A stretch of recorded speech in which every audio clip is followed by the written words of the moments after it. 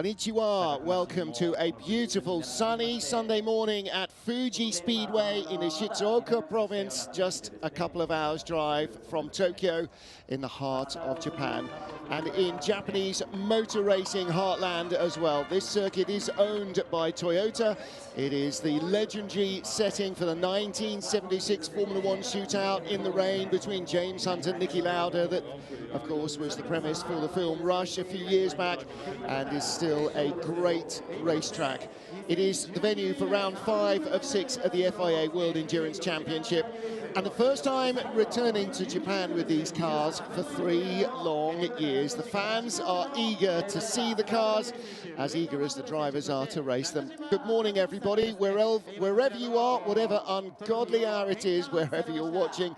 Thank you for joining us in the shadow of Mount Fuji as we get ready for the penultimate round of the championship, and this may well be one that really tees up the runners and riders as we head to the finale in Bahrain. No championships, I think, will be decided here. Bahrain has too many points still on offer. I'm Martin Haven, sitting alongside me in the booth, Anthony Davidson and Graham Goodwin. Down in the sweltering heat of the grid, instead of in driving rain, is Louise Beckett. And Anthony, normally we're here about a month later in the early weeks of October, and the weather has a very different feel, but today is going to be hot. It's around 30+ degrees forecast for the daytime high, so track temperatures will be up in the high 40s. And that's going to bring a little bit of a different dynamic to the race. We're not expecting a single drop of rain, which will be a pleasant surprise for everybody. Yeah, Martin, it's great to be back here in Fuji. Circuit graphics there in front of you. Sector 1, basically just one corner before turn 3, 4, 5. 6 is the hairpin to the left in Sector 2, and then a very tight final sector in Sector 3. And yeah, like you said, very hot day today. And we've become accustomed to this place being quite drizzly, cold, puddles and aquaplaning everywhere, but today a nice scorching day. We're here, what, about 3 or 4 weeks earlier than usual. We've missed the last 3 years, of course, due to the pandemic. It's great to be back. There are a lot of points up for grabs today. It's going to be a long, hard race, these 6 hours. And yeah, Toyota lead the way in the championship, the front of the Hypercar class by 10 points. 15 points, sorry, and only 10 points in it between the drivers at Alpine, who lead the championship, actually. So Toyota drivers is still trying to gain that position for the championship. Toyota with the front row lockout ahead of Alpine, with the Peugeots 4th and 5th on the grid in Hypercar. Second race for Peugeot with their brand new machine, the 9X8, and in Monza they stopped becoming basically a test team with a test hack and started learning how to race the car and how to become a race team. It's probably not the finished article yet. I mean, it is in terms of build, but not in terms of what they know about it. And of course, their knowledge of this place is zero. So, you know, with that car, they are starting for a very low baseline, so they will have lots of work to do. In the other classes, though, everybody knows the track well. However, around just under 50% of the drivers who are here on the grid have not raced in Fuji before, which, considering we've only been away for 2 seasons, is a very high percentage. Yeah, well, the World Endurance Championship, as we know it now, has only been in existence for 10 years. So it doesn't take long before, you know, to work out that drivers really aren't that familiar with this place, especially, as you say, we've missed the last 2 seasons, so 3 years total due to the pandemic. But yeah, really looking forward to this one today. Busy crowd. The grid is exceptionally busy down there. Lots of anticipation, lots of nerves, I'm sure, for all drivers about to take part in that 6-hour race. Yep, and as always, the Japanese fans super enthusiastic. They're great to see the pit lane walkabout autograph session so well supported as it always has been here. Coming since 2012, just with that gap, as Ant says, and Ant, you know as much as anybody just how enthusiastic these guys and girls can be. They are fanatical in the truest sense. They take it to another level, they really do, and it's fantastic. I mean, we all love coming here and receiving that support from the Japanese fans. They don't do anything by half measures, and yeah, especially when it comes to their support for their favourite drivers. They really latch on to you. And, yeah, it's great to see. Yeah. Lots of families, lots of kids here, lots of entertainment for the kids as well. And as you said, yeah, there's a very special feel about racing in Japan. There is a... Yes, they take everything to another level. Looking down there at D Station, there Aston Martin, one of two that are on the back of the grid after not setting times in qualifying, track limits being an issue for both cars. D Station have a brand new facility about 1 kilometre from the gates of the track. So just literally across the road from Car Guy. So two of the teams on the grid. I mean, you could almost break a window in their workshop by lobbing a stone out of the track. I'll slightly correct you, Car Guy not on the grid, but Car Guy's owner is. Yes, but the stickers are on the car. Indeed. So, yeah. Takeshi Kimura replacing Brendan Aribe. And Brendan, sure you're listening and watching in from home. Wish you were here. Hope all is well back there, and we will see you at Bahrain. Yeah, they're basically at Fuji International Speedway. They're trying to build a motor racing hub.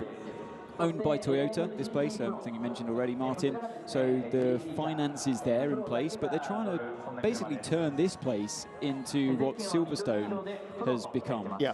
You know, build it and they will come. Yes. They've built the infrastructure. More and more teams and factories are popping up left, right, centre at Silverstone. They are doing the same thing here. They're building a motorway as well to bring... It's not that far as far as the crow flies from Tokyo. Yeah. But it's quite a long journey to get here as it is at the moment. So they're building a brand new motorway that will make it easily accessible.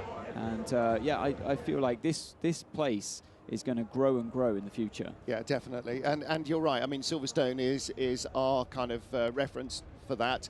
They have used all the land around Silverstone to just build bigger and bigger industrial estates. Aston Martin's brand new Formula One factories going up there as well. So a whole host of different manufacturers and brands moving in the same way that the Nürburgring, the Nordschleife, has become a huge hub for road car manufacturers to have facilities there for testing cars.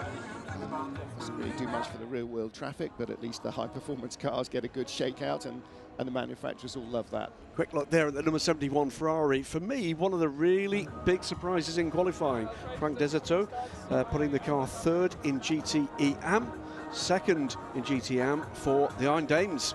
The 85 car, Sarah Bovey, of course. That was a close battle, wasn't it? It was. Pole position in that category. It's great to see the emerging talents in bronze-rated drivers. The 85 car, what next? We'll talk about that in a little while, I'm sure. Just a little bit of tactics on the way to the grid from the Iron Lynx cars. Gave us a little bit of a start thinking maybe there was a problem, but they were fuel saving on the way to the grid.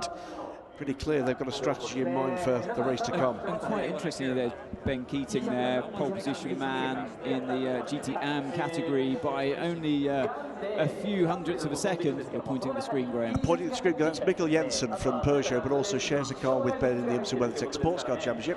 Enrique Chavez, he will be looking for a less dramatic race here than he had at Monza. Of course, yeah. This is upside down, but there is Ben, and Ben 5 times now a pole setter in the WEC, and that is 4 times more than anybody else in GTM. No other driver in GTM has had more than 1 pole. No other bronze driver. Yeah, since the bronze driver rule was introduced at the beginning of last season. So it's been 11 races. He's had 5 poles. Everybody else's total is 6. So he's really been knocking it out of the park. Corvette here, 5th place in the GTE Pro class with Nick Tandy and Tommy Milner. Nick has raced here before, Tommy Milner hasn't. Well, the car's not been here before. The team's setup sheet is a white piece of A4 with Fuji written on the top, and no other data other than sim data. So you do need a time and from theory to practice to actually get that speed. By the end of the race, they'll know a whole lot about this place.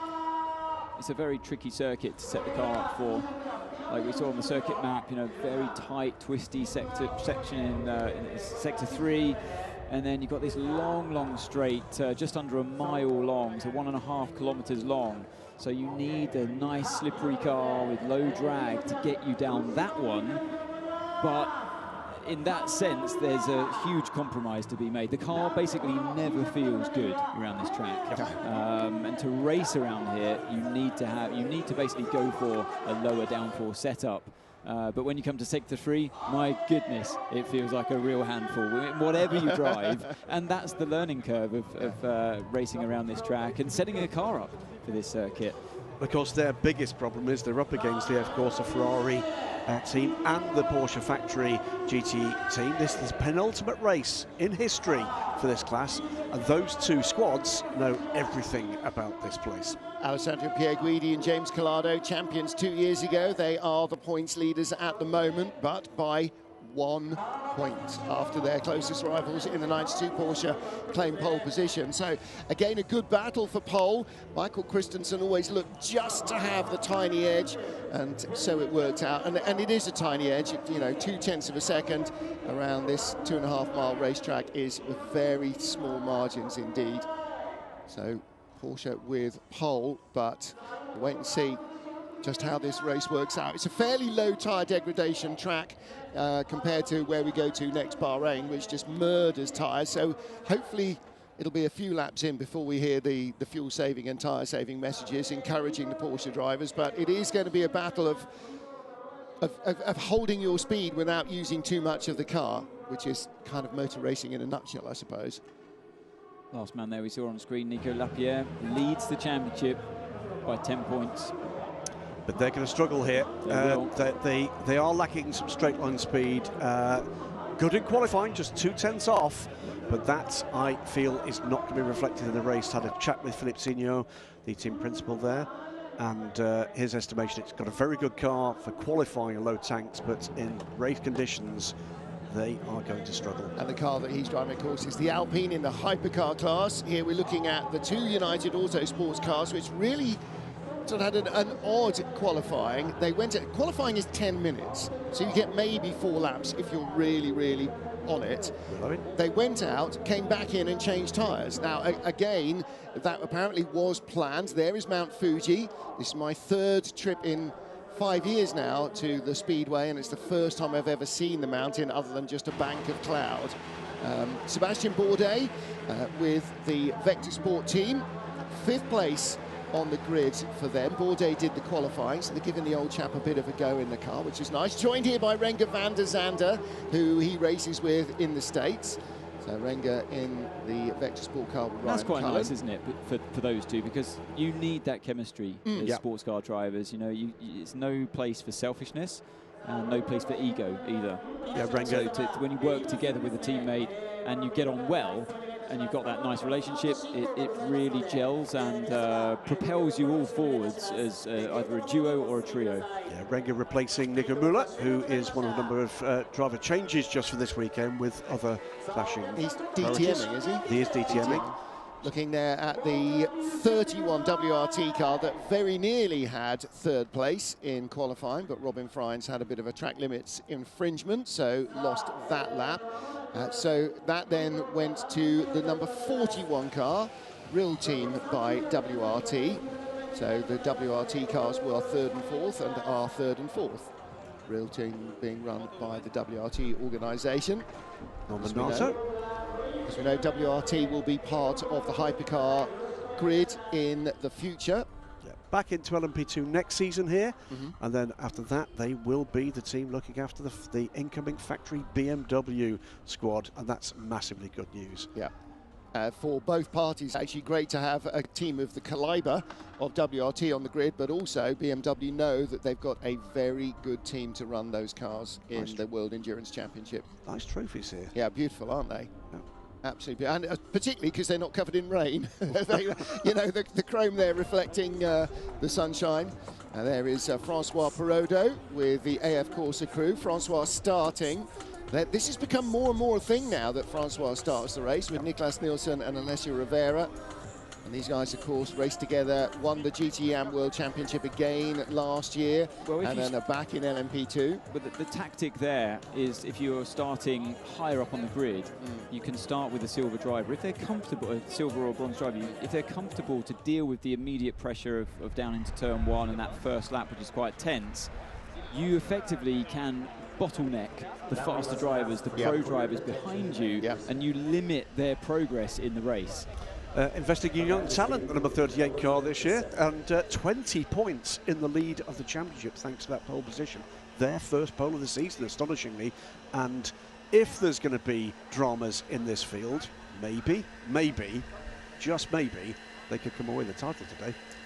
That is very possible, yeah. Antonio Felix Acosta did the qualifying lap, and their strength this season has not just been the pro drivers, particularly over the last 2 or 3 seasons, has been the impressive rate of progress of Roberto Gonzalez. He really is among the very fastest of the gentleman drivers, of the AM drivers, let's say, in that LMP2 category, and they will start on pole position in Jota's Mighty 38. And again, we talked about WRT coming into Hypercar.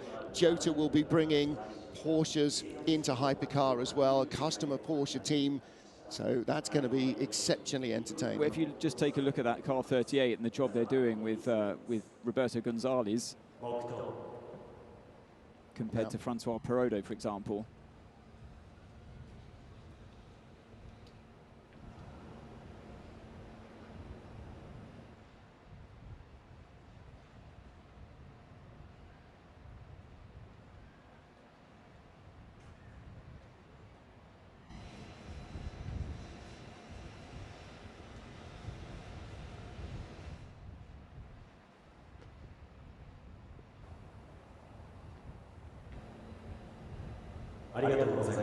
Thank you. Please remain standing for the singing of the national anthem of Japan. Performing the anthem is soprano singer Ayano Nonomura. ただいまより2022 FIA 世界耐久選手権第5戦富士6時間耐久レースの決勝レースに先立ちまして国歌独唱を行います。独唱は日本を代表する若手ソプラノ歌手野々村彩乃さんです。全関係者およびご来場の皆様、恐れ入りますがご起立ご脱帽をお願いいたします。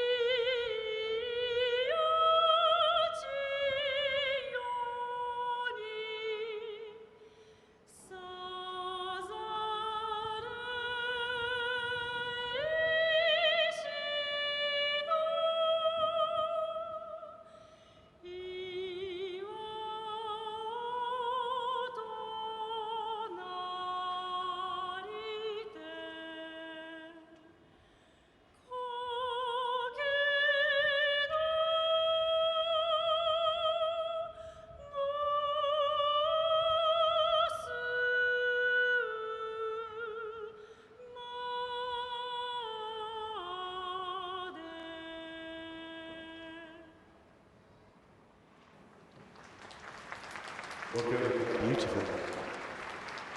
Absolutely stunning. The beautiful and mournful Japanese national anthem. It always sounds like Beethoven was responsible for that. It is a wonderful piece of music and beautifully delivered. And the minute silence being observed at all FIA motorsport events this weekend in memory of Her Majesty Queen Elizabeth II, who very sadly passed away earlier during the weekend.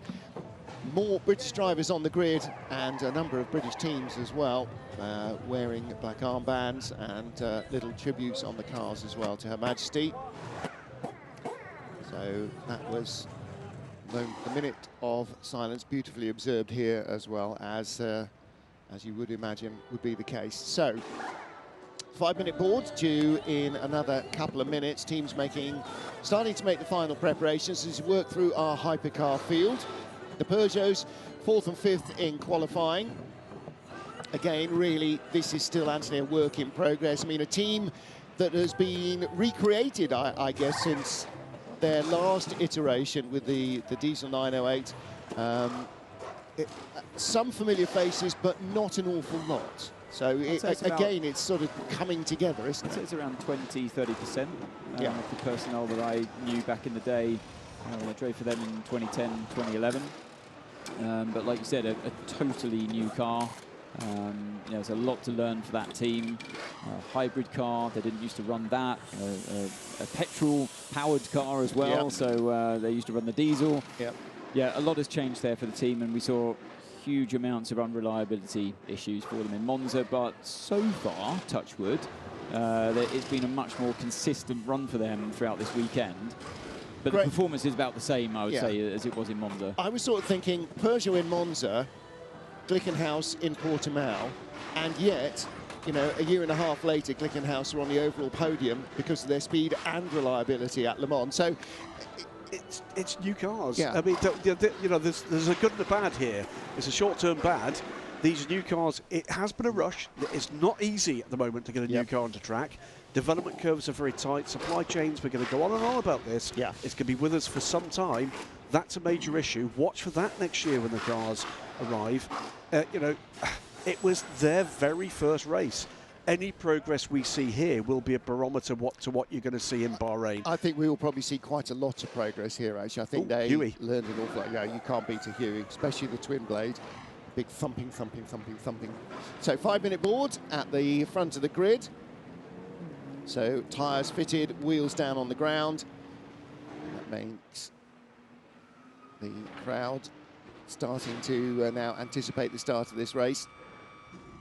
James Rossiter behind the wheel of the Peugeot 9X8, knows his way around this circuit. Really back in his comfort zone here, isn't he? You know, it's a brand new car, brand new team, and he's sort of maybe the unknown, you know, of the 6 drivers, let's say. Drafted in, of course, because of Kevin Magnussen's departure to Haas at the last minute. And in Monza, not a track he will have been overly familiar with. Here, though, James has done a lot of racing in Japan, basically raced in Japan full-time for the last 5 or 6 years. Super GT. So he knows this place absolutely intimately. And really this is his chance to shine. You know, he really, really has got to bring the very best out of himself, not worry about the pressure or the you know, caliber of the team or anything else. He's just got to go out and race it like it's a, you know, a Super GT race and just take this by the horns. Francois Peroda there getting ready to start in the 38 car as we get ready for the Japanese flag to be dropped in. JDF, the Japanese Defence Force. Fancy that? Yeah. Yeah, well, I wouldn't mind to go with that. Abseilas, well, you know, it's going out of the door is the hard bit. That's what I meant, yeah. That's the bit that, it's like leaving a perfectly serviceable aeroplane attached to a big pocket handkerchief. It's not the jump that will get you, it's the landing. Yes, any fall can take off, I Tell you always what, say. that's a workout and a half, isn't it? Dragging that rope back up. Yeah, Anthony didn't fancy that. Anthony went for a run yesterday around the hotel and came back reporting, it's very hilly. Yes, it is. you forget that when you're driving, but when you're running, you notice. They're running faster than I was. Yeah, the full get up their army equipment. Looking down there towards the gravel trap at the end, if you went past the gravel trap, you go on to what was the original banked turn 1, because like Monza, this track had banking when it was first built in 1965. Yep, designed initially as effectively a NASCAR bowl style track, and not only into the banking, but over a crest and down into the banking. Utter a complete madness. And there is archive footage available on YouTube and other major sharing platforms, but astonishing circuit, and still one of our favourites for the FIA World Endurance Championship to this day. Yeah. I wonder at what point they started thinking, why didn't you park the chopper closer? Also wishing, that is my laziness coming through. Also wishing, as Louise Beckett will be in about an hour, that it was a little cooler and maybe a bit drizzly, because although we complain when it rains, it is actually very hot and humid. So bringing the flag to our official starter. Oh, that was low. Yeah, so Olympic gold medalist. There's the 5 bands on the cycling jersey of the Olympic champion. World and Olympic champions. It always strikes me slightly strange that the world champion has the 5 Olympic colours on as well. Well, remember, the other thing to remember is that, of course, the Olympic road racing was done here. Yes. Yeah, as it was at Brands Hatch in 2012. Yeah, I watched the Olympics here, and so riding up the hill, I started thinking, these roads look familiar. When they appeared on the race, that looks very familiar. That mention of Brands Hatch reminds us that the Paralympic champion there, Alessandro Zanardi, and certainly wishing him as good a recovery as can be imagined. Yeah, a man who has come back more than once from some pretty severe injury. Well, the grid is ready. For the first time ever, Toyota number 7 starts on pole here. It's not the first time they topped qualifying. That did happen before, but they lost their pole. So this is the first time that Toyota number 7 will start on pole. Well, that means they've won qualifying before. Yep. They've never had pole position before. Last time we were here in 2019, Toyota scored their 7th win in 8 starts at the Speedway. It was a Toyota 1-2, which is very much what we expect today. Rebellion was 3rd, and the Rebellion may well end up being 3rd here again today. It's not a Rebellion anymore, it's an Alpine. That may well be the same result. Depends what Peugeot have got to bring to the party. Yeah, remember, it's a penultimate race for that car too. So 2 more races, including the one we're about to see get underway for the Alpine before they take a pause in the top class back in P2 next year, and then back into the World Championship with a 2-car Hypercar entry later on. I can't believe the flag fell off. But you know what? When they were running down with the flag, I saw something fall off of it. I think that was the end of the finial. Yeah, I think that's why the flag's fallen off. So she's picked it back up, and we're back underway with this, and the car's being signalled onto their formation lap. 103 drivers in Fuji, of whom only 54 have raced here before. So 49 new drivers. And it's you know what? It's a very tough circuit to work your way through the traffic. So we've got to bear that in mind today. 49 new drivers on this track. 2 drivers, only 2 drivers, have raced at every WEC race on this track. One is a given, because Christian Reed has raced at every WEC race everywhere. Mr. Ever Present. The other one... Rickard Leeds. It is.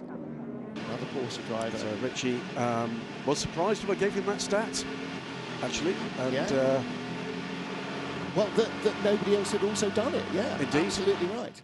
Looking down through our field then, as we get into our LMP2 class, Roberto Gonzalez, Francois Perrodo, Rui Andrade starting Sean Gelael, Ryan Cullen, Will Owen. Those Peugeots look great in the sunshine. Yeah, they do, don't they? They really do. And do you know what? So distinctive. Everything looks great here. It really does. Really does.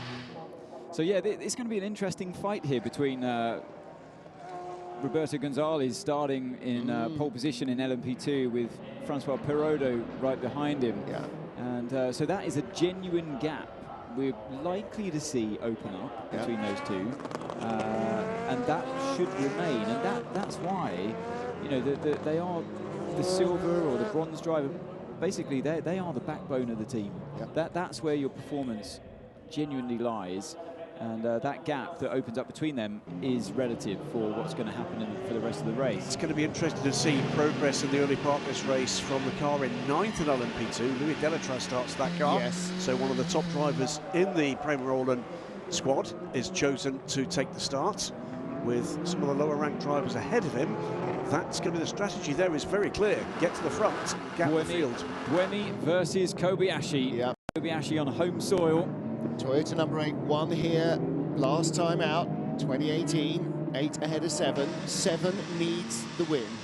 They're behind in the points, they need the win. Toyota number 8 won at Le Mans. That doesn't seal everything, but it is a huge points bonus.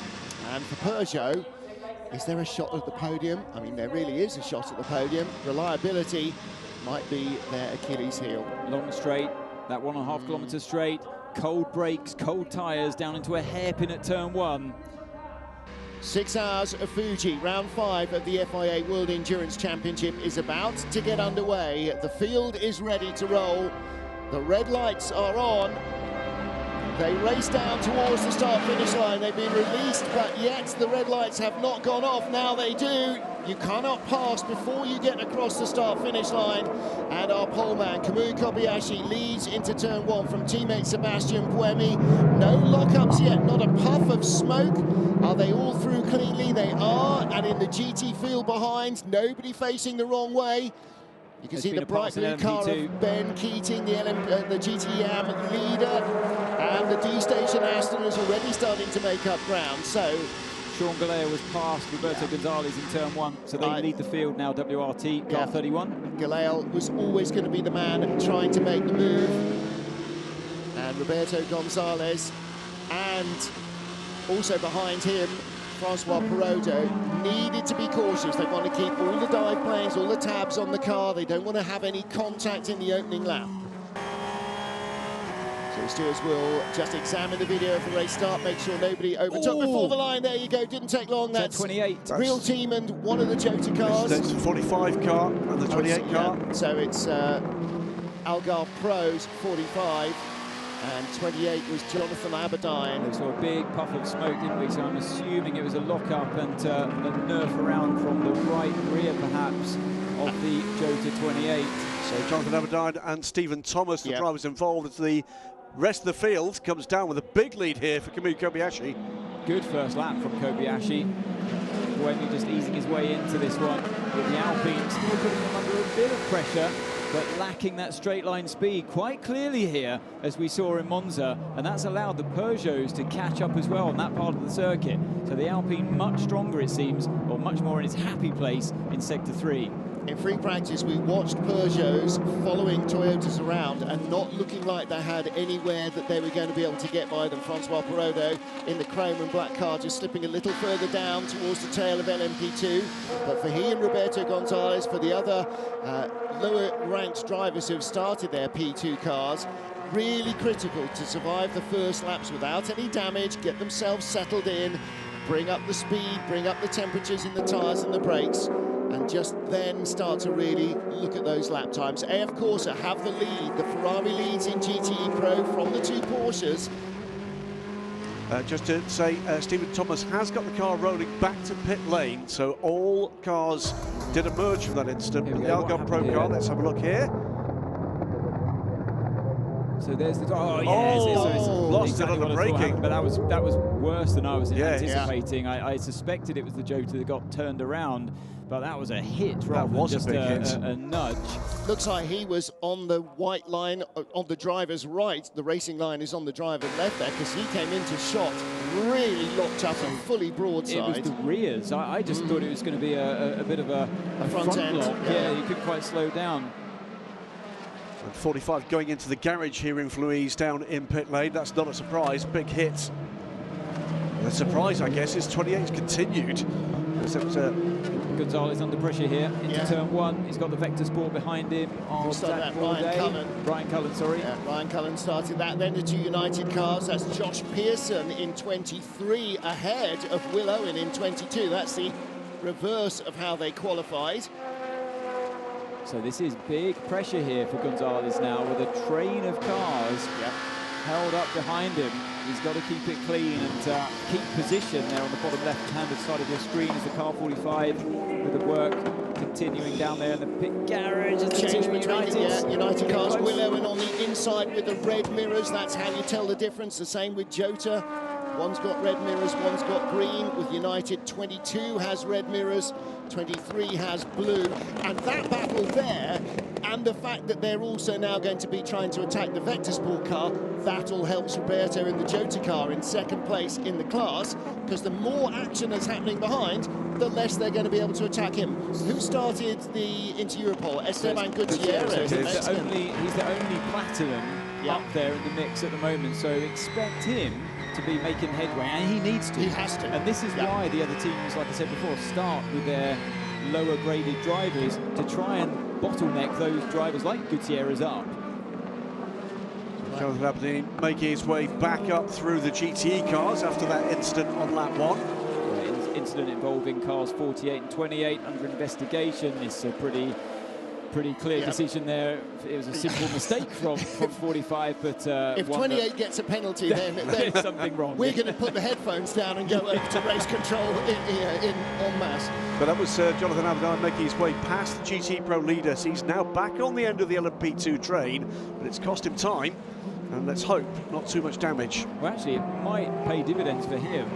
He's in clear there. He can lap very quickly now. With Gonzalez there in front. And actually, Sean Galea as well, I must say, hats off to him. Great opening lap.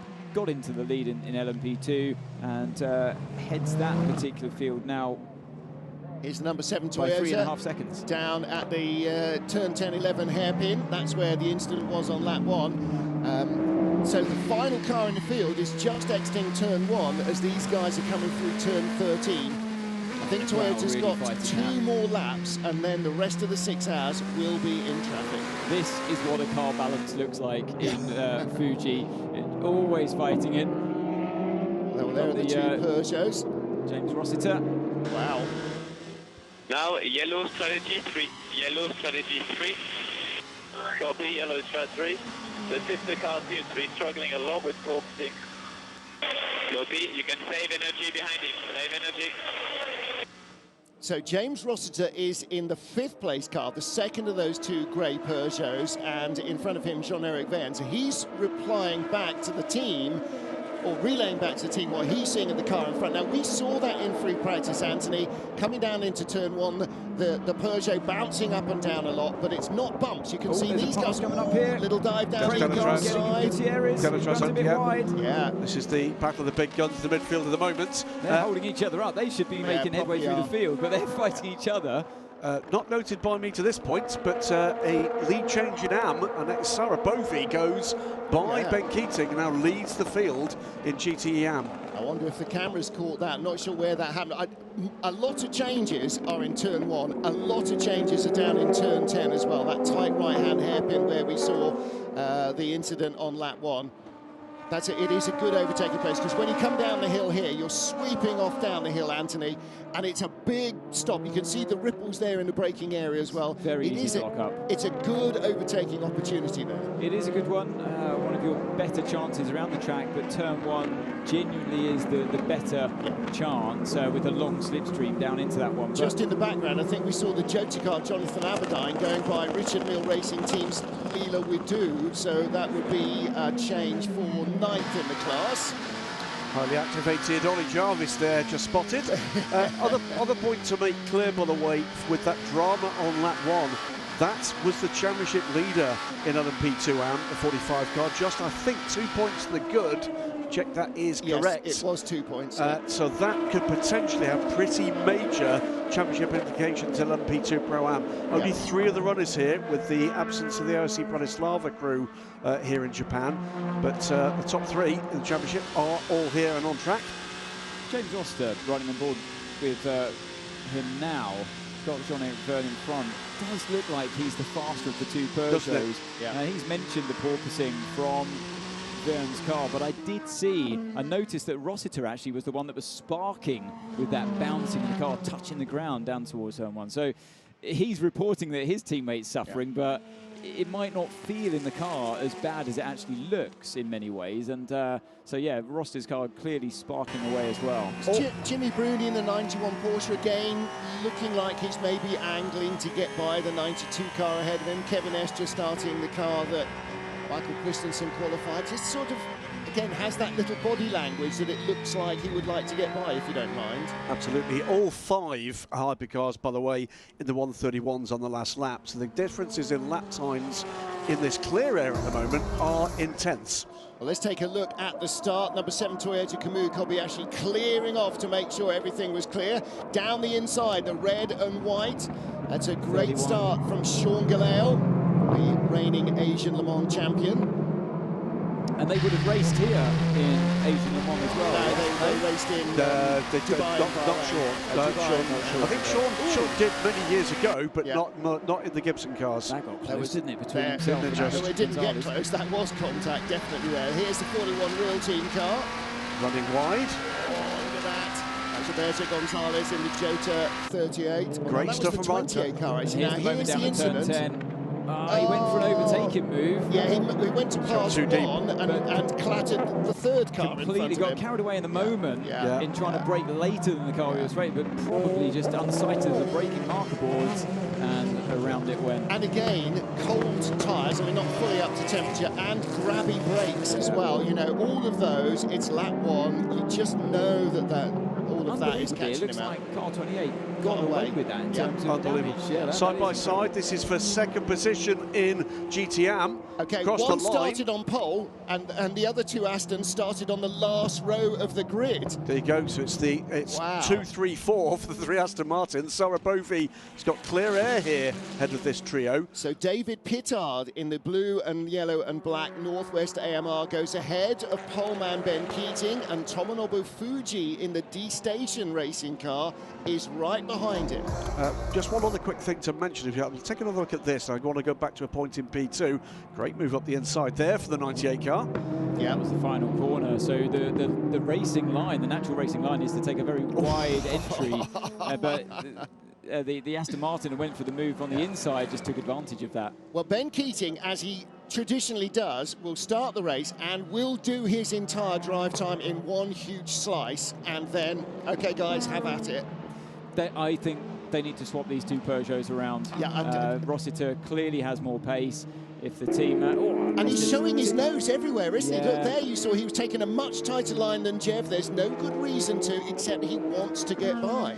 He can make progress in this race, Yeah. and I think it's now time for the team to make the decision to swap the cars around. I mean, it's going to be difficult for Rossiter to find his way by, and you don't want to go risking this early on in the race any contact between the two. Although, as much as we want to see two cars generally fight it out, I want to see, you know, Peugeot further up the field and take the fight to Alpine, who you can just see further up. I think that was the subtext of Rossiter's his message. It was. Oh, here he is Jev's got again. problems. Stop point, this is going to start to hurt my tires. Super close. Toby, I'll let you monitor. If you have to stop back a bit for the tires, please do. You manage this. No, again, wrong answer from the team. The first message, Jev's porpoising more than I am, is let me by. The second message, it's destroying my tyres. Yeah. And Let me by, and they're saying no, this, drop back. The reason he's doing that is he's trying to get out of the mild turbulence of the car in front by trying to tuck his nose in tighter and to try to save his tyres as well. He knows his way around this track. He's the faster car right now. Let him go. It's a team game at this point. Right, here we go. So the wrong thinking, definitely United by the team, has already lost a position to Prema, and he's now trying to attack it back into turn one. So I this bet you is that great was in racing. that was in the last corner, wasn't it? The Prema car came by him, compromised onto the straights. The United car comes back. Gives us a good moment, by the way, to mark another fine bit of progress. It's the lead car in that group of four. It's Ryan Cullen, the number 10 car. We saw that in-car shot of the jostling on lap one, and making his way cleanly through that lot was Ryan Cullen in the Vector Sport car. Great run for them at Monza, and that form at the moment, with their silver rank driver aboard, is continuing. These are, remember, because of them starting all the top lot in the LMP2 category, they're genuine gaps we're looking at. Sean Galeo, Wow, didn't see there. that coming. Kevin Estre suddenly having a little of a late lunge there at James Collado for the lead in GT Pro. Going back to the LMP2, it's now 4.6 seconds that Sean Galeo, that car 31, has on the car 38. You're now relying on the pro drivers in 38 to try to catch the pro drivers of 31. Absolutely. 4.5 seconds. Can they do it? Tomonobu Fuji goes by Ben Keating. Is all right with that TF Sport car? He started at the front of the field. All right, he's only down to 4th place, but the two Astons that have gone by him started last. Yeah, both with silver rank drivers aboard, remember. Tomonobu Fuji, based locally here, knows this place literally like the back of his hand. So in case of the kind of the rankings of those drivers, I would expect them to be better quicker than Ben, but you know, he doesn't look that comfortable, does he, in the 33? Back again we go. Tables turn this time around, so he's in the slipstream now of the United. He thinks to go to the inside, but this time, is he going to outbrake him on the outside? That's what United did last time around. And that's a good one. I'm learning something new here. That's Joshua If you want to try and overtake into the first corner, go for the outside, not the inside. Joshua Pearson in the United car. Leaders, by the way, are almost with the GTE AM leaders. They're winding their way through traffic. AF Corsa still out front in GTE Pro. James Collado from Kevin Est. Kevin Estre's winding this one up, isn't he? Yeah. He's looking. He had a look last lap. He's very close this time around. Michael as his Christensen. teammate looks on. Yeah, and he's got the job done. Okay, so he can do it on the inside as well. Inside, outside, turn one is the place to do it. But that's the great thing about here, is you've got a massive long straight and pick a line, any line in turn one. you know, it's almost like a DTM airfield track. You've got a great long line, a straight line, and then you can go outside or inside. There's a spinner. Yeah, that's. Claudio Schiavone started that. He did, didn't he? Yeah. Stephen Thomas, by the way, in Algarve Pro, still in the garage.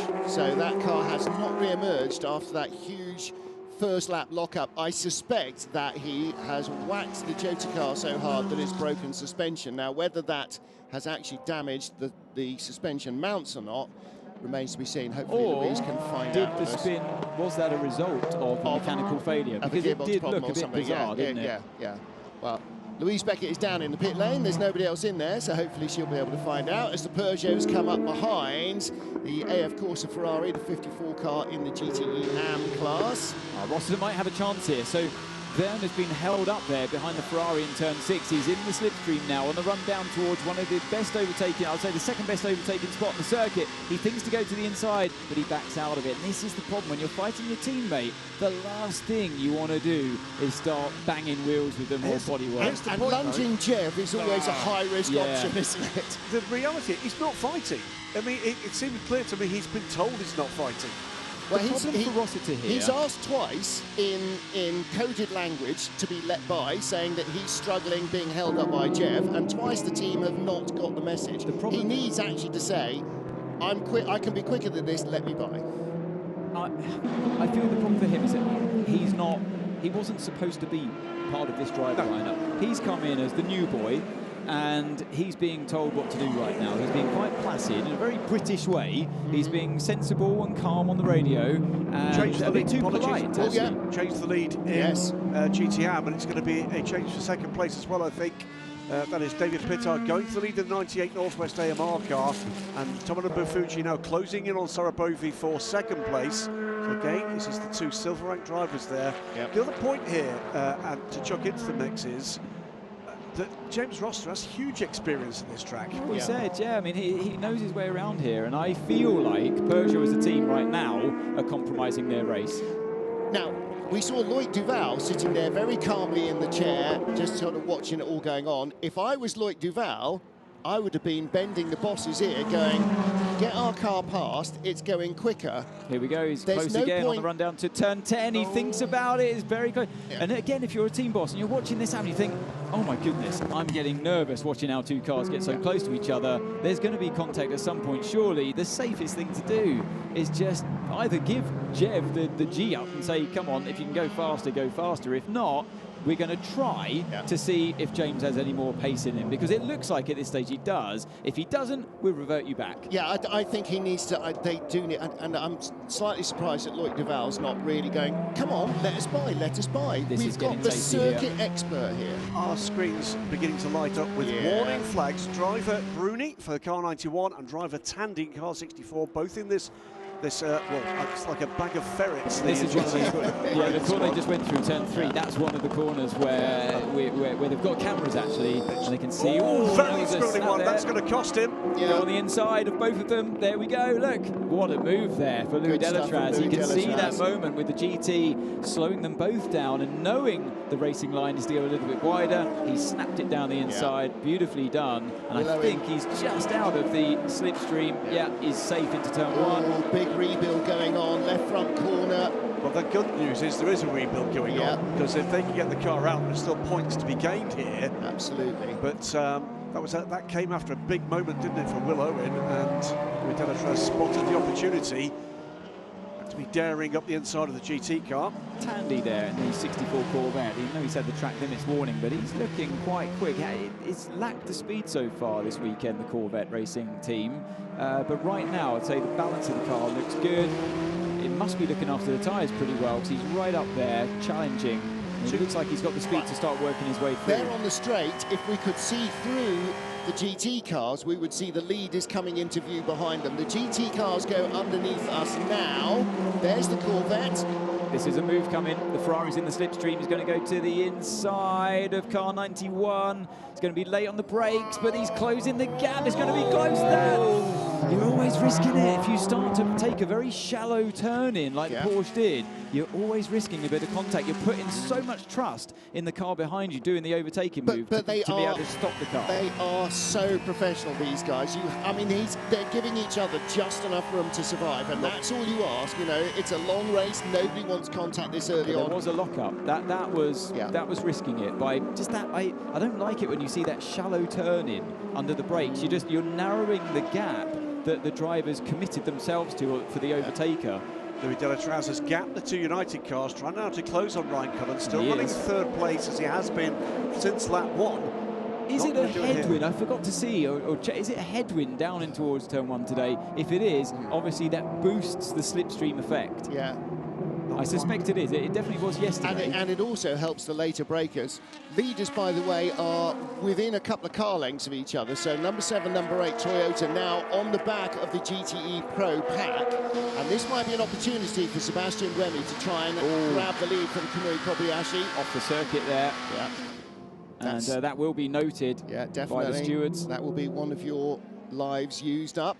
This, by the way, is the remaining battle for LMP2 Pro-Am, the ultimate car in the hands of Francois Rio and Francois Perodo, so it's the battle of the Franks at the rear of the P2 field, but this is for class position, and for AF Corsa, a win here would be a big result, with obviously the delay for the Algarve Pro car still in pit lane. Leader has just got through. I was just about to say, watching on the tracker, the leader has got through and just put a little bit of traffic between himself and the number 8 Toyota. Also need to look at what was happening with Nick Tandy in that little lot, because he was right back with the Ferrari. Okay, good morning. How is the car balance? This has been more understeer. Generally more understeer. Copy. Severe understeer? I think just a bit of understeer is what he was saying. And actually we saw that a lot, didn't we? Watching the cars out on track in free practice, you could see, particularly in the tight left-hander turn 4-5, that the Toyota just ploughing on a lot. Buemi had quite a sedate start to this race. He allowed, that was a bit of a rear lock-up there for Delatraz into 1. He's closed that gap to Ryan Cullen in the Vector Sport. I reckon the next lap he could have a serious challenge into there.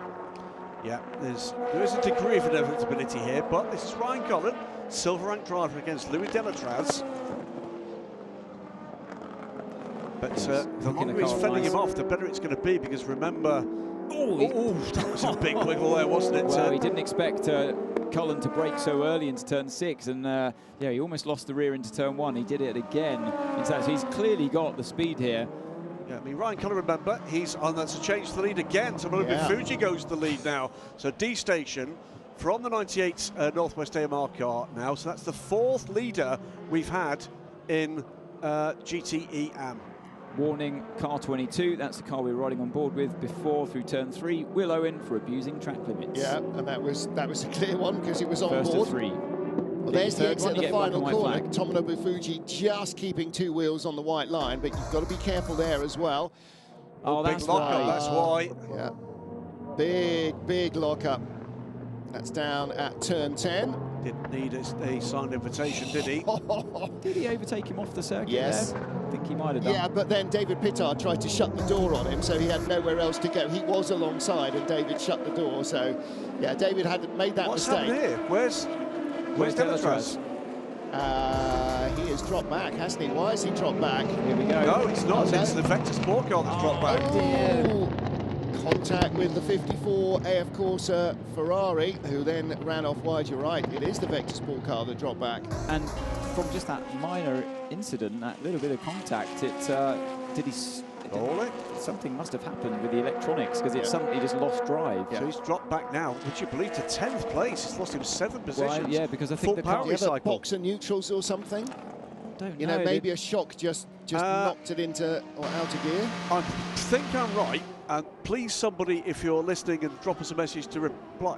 from Orica. If you press both the pedals together, it stalls the car. Ah. Oh, you mean the throttle and the brake? Yes. You can do it. There is a tolerance. Right. I don't think you would have done that. That's not a thought. You have to press them both quite hard to achieve it. Right. A lot of bar of pressure has to go through the brakes to be, and also full throttle to make that happen. Okay. So good news, bad news, by the way, for Corvette fans. Good news is we're going to mention your car. The bad news is that it's because he's been reported to the stewards for track limits.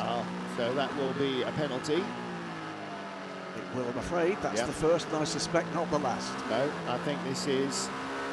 every race I've done here so far has had red flags for weather. I think this is just going to be a series of track limit violations.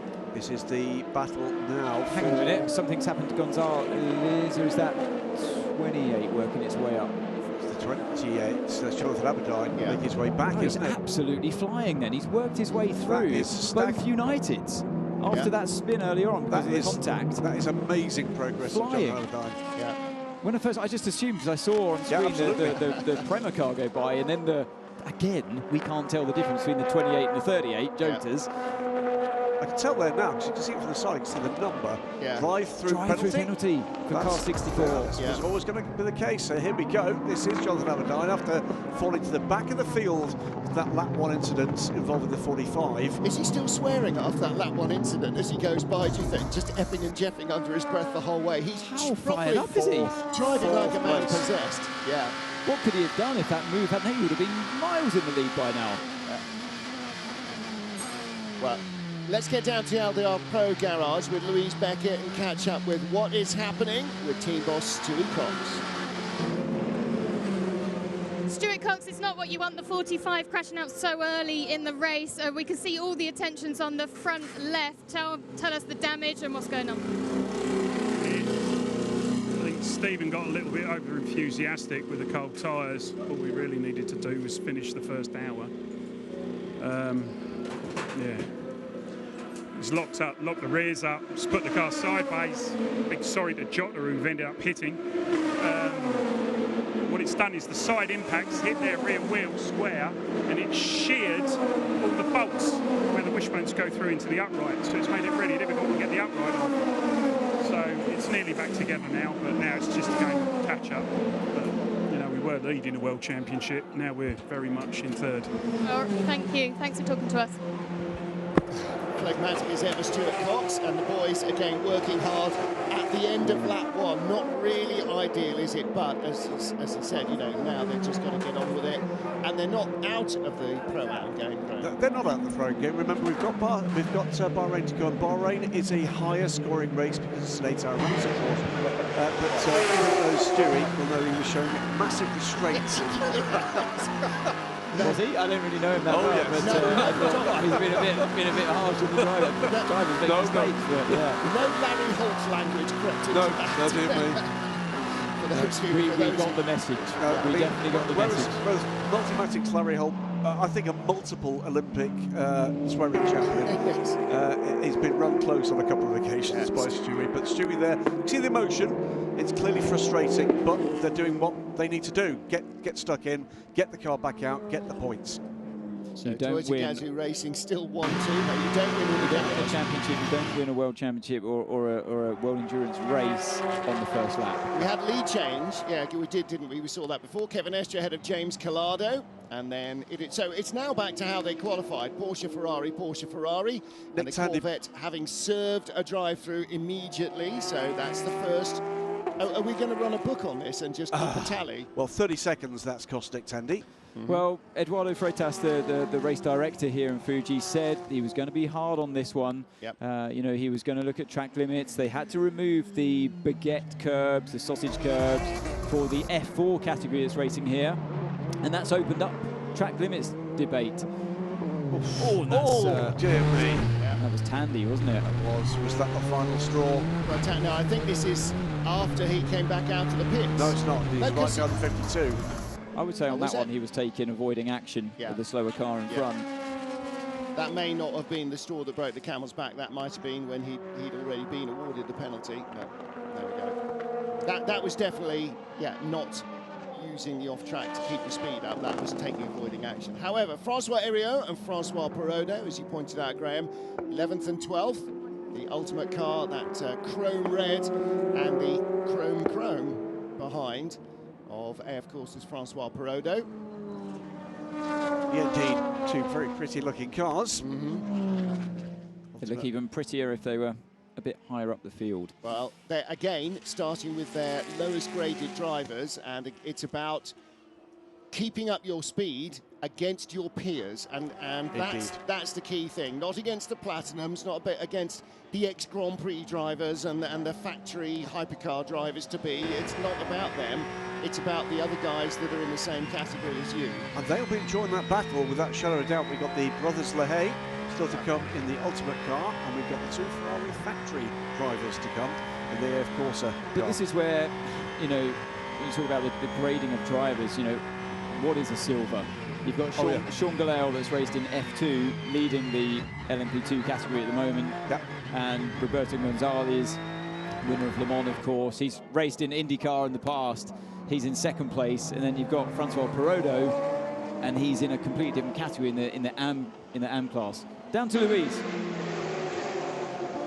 Louise Beckett, go ahead. Ah, okay, I can hear Louise's microphone is open.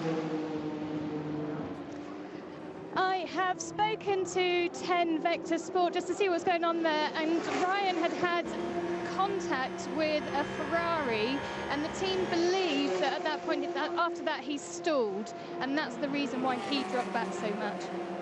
All right, thank you, Lou. We've got an overtake about to happen here. We've got an overtake here, the Ferrari down the inside of Porsche 92 into turn one. He's being run out of road. The Porsche locks up. The Ferrari goes wide. Is going to come back on the inside. Yeah, the old slingshot, but not going to work out. The Ferrari, I think, has just about got this job done. It's a bit brave to try into turn three. That was some good, hard racing. He toughed it out, didn't he? Yeah. He basically forced the Porsche to get too deep on his own braking there. Neat and tidy stuff. I thought he was going to run him out of road there into turn one. Go early to the inside and hard to the inside. He's run almost to the edge of the track by the 92 car. Very good. Yeah, he gave him just enough space at the last minute. Watch this one board. Let's see if we can hear the lockup.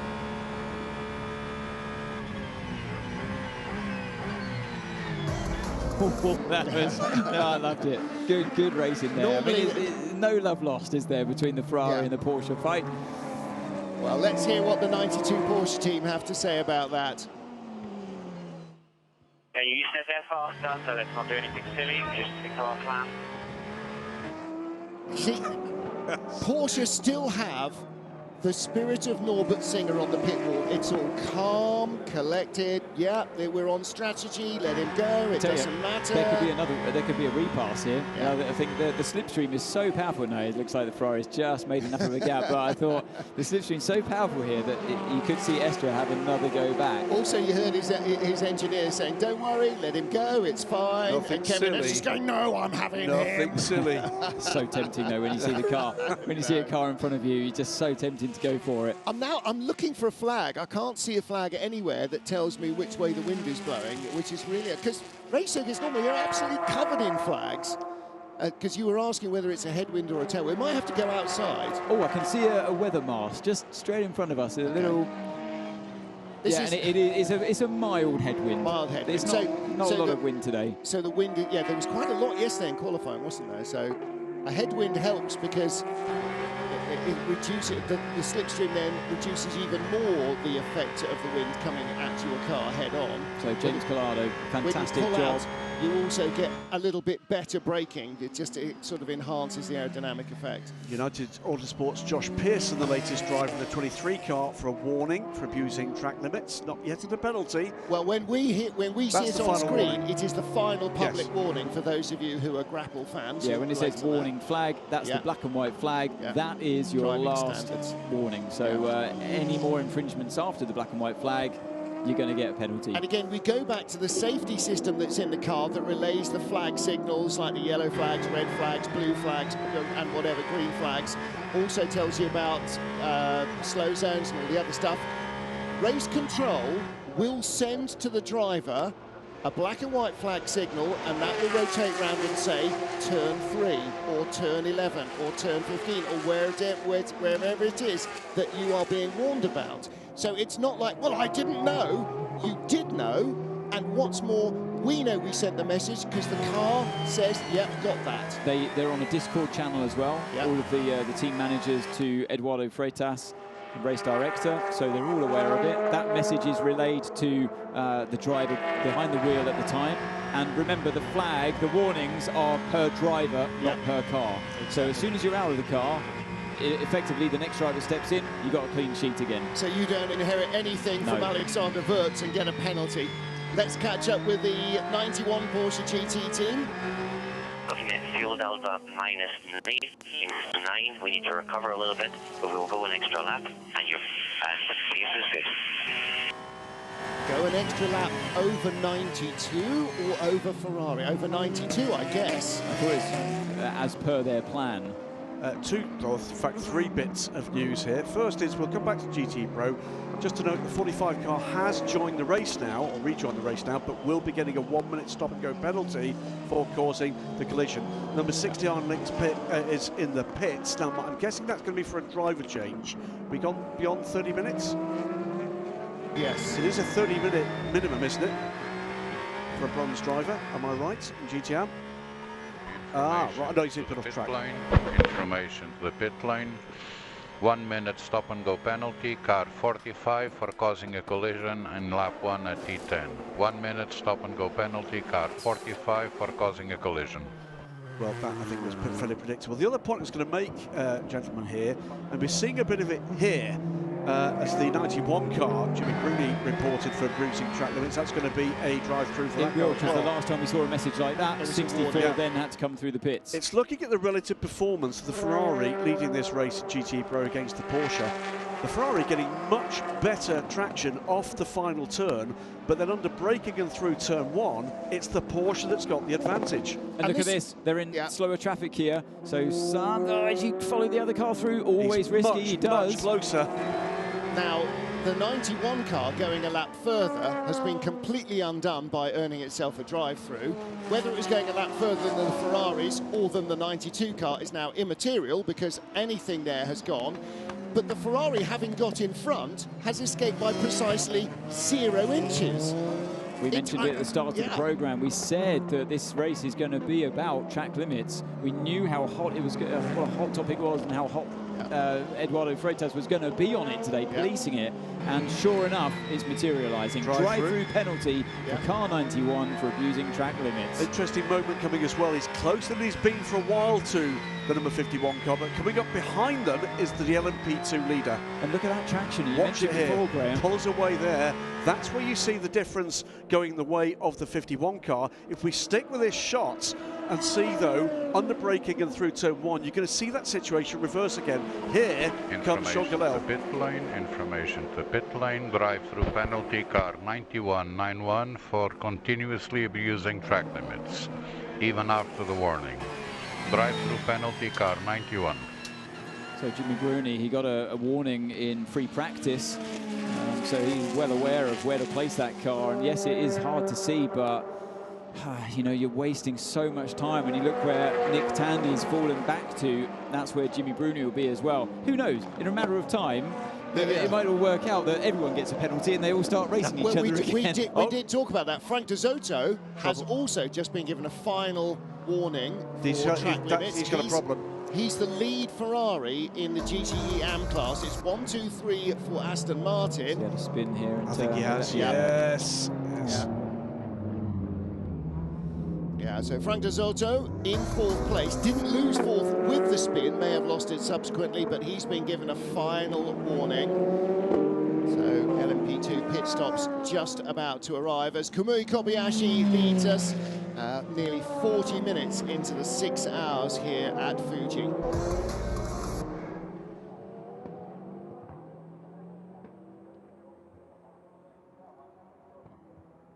So it is a Toyota 1-2, as it has been several years in a row here. Toyota won 7 of the 8 World Endurance Championships encounters here.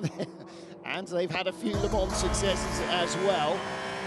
Into the pit lane comes the 92 Porsche, or is that 91? That's 91 for his drive-through. Okay, mate, we have a drive-through. So next time by, drive-through pit lane, please. Thanks, for why? You were not tracking at all. Where are these tracking? Calm Seb.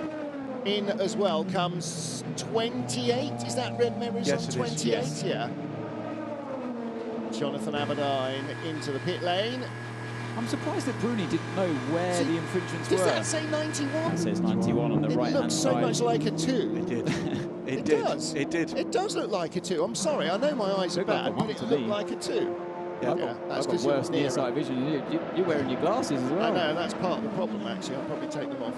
It's the shadow of the antenna. Yeah. So they brought the car 28 in 1 lap earlier than the 38 and pretty much the rest of the LMP2 field. So therefore, I should expect next lap they'll all come in. Well, again, so Jota are 1 lap earlier than the rest. So too is one of the WRT teams, because Real Team are in. That's Algar Pro serving a penalty, and AF Corsa are in as United have brought 1 car in, so they're not bringing both their cars in at the same time. Well, there's the Algar Pro car clattering the 28 Jota car, both in the pit lane at the same time, but the Algar Pro car is 22 laps behind the leader. Kevin Estra, 92, Kevin Estra now for track limits, and here comes the rest of the LMP2 field. So this is Roberto Gonzalez and Delatraz in. Oh, Gonzalez got ahead of Delatraz.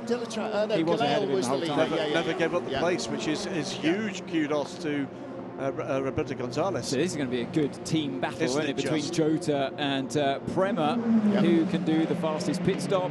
Do both drivers stay in? Do they try and mix the strategies by changing one of the drivers Roberto over? will stay Let's have a in, look. won't he? Look, he's doing such a good job again, isn't he? You know, he's 4 seconds behind Galale. He's maintained that. He's second. It is very impressive. 1 car got by him in the opening stint. And Delatraz still behind him. Yes, he came in, they were nose to tail, but Delatraz, I expected Gutierrez, Delatraz, all of those pro drivers just to race through the field and lead this category, but they're still, it goes to show that the job that both Sean Galale and Roberto Gonzalez have done as silver drivers. Well, the entire rest of the LMP2 field, as you said, have all stopped together. And they all stopped together because they've all got the same car, the same tyres, and the same engine, and the same size fuel tank. Exactly. So it's very hard to outshuffle your rivals. It was the Prema car moved before, but it would do because it was further. They are going to come out nose to tail. He's done him. No, he's done him because he was in the fast lane first, and that meant that the Jota car couldn't come back out.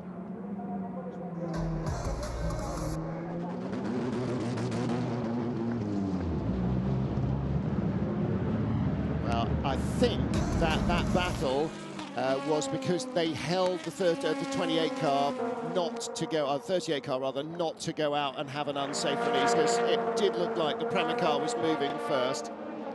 All right, hang on. Let's hear from the pit lane. Louise, you were right there. Yeah, I was standing by the 38 as they were released by the team, but there was just a slight stumble by Gonzalez before he set off, and that's when the Prema car came by too. All right. Well, again, you know... And it's not just the Prema car, car 28, the sister car is ahead as well. You can see just towards turn 10 in front of us, the other green Jota. They now lead both Delatraz and Gonzalez. That's staggering. An amazing comeback. Staggering run from Jonathan Aberdeen. And in the middle of all this, by the way, look, got a great battle between the 2 GTE and leading bronze-ranked drivers. The 2 other Aston Martins are gone. They're further down the field. But this is Ben Keating trying to fend off Sarabovi. This has been a battle season-long between this pair. It's been great to watch it develop. Yeah, really fantastic. And the Iron Deck, oh, blimey, look how... That was track limits there how for Ben. much on the inside was he? He straddled that yellow sausage. I think the problem was he knew he was going in tight, and so he didn't want to hit it with the wheel. He wanted to straddle it. I would give him benefit of the doubt there that he thought... He didn't know. It's so hard to see it. The visibility in these cars is so difficult. I think he was almost avoiding action. I know it looks silly from the off-board shot. You think, oh, why have you just gone so tight? But you need to sit in one of these cars to appreciate just how limited it is in visibility. And I think he was just playing it safe. That was really interesting, actually. When we were in Sebring, we had that conversation, didn't we, with Gabriel Aubrey, who was in a GTE car for the very first time. He was going, you can barely see out the front. You can't see anything. And so Ben will have known there was an LMP2 car behind him, not known who it was or where they were coming, and just, as you said, desperately trying to stay out of the way. Before I took this job on, I made sure I went down to the pit lane and sat in as many GT cars as I could. It was actually Aubrey's car was one of them. I said, I want to sit in it. I want to see what it's like. And I was shocked. It's like looking through a letterbox from the front window, from the front windscreen and the sides. A couple of bits and pieces here. The revised order in LMP2 as we watch three classes battle with each other through traffic. Sean Gillel still leads with the WRT31 car. He's now 4 seconds ahead of Jonathan Aberdeen in that 28 Joker car. The Prema car, number 9, Louis Delatraz, 2.5 seconds back, with Roberto Gonzalez 1.2 seconds back from that. That's the revised top 4. We've got another car reported to stewards for abusing track limits. It's the first in GTE AM. It's going to be the 71 car of Frank Desatou. Black and white flag also given to Kevin Est, by the way, who is the Porsche who has not yet had a track limits violation. So he's on the cusp. So he's had a warning. That was Perodo running wide. Yep. One thing we've missed in all of this, sorry for the fans watching on, that James Rossiter has found his way past John-Eric Verne in the sister Peugeot. All right, well, don't know how it happened, we didn't see it on screen, but it's happened. 71 penalty. That's the race leader, James Collado.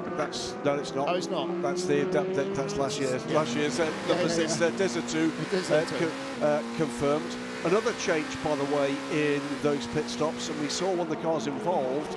It is Francois Perodo, clear now in the LMP2 Pro-Am standings, because the Ultimate cars dropped back in amongst the GTE Pros with the longer stop. Francois Heriot clearly... There is Rossiter, so there's 94. So he has been released. He is, I don't know how this has happened, 12.5 seconds ahead of Jean-Eric Verne. Well, it's happened because right from lap 1, he was clearly the quicker car. Now, just think, if they'd allowed him by 7 or 8 laps earlier, it would be a very different story. And comments on tyres when you can. Tyres are good. Tyres are good. Honestly, the car balance is nice. Have to be a bit careful on the braking, not to overheat the thrust with micro-locking. Information for my boys. Copy that. James Rossiter with a smile in his voice there, wasn't he? I'm in a happy place. And look what's ahead of him. He's absolutely loving this, and he's got the bit between his teeth. And you know what? I know James very well. We used to do test driving together back in our BAR Honda days. I'm showing both of our ages now when I speak, but he was a very, very quick driver, got a nice smooth style, and that really pays dividends around this track. He's working his way through the traffic nicely. Yeah, the Alpine, the blue car just in front. I just feel like they should have done this way before. We can hear from the Peugeot, from Verne now. This is a nightmare. I've never had that much difficulties to drive a car. Yeah, we are having a look just because it's going very well on the other car, so we are checking what could be the cause. This is a nightmare. Yeah, there's something going on there. This not is all just part of balance, being a race team, isn't it? Is you've got to start learning from each other. Each of the car teams has to start learning from the others, and obviously they do that in, you know, when you're testing the car. But yeah, I mean, look at the porpoising. I do think it looks worse, actually. Yeah, it does. In seeing it again, we've just seen the 94 come towards us. Yeah, they're running the car. Obviously, a different setup there. And even you can see it from the onboard shot as the team watches on. And that's moderate speed. I mean, that's not even high speed. And I mean, Verne, we all know his speed. Yeah. For him to be now, around 10 to 12 seconds behind Rossiter and bitterly complaining about his balance is Verne. We all know his speed. Yeah. Therefore, there must be something wrong with the balance of that car. You really see him seesawing at the wheel in towards turn 6 and the exit as well. And it's not like we know his speed because he's a multiple Formula E champion, but this is a whole different thing. No, he's raced for G-Drive for so many years in LMP2. He really, really knows how to get the best out of a car and can't. So one other comment, by the way, on the Peugeot performance. It was great to hear James Rossiter on the radio there. Amendments 5 seconds, by the way, added to pit stop for car 10. That was for this clash with the Ferrari that caused the stall. I'm just going to step in there. 5 seconds added to the next bit of car 10. That's Vector. Yeah, he didn't cause the collision. I disagree with that penalty there. I don't think that should be there. It was a racing incident, and it was a genuine move. It was on the inside, unseen by the GT car. I think it was a 50-50. Completely unseen. GT turns in. That was a valid overtake from Cullen. It wasn't risky. It didn't lock up. It wasn't a wild move. It was on, and he got turned into. I completely disagree from with the man who there. said that you can't see out of the side of a GT car. Well, but you can look in the mirrors before you get to the corner. Yeah, but the onus is on the faster car to pass cleanly. Not always. I don't buy that one. It takes two always, and you're looking in your mirrors. You have to be aware of the car. It was a valid move, and like Keating knew that the car was there, so he turned the car completely off the track almost, just to stop there being that moment of a collision. And you all have to put trust in each other out on the track. That's the reason you have a racing license. You're not complete amateurs. You've gone through some pretty hard tasks to get on this racetrack at a world championship level. I'm sorry, you have to know when a car's coming up behind you. You might not know exactly the distances when you turn in, but you know that they've gone for the move before you get to the corner, and therefore you have to have a sixth sense about you. There was nothing that Cullen could have done there to avoid that incident. What do? Just not overtake people until you're in an absolute straight line. The move was on. And that was off the track. WRT Sean Gallel, he's our LMP2 leader by 2.2 seconds. The car you saw behind was Jonathan Aberdine, the man who got knocked off at turn 1 and rejoined at the back of the GTE Amfield. We were just saying in stint of the season. Before 28. we get to that, the GTE Pro battle we were just seeing, Collado, Estra, Molina, behind the two cars that have served a drive-through. Nick Tandy, that's for second. Nick Tandy is only a second behind the AF Corsa Ferrari that also has served a drive-through. So the Porsche getting, the other Porsche that served the drive-through. So Kevin Estra there trying to get through on the Ferrari, didn't happen for him. But remember, Estra is on a warning, a final warning for track limits. I think that was Molina working his way past Estra. It wasn't Estra trying to overtake. It was. The overtake came here. You're going to see it again. It's almost a copycat move that we saw from 51. Goes to the inside early. Marginal. It's pushed over there. Yeah. And again, it's almost copycat move, isn't it? Oh, look at this. He just stayed on the track within those white lines. Yep. Lovely move by Molina there on the inside. There was contact. He had to slow the car down mid-corner. He sent it very, very early, didn't he? And here's the fight. And there's the two drive-throughists. Oh, hello, Nick Tandy there. As soon as we go on board, running all four wheels off the track. Now they'll be praying that the other two cars in front, the other three cars in front, the two Ferraris and one Porsche, all receive drive-through penalties at some point in this race with track limits, and they'll all arrive together. And I mean, again, is throwing the car off on the inside there. Does Nick Tandy, and he's gone in a bit too hot into turn 13. Yeah, he's all over the back of the Porsche though. Interesting battle shaping up there for fourth place with Jimmy Bruni just ahead of Nick Tandy. And again, two very different looking cars. They make their speed, as we saw with the Ferrari and the Porsche. The lap time is very close. How you get there is very different. You saw, again, very different cornering line from Jimmy Bruni. Didn't go near the curb out of the final corner. Nick Tandy only just keeping two wheels on track. Looking right back up the front of the field in the hypercar category. Kobayashi still leads the race, but now only 1.5 seconds ahead of his teammate Sebastian Buemi. What's going to be interesting here is to see whether the number 8 Toyota can do what it tends to try and do at most races, which is go longer on fuel than number 7. But I think he looked after his tyres a bit better at the start of the race. So remember, we mentioned Kobayashi just bolted at the beginning. Pretty much got his 1.5 second gap at the beginning of the lap, beginning of the race in that opening lap. And it's just remained like that, and I feel like now Buemi's just sort of edging closer and closer. He's nursed those tyres along pretty nicely. 28 reeling in Sean Gallel, and this isn't going to help as he tries to make his way through a pair of battling GT Pro cars. Jonathan Aberdeen. And that's Will Owen ahead of Rui Andrade in the light blue and white WRT Real Team car. Getting closer and closer here to the first pit stops for the leading hypercars. And James Roster now within 2 seconds of Andre de Grauw for third place. What could have been here? Through comes the Toyota. Well, what still could be? I mean, I think we're going to see a big battle between Alpine and Peugeot. There has to be a strategic reason for holding back Roster, but for the life of me, I can't think why. I just think it's a test team who are not yet thinking like a race team. There was, I mean, he asked very politely, and the clear subtext was, Jeff is really struggling, and now I'm really struggling because I'm sitting behind Jeff and he won't let me go by. You know, unless you get on the radio a third time and go, guys, listen, I've tried to be polite about this, but for God's sake, just, well, you know what? I think this is where those idiosyncrasies come into it between different nationalities and how we kind of behave. And you know, like I said, it was a bit of a throwaway comment. The British are very reserved. We're very polite.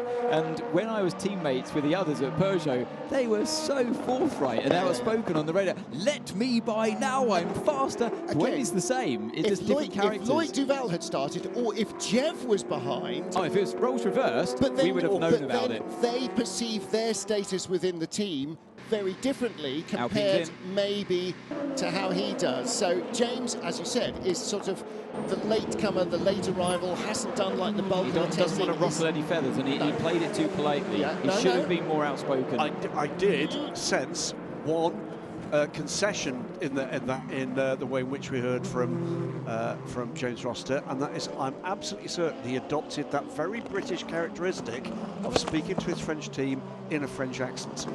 Oh, did he?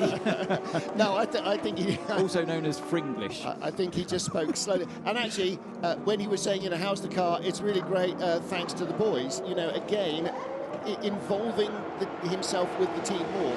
And I think, actually, this stint and probably this race is what's going to establish him firm, because he's got a chance to really shine here.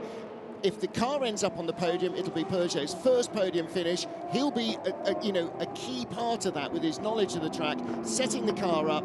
You know, is it a surprise that their car is better set up for a track that he knows that nobody else really knows with that intimacy? Kobayashi on pit lane? Yep, comes in first. Number 8 goes longer. Now, again, is that to not stack them? Is that number 7 had to stop now? Usually they would. At the start of the race, they'd have a plan already in place that we don't want to stop them together on the same lap, so split them by 1 lap. And again, Peugeot will be the same because the garages are nose to tail and the cars are longer than the garage door is wide, essentially.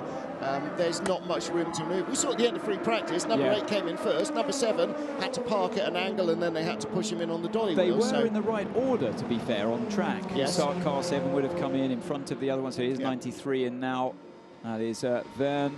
He'll be wondering what on earth is going on with this car. How is my teammate pulling away so much in this race and saying that the balance is nice? Question now is, how long can James Roster run? Because Buemi will stop now. If Roster goes another lap, he will lead. Roster's coming in this time round. This is the way the balance of performance works. They will all stop on the same lap as well. So the first 2 cars are through for our hypercar leaders. Alpine stopping as well. Alpine stopping then a lap shy of the number 7 car. It's you only see a split in the pit lane, in the pit stops, because the teams have decided, like we've just seen with Peugeot and Toyota, will stop one car then, and it's all pre-planned. You even fuel the cars sometimes differently at the start of the race, knowing full well that car 7 will be stopping before car 8.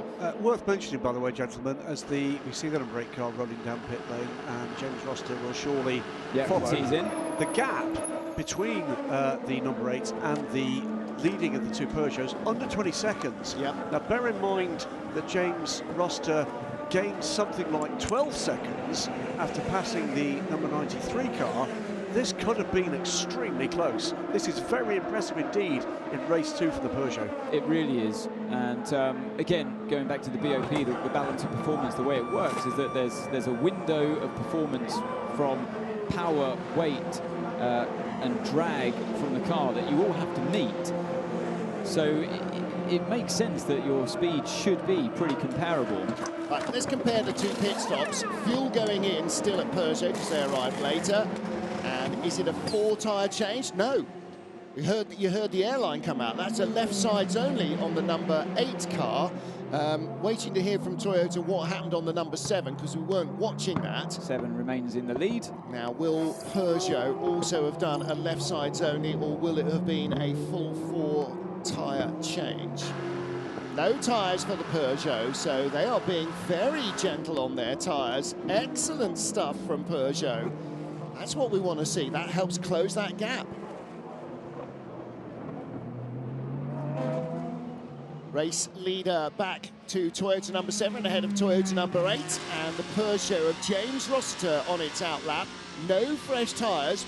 Both Toyota, yes, he's in third ahead of the Alpine. Both of the Toyotas took tyres.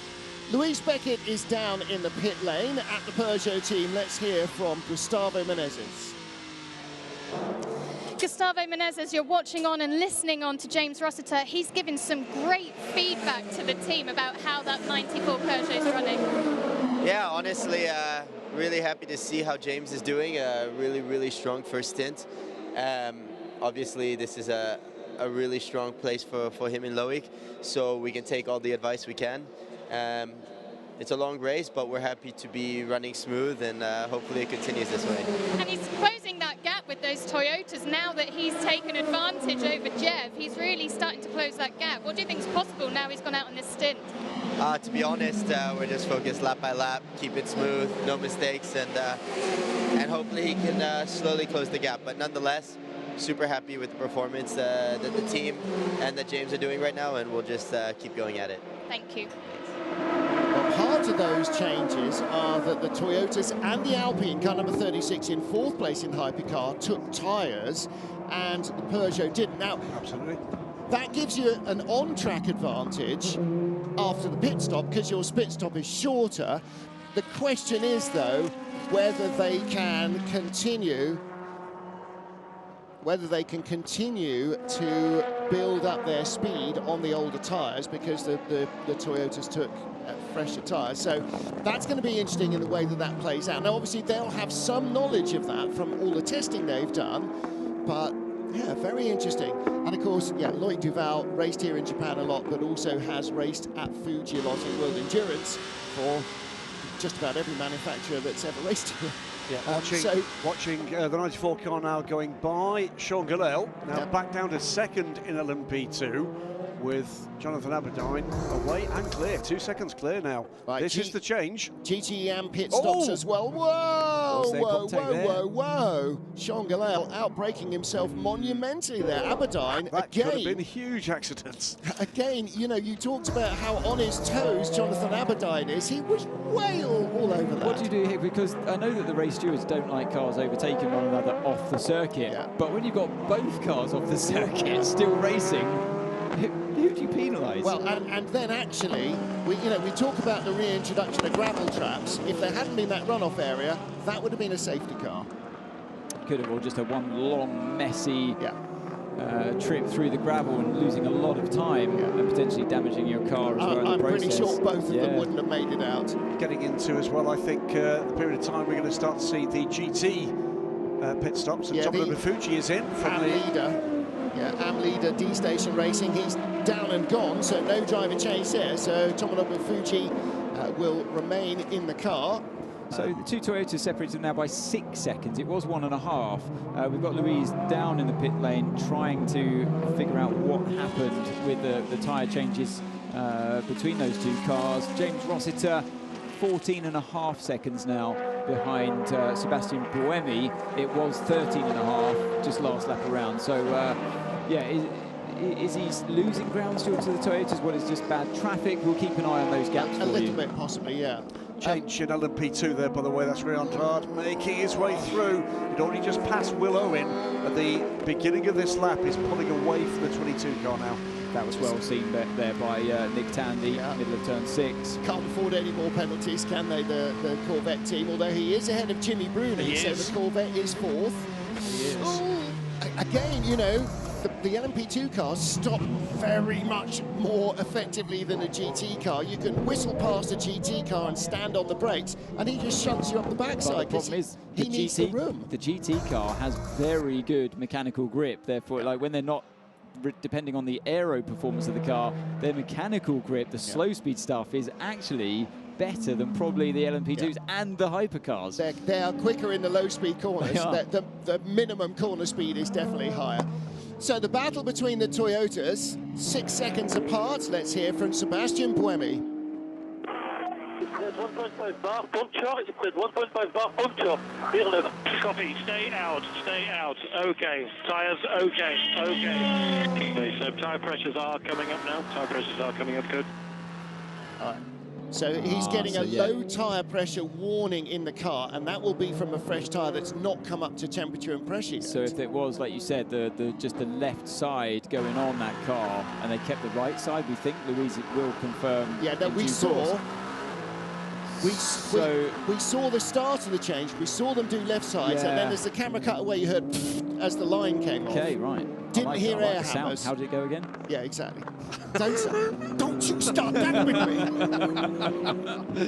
Kamui Kobayashi leading from Sebastian Buemi, Peugeot's James Rossiter third from Alpine's Andre Negrão and Jean-Eric Verne in the struggling 93 Peugeot. Sean Gallal leads in LMP2. That's a change again. That's a change again. He's got back by Aberdeen. I wonder if Aberdeen gave it back or whether that was another towing down the front straight into turn one, because with these cars, with all the aerodynamics they have, you give away so much of a slipstream.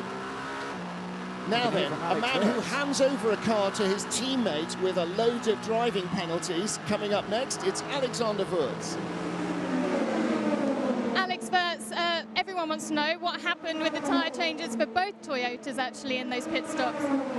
For us, it was planned that at the first stint we're gonna change just the left side of the tires, because obviously the Fuji track is a lot of right-hand corners, turn 4, 5. With today's balance, eating a lot of the left front tire. So just to be precautious, and we think it's a faster strategy over the 2 stints. And then, did I hear that Buemi is saying there possibly was a puncture? When he went out, the alarm triggered in because of the colder pressures, but that just recovers after 1 lap, so that is no problem. All safe, tire pressures are perfectly fine. Okay, thank you. Yeah, so let's back reference that story, because we were talking about the fact that drivers in these cars now, if you exceed track limits, you don't then hand over the final warning when you get out of the car to the next driver. It stays with the driver. When a new driver gets in, the slate is cleaned. But that wasn't always the way. As we see Jonathan Aberdeen battling. This is a great fight between these two, isn't it? But you asked whether or not he'd given the place back. He had a much slower lap. Previous lap, he was in the 1:39. So I think Jonathan Aberdeen, for whatever reason, had some kind of issue. Let's hope, for purposes of sustained competition, it wasn't a touch. Well, let's take a look. This is the repass for the lead. So he'd already let him by at this stage, so he's going back for the repass. Are these? No, this is where he loses. Oh, is this where he loses time? I was waiting to see the Porsche clip him there, but it didn't happen. And closing, by the way, Louis Delatraz on this pair. So to close off that little story, Anthony was ranting yesterday about the fact that he took over a car from Alexander Wurz when they were racing together, and immediately he exceeded track limits once. He inherited all of Alex's penalties as well and had to come in and serve a penalty, and was effing and jeffing at the top of his lungs. But he's not bitter. No, he's not. No. The stewards have learned from that. All forgotten. Now, and now it's per driver. So it is now. It is. I like it when I make improvements. Always happy to help the stewards improve their decisions. Into the pit lane comes one of our GTM cars. Thomas Floor is in, Christian Reed is in, and Takeshi Kimura is in. And a couple of Ferraris coming in. That is the 71 car, I think we just saw coming in. 21. That's 21, yes. It's Christoph Ulrich, the cheerful Swiss. So Kobayashi now 7.2 seconds ahead of Sebastian Buemi. We heard Buemi complaining about... away, isn't he? Yeah, we heard Buemi complaining about after that new set of tyres had gone on the left-hand side, as Louise has just with Alex Wertz clarified, and complaining that there was a low pressure warning on the left rear. So that often happens when a new set goes on. It's very hard to get the pressure exactly right, and as you wait for them to come up in pressure and temperature, they settle down. So hopefully it has. It's hovering around. Oh, it's just brought it back down to 6.7 seconds now, so it's fluctuating in traffic. Now, both Toyotas last lap 131.9, 131.9. The Peugeot, no fresh tyres, 132.5. Did the Alpine take tyres? They're doing a 132.8 at the moment. So the Peugeot and the Alpine are a second a lap slower than the two Toyotas. So that, again, we heard Alex saying that 2 left side tyres was better over the 2 stint length, and so rather than use old tyres and destroy that left front even further. So that's interesting the way that is playing out. It does look as though Alpine may not have taken tyres.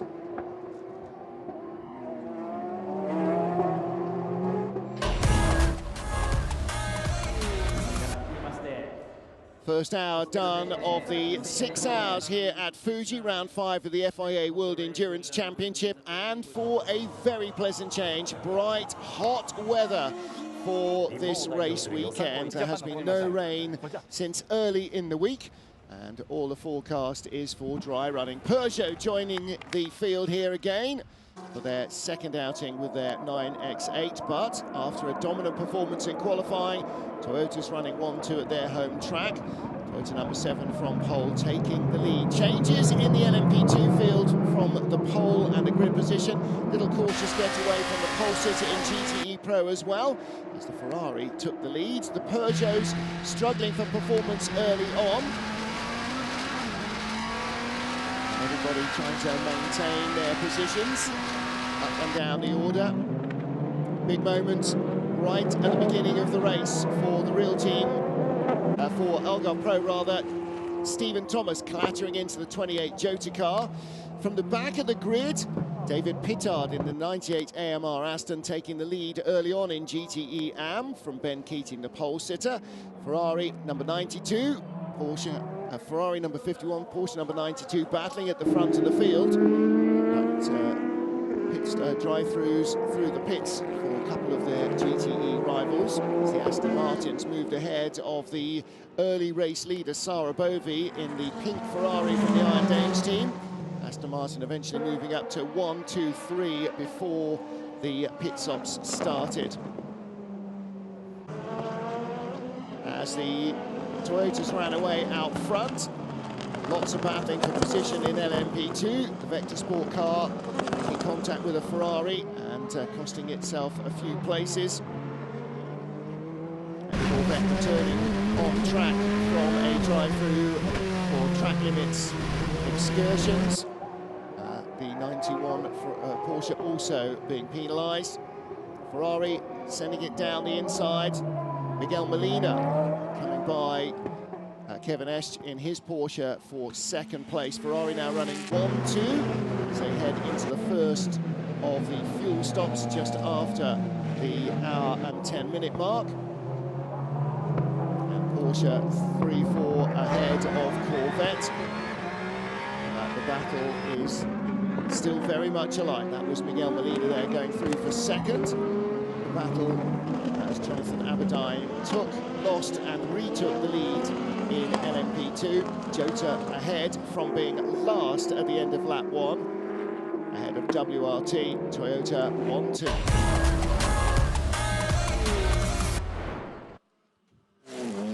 First fuel stop done for Corvette Racing. Looked like that was also a... There were 2 fronts there, weren't there? Maybe that was a 4-tyre stop. Maybe they had an extra pair of tyres ready. But I would think at this stage... Oh, what happened here? Was he lost? Or did the car die for some reason? The Corvette team pushing him along into the garage. Because in the latter part of that stint, after the drive-through penalty, Nick Tandy was making inroads. He passed Jimmy Bruni and he was catching the cars ahead of him. Confirmation from Corvette's Ryan Smith that the car did run out of fuel in the pit lane. They were so good with their fuel in Monza, winning the race because of it. Well, that is as close to perfect on fuel as you can get. They were, what were they, 20 metres shy? Yeah. I mean, it would have been coughing and spluttering, wouldn't it, before coming into the pits? But if he'd gone slower on the lap to the grid, it would have made it. I mean, that's not half a litre. That's probably even a quarter of a litre. That's probably a cup of tea's worth. Well, it gets corrected again when you do your first fuel stop, which they've already done. Which they've just done now. But yeah, if he had just done a little bit more fuel saving on his way into the pits just then, or at any point during that stint, so they've just got their calculations ever so slightly wrong. They probably would have been telling him it's going to be close. By a couple of grams they were out, weren't they? Not a couple of kilos. You do wince when you're in the car. You're putting a lot of trust in your team at that point. Well, Bruni does not look happy. Do you know why? What happened when he came in for his drive-through? Why a drive-through? There was no... He's still having the track limits argument. He's not bitter either, though, Ant. You know what? Sometimes you really don't know that you've genuinely gone off all four wheels over the white line. You don't know. You know, they're, especially the GTEs, they're such a big, bulky car. We talk about the visibility issue. And if you're not told, then you don't know there's any problem. Sometimes you do these races and they're not as, well, they're a bit more lenient with the track limits, and you get away with murder time and time again out there. But this race, Eduardo did warn the teams he was going to be hard on them, and the team should have told him every single time he had had an excursion and it'd been flagged up to the stewards. They should have warned him. They clearly didn't, and now he's angry about it. I mean, he did, and he got the warning in the car, but he believes that he was on track. And I've seen this physically, that drivers are absolutely convinced they've been on track. I think back to the Hungaroring in World Touring Cars, Ivan Muller and Alain Menu both got pinged for cutting the inside at turn 4, and they came to the TV truck to watch the video, and Muller was going, no, absolutely not, at no stage. Then he watched the video back from his onboard and went, oh my God. I've been there exactly the same. I've asked the stewards. That's not my car. It is your car. Look, and here's the outside shot. Yeah, no, I was, and yet he's looking at it, and yet he still knows in his head that he was legal. And so it does happen. It's not a racing driver excuse. It genuinely happens.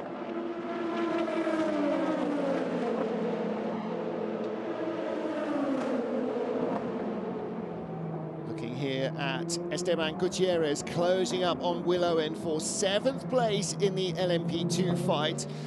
And we see an awful lot, don't we, particularly in the early stints of the race, where cars that qualified strongly drop right back, and you're going, okay, what's wrong with the car, what's wrong with the drivers, It's different driver categories. That's part of the sort of interest level, if you like, in LMP2. The car's the same, the tyres are the same, the engines are the same, so the kit is the same.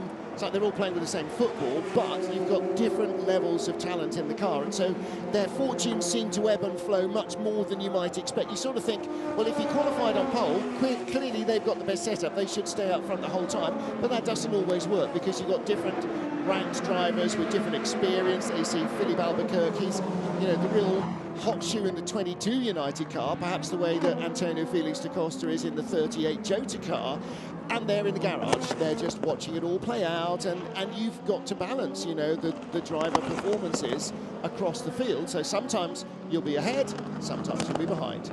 Yeah, that's how it works. To be honest, I think that the car 34 with Gutierrez had a bit of a difficult start to this race. I expected a little bit more from them. Are we about to see a repass here This is at the top battle of the for the lead. GTE class? That's not a slow motion replay either. A little bit of wheel banging there on the exit as well for good measure. These two have been at it since the beginning of this race. But this is the bronzes now. Yeah. This is Satoshi Yoshino and Paul Dell'Olano as they get mugged by some of the surrounding LMP2s. Well, now both started their top-rated drivers because they were last on the grid, because neither car set, or middle races, neither car set a legal time in qualifying, so they had to get forward, and they did get forward, and the Astons were 1, 2, 3 at the start of the race. The TF Sport car, Ben Keating remains in the TF Sport car, and I think he'll serve his entire driving time before he gets out of it. Well, he's done that. He's done that already.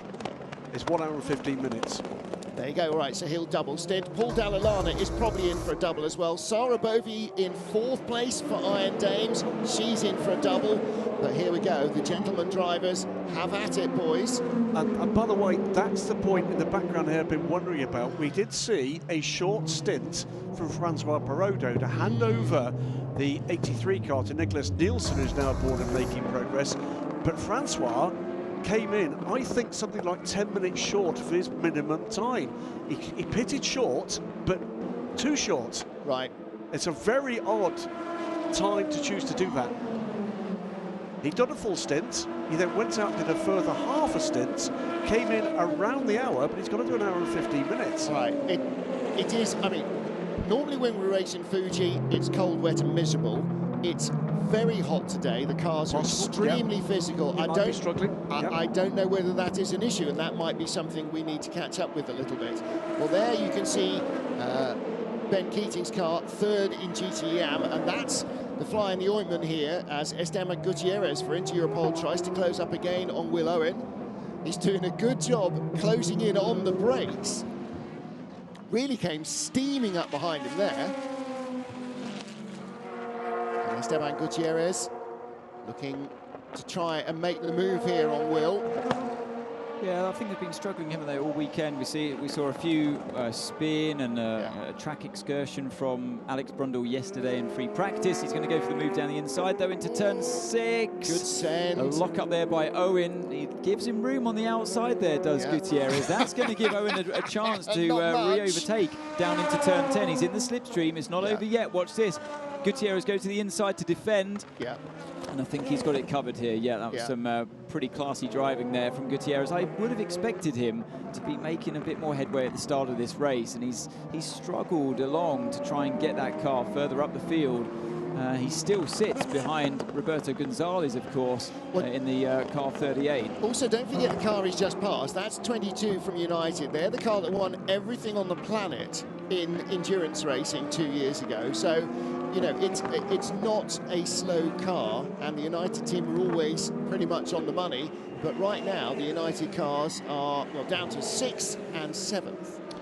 So, yeah, it's not going to plan, is it? I beg your pardon. Will Owen is down to 7th. The other car is still in 5th, Josh Pearson. But how far ahead? 4.3 seconds. What was his last lap?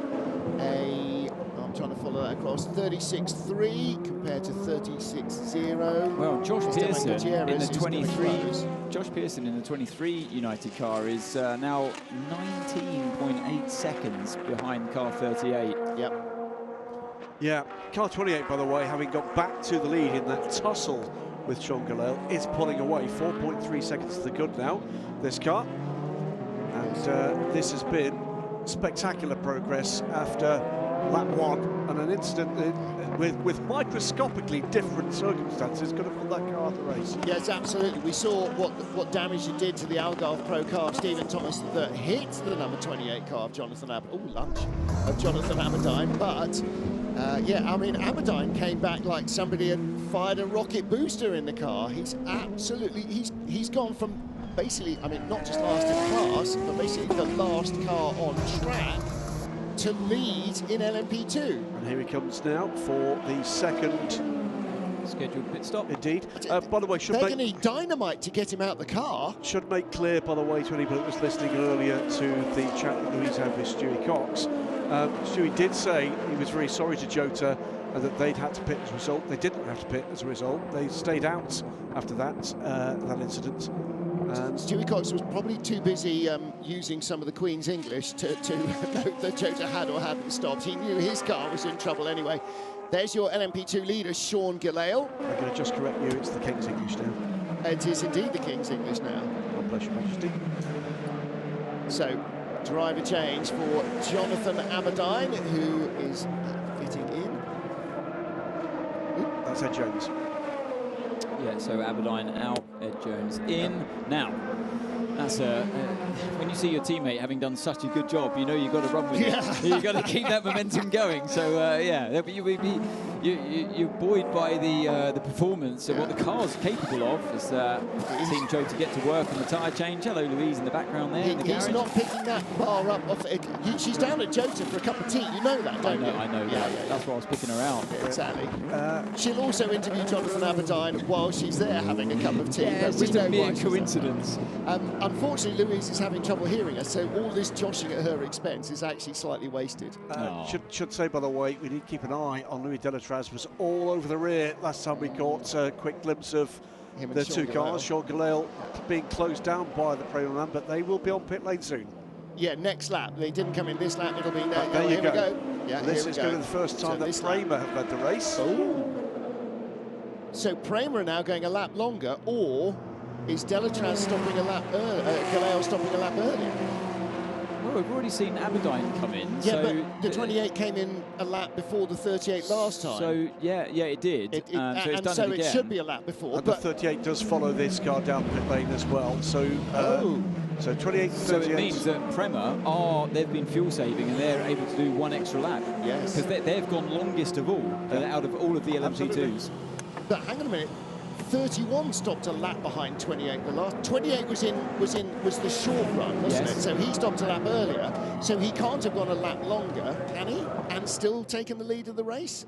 That's going to be interesting. Another interesting thing to look out for, hearing again from Corvette Racing, is that their engineers noted how quickly Porsche's tyres, quote, fell off a cliff in the second stint. I think that's what we were seeing with Jimmy Bruni. Absolutely, because not only did Nick Tandy get by Jimmy Bruni, but he pulled away quite easily. So is that part of the rants that Jimmy Bruni was having? No tyre change, that doesn't work, we've got to stop that. So many years, you know, left sides only here have been a deal. Even with wets and intermediates and the mixed weather, when you're running in the dry, left sides only, because the left front tyre takes all of the abuse. Into the pits comes the Prema car. This is the race leader then, Louis Delatraz.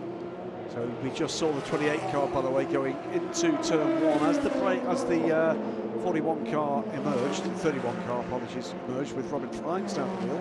It was the 38 car just coming out the pits, of course, wasn't it? Because the 28 had already done its stop. No, the 28, then the 31, then the 38. Yeah. So 28 leads that pair. You'll see them just emerge in the background. There you go. There's 31. Not quite in shot there, the 38. And the indicator lights on the side have yet to update because Louis Delatraz has now pitted and was in P1. So those two blue lights will become one blue light as soon as Ed Jones gets to the second timing sector marker. So they did go long, the Prema car.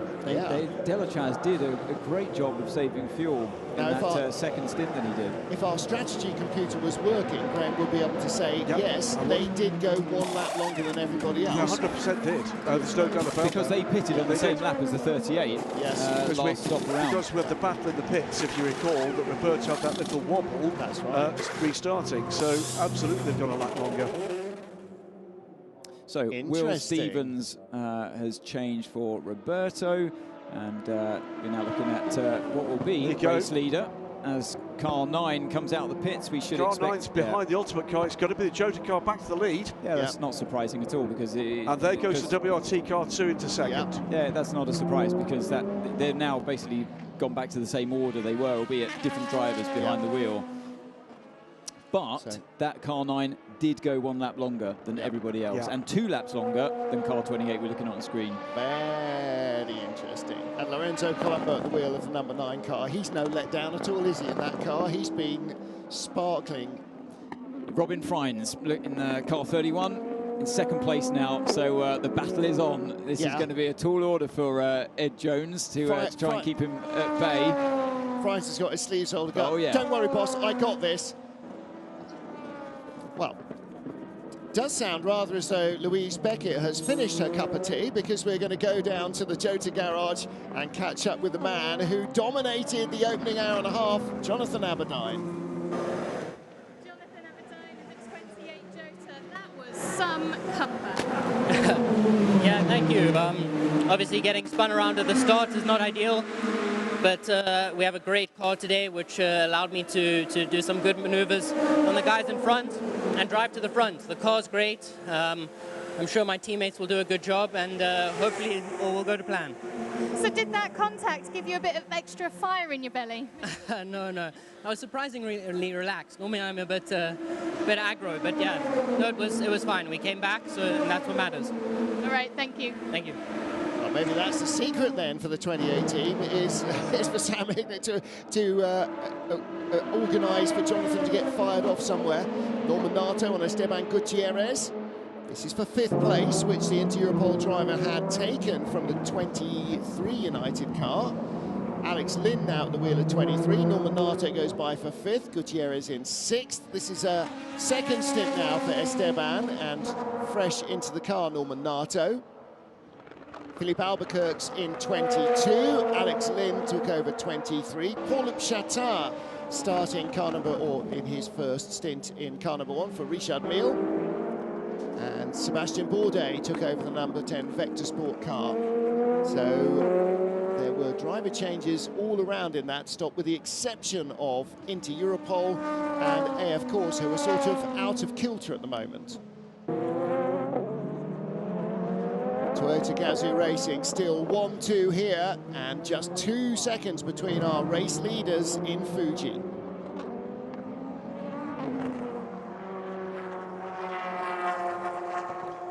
D-Station leading in GT Ammon, and Graham Goodwin, it's a 1-2-3 for Aston Martin, which is not what we might have expected after qualifying. No, certainly not with where the grid lined up. It's an interesting mix of strategies as to who's putting their fastest and their slowest drivers in.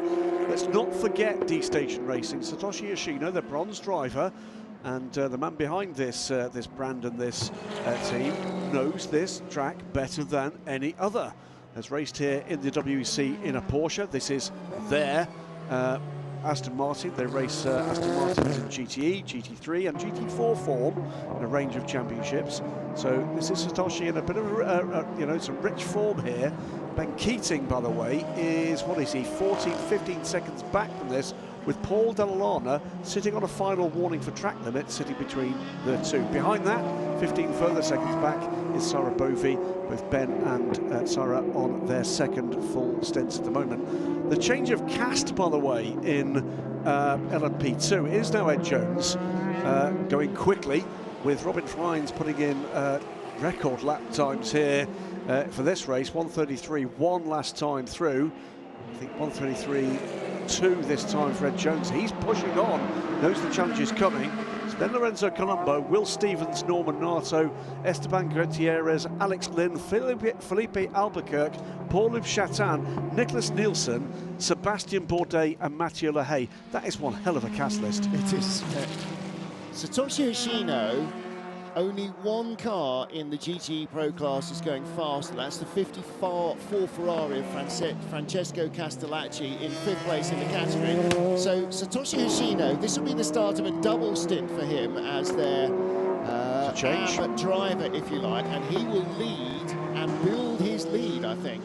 Yeah, Pierre Rag here, going by Nicky Leutwiler as Nicholas Nielsen tries to make his way past both. Pierre Rag into the car at this stop because it was a double stint. It was a single stint at the start for Frank de Soto in the 71 car. The 71 car, so that Frank will have finished his driving time. Yep. So they've short stinted that. Oh no, they've not. No, they've not, because they stopped with everybody else. He had a slightly different look to his race because he got a drive through penalty. That's why I was thinking about the second stop. Yeah. So they've not short stopped that car. He will have to get back in. Yeah, all the AM class cars come up shy of driver stint time on fuel length, so you can't do one stint and do all your driving time in a 6-hour race. So they will all go in again, which is why Ben Keating always double stints from the beginning. Paul Dall'Anna starting from the back with the quickest driver in the car, but he will now be in for a double as well.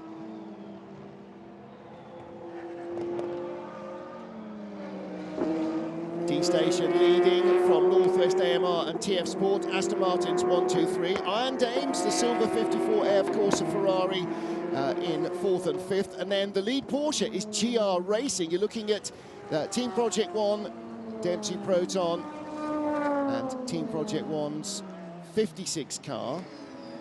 So the Porsches are struggling for performance a little bit, none in the top 5. It's been the opposite of what we've seen in free practice so far. Well, it's because it's the tyre deg, isn't it? I think the tyre deg's kicking in for the Porsches. They've got the speed, but they haven't got the longevity. The degradation's too high, as 34 looks like he's losing. This is Alex Lynn going by Esteban Gutierrez. Lynn has been quick since getting into this car. You'd expect that, the Cadillac factory driver. And I mean, we saw a couple of issues with the Inter-Europol car then. They haven't got a comfortable car, and unfortunately it does look like the United cars definitely have a little bit better pace at the moment. Again, didn't see the pit stop, don't know what they've done on tyres, don't know whether Esteban is on a second stint on the same tyre. He must be here. He's losing too much time. He's too good. He was going forward before the fuel stops. He's going backwards now. Looking at the time of the pit stop, absolutely he's on a second stint with these tyres. These cars, by the way, being caught at this point on track. You can see the lead Toyotas just in the background there, and they'll be with them in a few seconds' time. And that's now down to just 1.5 seconds between Kobayashi and Buemi. It's sort of traffic affected, I think. It was 7. Remember, they started this second stint 7 seconds adrift because of that left-hand tyre change on Buemi's car. I don't know if they did it on both cars. I'm sure that if they did, why did they heard lose? from Alex Wurz, he said they were doing left sides on both cars. So why did one of them lose 6 seconds in the pit stop, if that's what they did on both cars? Not sure. That's a very good question that we might well ask. 1 minute 14 and 1 minute 16. It's only 2 seconds difference, which again is a lot of time to try and find on track over an identical car, equally well driven. Another fastest lap of the race for in LMP2 for Robin Freins. He closes the gap to 1.1 seconds now for the leader. So Freins fully lit. Alex Lynn, who's just gone by the yellow and green Inter-Europol car, also has just set his fastest lap and that car's fastest lap of the race. And that's where you have to look at when you're looking at the Ed Jones in the Jota car leading the race with Robin Freins catching him now hand over fist. That first lap incident between car 45 taking out car 28, spinning around, putting to the back of the field, that really does hurt.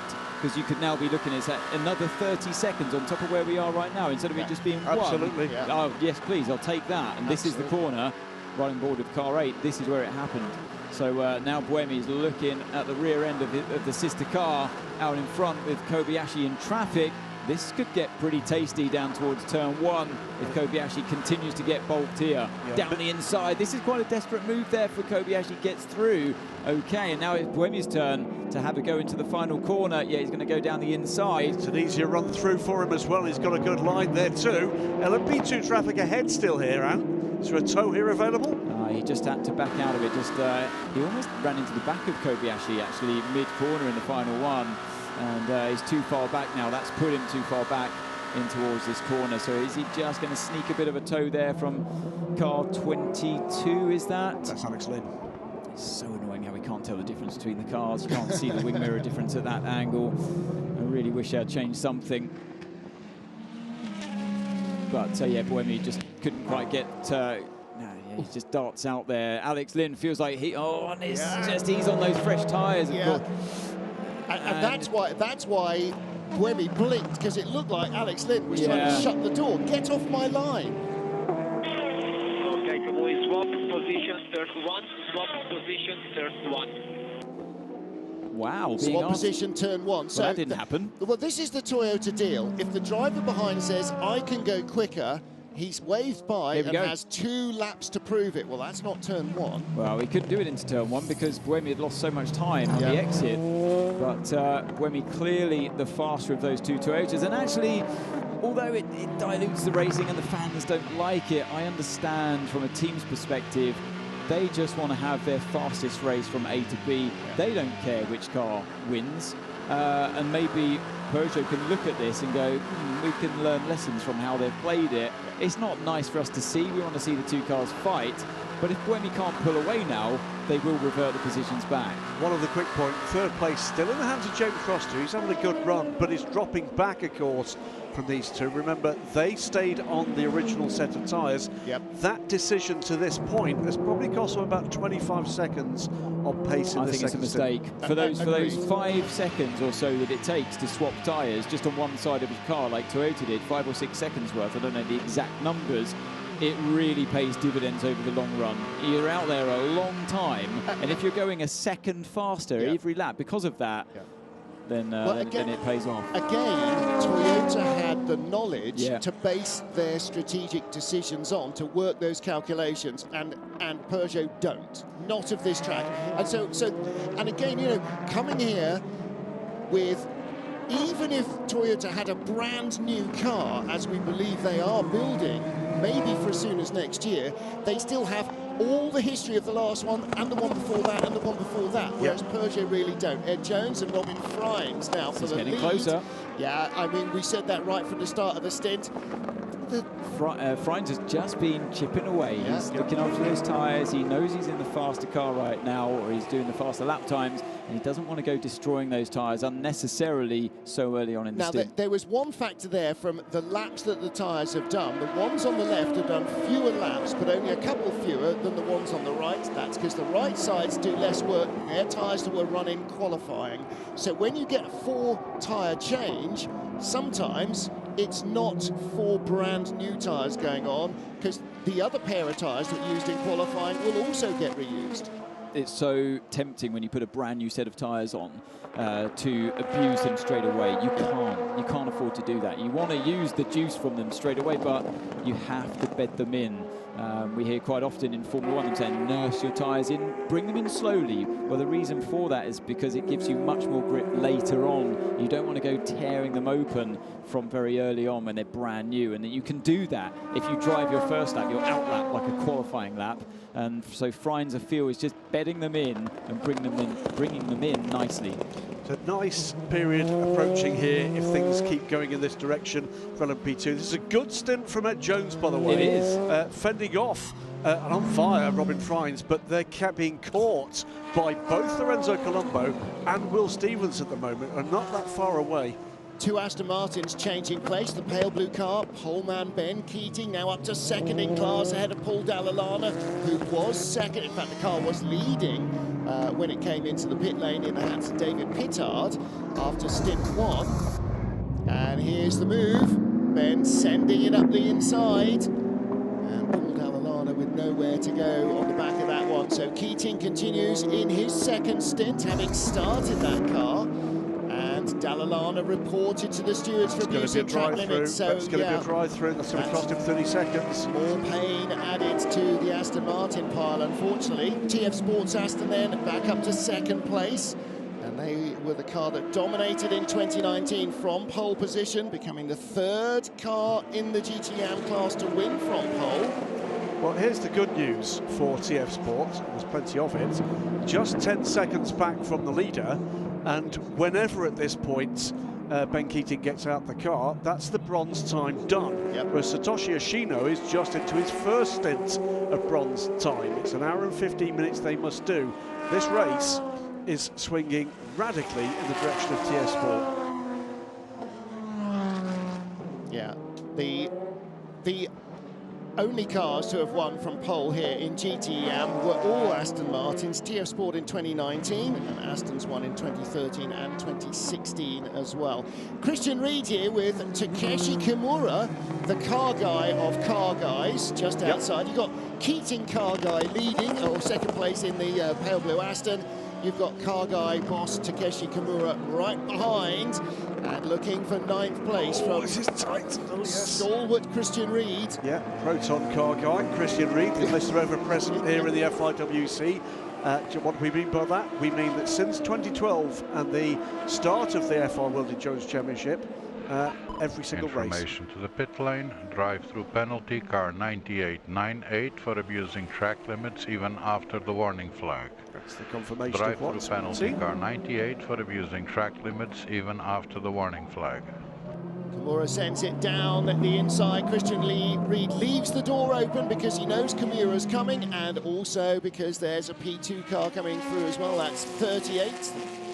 The fourth place Jota car of Will Stevens. He is catching Lorenzo Colombo as Colombo tries to catch the two cars ahead. For me at the moment, it's the lead two and that fourth place car of Will Stevens, the cars with the real pace in that group. Robin Freins and Sebastian Bourdais both sitting the fastest first sector of the race for their cars. Robin Freins in second, closing down Ed Jones, the class leader. And Sebastian Bourdais coming up from 10th place in the Vector Sport car number 10.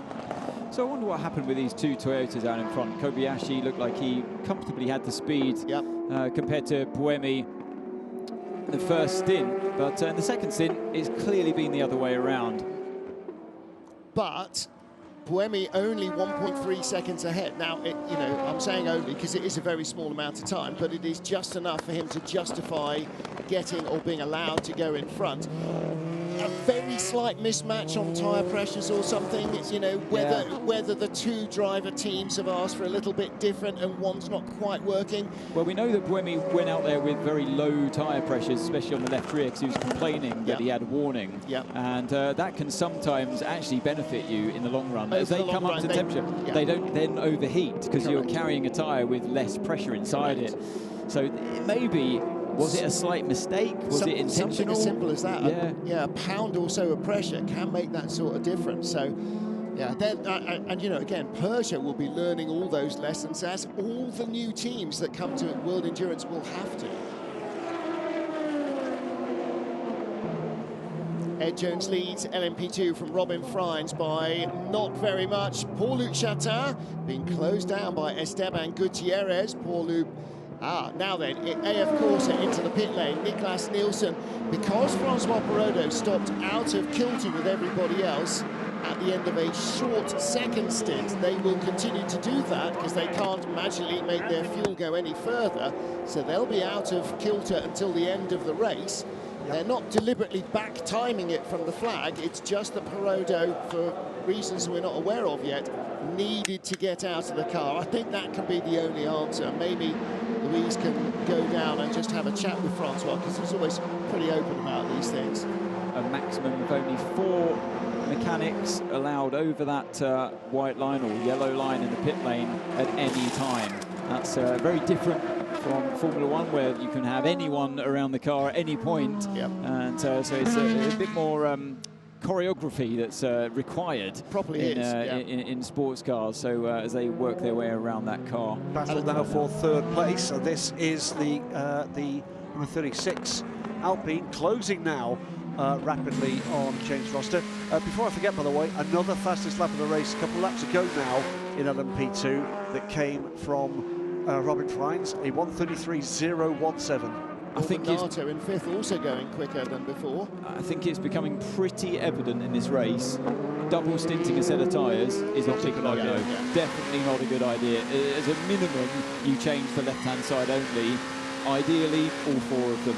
You just saw as they began that long double right-hander that ends the lap, the Peugeot's front washing out the Alpine, really much more stuck. It's the left front tyre that does all the work here, really takes the severe loads, and that's the one that's starting to give up. So Peugeot are learning all these things. When Porsche arrive, they're going to have to learn them as well. Of course, they've got more recent LMP1 experience with the 919 hybrid than Peugeot did, so they've got more recent relevant experience. But all the new teams, when Cadillac comes, when BMW comes, when Ferrari comes, they're all going to have to learn these lessons. You can't know it. And without coming here, you can figure it out, but you need to know. Without coming here as well for the last 2 seasons of racing, and I think even in 2019, it predominantly was wet. It's very hard, therefore, to look back at previous races and go, what did they do with the tyres? So much changes over time. We haven't had a dry race since 2016. And we've never had a dry race here, or a race with hypercars. No, exactly. Let's hear from the Peugeot team then. I don't have much of an answer for him at the moment, mate. It's all I got, flat out. Copy, James. All good, all good.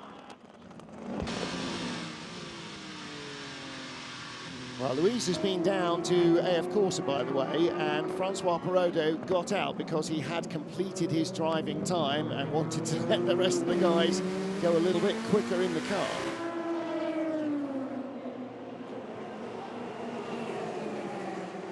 So the Alpine is definitely closing in, and for Andre Negrão, you know, an opportunity to move back up into a podium position is really important because these guys, the Alpine drivers, are leading the points, and Peugeot are nowhere in the points, but it doesn't mean they're invisible. It means that they will, if they finish ahead of Alpine, they'll take valuable championship points away as the Toyotas are sort of romping away at the front of the field. The problem that we have here with Negrão trying to work his way through the Peugeot is that it's not fast enough, the Alpine, in a straight line. We saw that deficit in Monza against the Toyota. They're having the same problem here as well. It makes overtaking the car in front ever so difficult. He's going to have to do an almighty lunge down the inside of a corner like this one here at turn 6. Can he get a good run through traffic? He's going to have to make his move stick under the brakes, because in a straight line, you can see riding on board here now, the Peugeot just motors away and gives himself that breathing space before the braking zones. Oh, he hasn't been seen just at the last minute. That was heart in the mouth moment there for James Rossiter. And for Hoshino, suddenly he's turning in. Oh my goodness, where's he come from? And once again for Rossiter, that's the thing, that's the advantage he's got here. He knows all of the risky points and where to place his car around this Fuji International Speedway. A very long in the tooth racer around this track in the GT category. I think actually the way that Peugeot's program has worked has really worked well for James Rossiter. Monza, everything was a bit of a carnage disaster. Nobody really came out of that with sort of any established feel of what was going on. To come here as their second race with a car hopefully that's more reliable and better paced and everything, he's really painting himself very firmly into the team with this opening stint. He's doing a great job on clearly not the right tyre choice. He's still opening up margins in traffic. He's using his knowledge, but that will give him the self-confidence to be able to ask the team to do things that perhaps he didn't feel he might have had beforehand. His problem on this lap, though, is he's not going to have the protection of that traffic very much longer. They're going to get to more clear air. I think that's going to start to tip the balance back towards the Alpine. On that last lap, by the way, we saw those shenanigans in traffic for both of the hypercars involved in this battle. Actually, James Rossiter pulled out a couple of tenths on that. So whereas it looked like the inevitability was looming, you're absolutely right, Ant. He maximised every opportunity at every corner and pulled out a bigger gap. Lock up there from Esteban Gutierrez. A guarantee that car did not take tyres. The Inter-Europol LMP2 car really struggling. 3 of our class leaders are on the front straight. In fact, they've just gone through turn 1, and the battle for 3rd place continues to climb this uphill mountain switchback section. This is real mountain goat territory, isn't it? It is. You just walk it, and you know the car's desperately trying to wheel spin its way out of all these turns. And it's all off camber as well. It's in a racing car. It's hard enough to run up it. In a racing car, you're really struggling to keep the rear intact. In check through all of the exits of those corners. Look at the way Rossiter just went away through there. Yeah, but he still went away through there. In lap or not, it's suffering in the straight line, that Alpine. Really lost. But it was also suffering through that entire uphill section. Here we go. The battle continues at the front of LMP2 with Ed Jones fending off, and actually, I must say, doing a brilliant job fending off the ever feisty Robin Freins. Now, I feel like Freins is getting a bit impatient. Colombo is still 8 seconds away from behind, so Ed Jones has still got no help in this. Maybe nobody's attacking Freins from behind. It's just he's holding him off. Maybe what you need to do to maximise the performance of an Oreca 07, to hit it hard in the side right at the beginning of the race, because it's been ridiculously competitive, that 28 car this weekend. Agreed. And Ed Jones, you're quite right, has been doing a phenomenal job, as did Jonathan Aberdeen in the same car in the first stint. Jota will be delighted with this. And look, let's make no bones about this. They are very much the less fancied driver lineup because you know, you look at the 38 less well car, proven in LMP2, certainly. Less experienced and you know, less yeah, less well-rounded maybe from, you know, all their other racing experience. So, yeah. I think they're doing a great job. I think this would be frustrating, Robin Freins. No end. Because I think he thought when he jumped in the car, he would just go and get that car 28, get into the lead and start pulling away, making a nice gap for themselves. And it just isn't materialising that way. It hasn't worked out that way at all for him. He's going to have to really dig deep to get past. I think he just has the speed, but he'll be on the radio going, "What's Da Costa doing?" It's not Da Costa, mate. What? Who is it? Ed Jones. Who? Because he, you know, he won't know him that well. So, yeah, I'm absolutely sure that Robin got in going, right, I've got this. Yeah, 3 laps, I'll be gone. We're going to have a big lead at the end of this. Ed is placing that car everywhere he needs to put it. Yeah. And, yeah, doing a grand job of keeping such an intimidating driver, I'd say, behind him. This is the closest it's been, I think, out of the exit of the final corner for quite some time for Freins, but I'm not sure it's going to be enough to mount a challenge. But the problem is, the Toyota's going to come steaming by, and if he doesn't clear Ed Jones, then Freins can't get by either. He will clear Ed Jones, and Ed goes around the Iron Dames Ferrari, which is currently still in, it's up to 3rd place now. Oh dear, what's happened here with car 91? That's 88 and 91, so that's the AM class car of Patrick Lindsay. Who's in it? Yeah, Patrick Lindsay. And Richard Leeds. Oh dear. Down the inside into turn 5. Lindsay had no idea he was going to. That's not turn 5. I'd have to pass more blame there on Leeds. That was a pretty late move. It wasn't fully alongside. Tried to back out of it at the last minute, but a very costly error and unfortunate. I think he might receive a penalty as well for that one, because you've spun out another car. There'll be a second penalty for that car if he does, after track limits for Jimmy Bruni earlier in the race. Jan Halen joining that crew and picking up a 5-minute hold in free practice for track limit violations. Track limits at several points, I seem to recall. Yes, there was a little, in fact, he didn't have a hold, did he? It was just a message that said, reported for track limit violations at turn 3, 5, 7, 11, 15. It just sort of went all the way across the screen. We can hear from Leeds now. Is the car okay?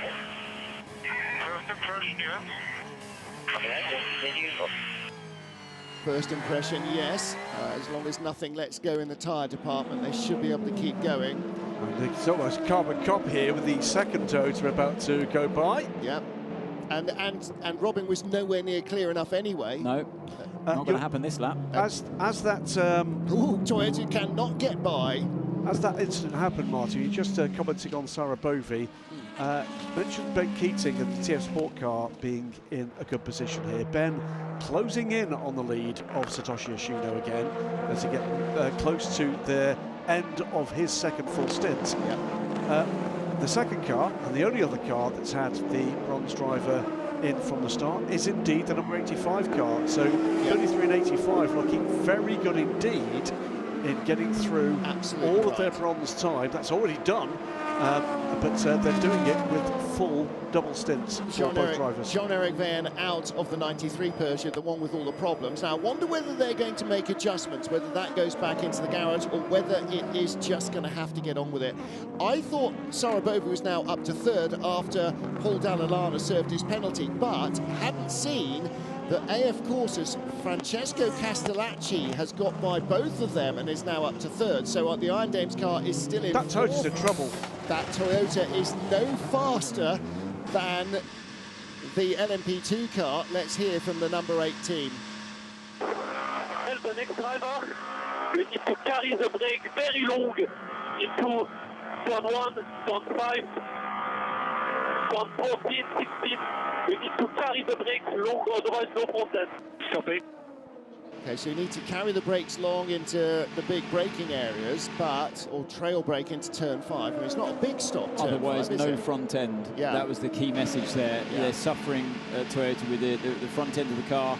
We heard Kobayashi in the first stint complaining that the front left was dropping away from him. He's into the pits now. Right, so they did left sides only last stint. Driver change. So it'll be 4 fresh tyres for the new driver, and then he'll have a half set for the second stint, you would think. To explain why I said the Porsche's in trouble, the Toyota's in trouble. that Toyota got between the two lead LMP2 cars into turn 1. He was still there. You're right. Yeah. I don't know if they had any other GT traffic later on in the lap. Well, he has cleared them now, but only just. In comes the third place car, James Rossiter. I tell you what, heroes welcome. This is a big, big stint from James Rossiter. And he kept that Alpine behind him as well. Yes, even on very old tyres and a fresh set going on, as you rightly predicted, Martin. I mean, that's not a prediction, it's just what they always do. Would be risky. No, it's what they always do. New driver gets new boots because you don't want the second-hand old rubbish that's been abused by somebody else. Well, and also because of the driver change time, it's the right place to do it. 8 stays out. 8's in. 8 is in. They're a lap offset, aren't they? They were from the start. So here's Buemi. Now that's why we heard the message from Buemi, getting their next driver prepared for where and how to brake. Just elongate your braking zone, just to help the balance of the car, to really slow it down before you commit to the corner. I thought the interesting bit out of that actually was tell the next driver. Did he not know what the routine was? The only thing he was interested in was that he was starting. He didn't know who was coming up next. He said, tell the next driver. Yes, not tell Brendan. Yeah, well, I mean, sometimes the plan can change. But, yeah, so, I mean, you never fully... You can't assume that it's going to be that, you know, you're sticking to the schedule. Problems for 71? 71. Yeah. Which corner was that? Was that the final? Yeah, final I think corner. it was, yeah. Pierre Rag. Smoke in the background. Pierre Rag ragging the tyres as he gets it back Jean Alesi style. Did he jump or was he pushed is the question.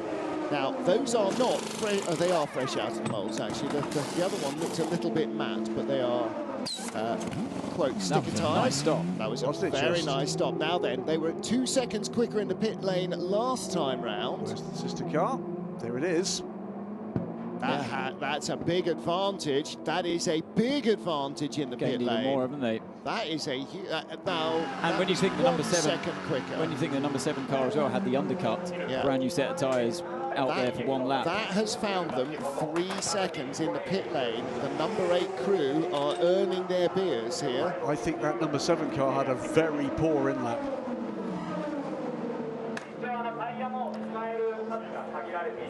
Kazuki Nakajima, the vice chairman of Toyota Gazoo Europe. Not using the loud hailer to hurry the team up, but actually to explain to the garage's guests what was going on. That's so he can be heard over the noise of the cars going past, obviously. Because cars, there are none in the garage, but there are still cars streaming by on the pit straight the whole time. Still, Ed Jones has held off Robin Fries. This is another epic stint for the number 28 Toyota car. And they've got about another 3 or 4 laps before they're coming in, maybe not even. He looks less under threat now at this stage in the stint than he was at the beginning. I think Robin's tyres, from being sat behind him, are actually in a worse state than Ed's are. Ed's got this right now. And again, you know, just said about James Rossiter, big stint for him. But James Rossiter is still in the car. Is he tripling? Unless they've got a driver ID fault going on possible. there at Peugeot. Mikkel Jensen took over from Jean-Eric Verne. I think Jean-Eric Verne's fillings have probably had enough of being shaken out after 2 stints. Are they really leaving Rossiter in the car for a 3rd stint? If it ain't broke, don't fix it. And right now, it ain't broke. They've given him 4 fresh tyres. Nico Lapierre took over at Alpine, by the way, from Andre Negrão. And is up to 3rd. And is up to 3rd and is already quicker than Negrão was. So Ed Jones, Robin Fries, Lorenzo Colombo in 3rd. There's a gap back to 3rd still, isn't there? That's still 9.2. Colombo is not closing on Ed Jones either. No one is closing on Ed Jones. No, but Will Stevens is gradually closing down on Lorenzo Colombo, the Prema car. And how much is Alex Lynn closing on Will Stevens? Anything at all? Yes, on and off. So his pace has been good. Albuquerque's pace has been good, but the gaps are bigger. Yeah. Yeah, those star names there, they've got a lot of ground to make up. Here is James Collado leading in GTE Pro. It is a Ferrari 1-2 as he's ahead of Miguel Molina. This is going to have very significant ramifications on the championship if Porsche can't find something here. Because Not a million miles away, by the way, from next pit stops for the GTE Pro cars. You're looking at the reigning champions leading the field. So Miguel Molina got the 1 green light on. That's wrong, because that 52 car is in second place. It should have 2 green lights on the side. Does it have 2? Yeah, it's got 2 on that side. Let's go down to the Alpine garage with Louise Beckett and hear from Andre Negrão. Their car now up to 3rd place overall. Andre Negrão, tyre wear seems to be a massive part to play in this race. Yeah, it was a big of tire degradation, especially on the rears for us. Apart of that, the car was looking good. Of course, in the straight, we are kind of penalized. Also in the traffic was really, really difficult, especially on my second stint. But I knew we still have 4 hours to go, so everything can happen. So let's cross the fingers to finish at least where we are. On your pit stop, did you change any tyres? I wasn't quite clear on that. No. I keep the same tire as I started, so double stint. Okay, and that's the answer why. Exactly. Thank you. All right, thank you. Thank you. Well, sometimes you know you've got to take the pain for the gain, and they all know that they're up against it in the Alpine. It fights a little bit with one hand tied behind its back because of its background as a former LMP1 car. Can tell you the timing has corrected. It is Loic Duval aboard the number 94. Yeah, so okay. It was an epic double stint from James Roster. Well done, James. Yeah. Excellent stuff. And remember, Peugeot learning with every lap, and what they're learning is they've got a pretty quick race car. Now, the other factor with Alpine is that they are already working on a hypercar program, but it won't be ready next year. So what are Philippe Sino and the team going to do? Will they, as they have before, run an LMP2 car to keep racing, stay in the championship, I can tell you, and run with the guys? Next year for Cinetech and Alpine, it will be 2 LMP2 cars. Fantastic. And I strongly suspect we are going to see the return of the potential return of an all-female crew in one of those cars. That would not be announced. wonderful. That is a strong suspicion from a number of sources that are suggesting to us that that's a change that's going to come. But 2 P2 cars, we believe, is the programme for Cinetech.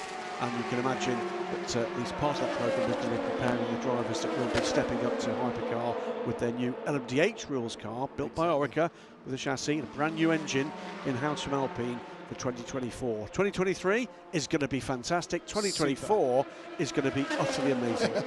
Super, super, super. It is 5 seconds added to the next pit stop for car 91, by the way, after that impact with the 88. So we are 2 hours in now to the 6 hours at Fuji, round 5 of the FIA World Endurance Championship.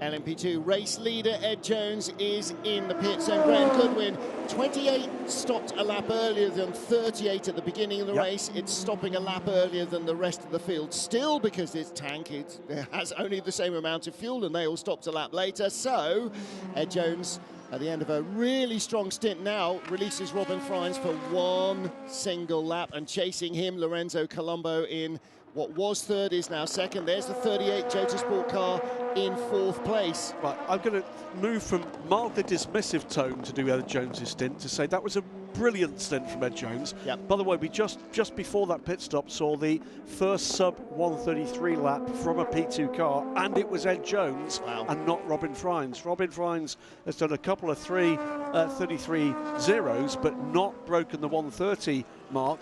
Ed Jones with a 129.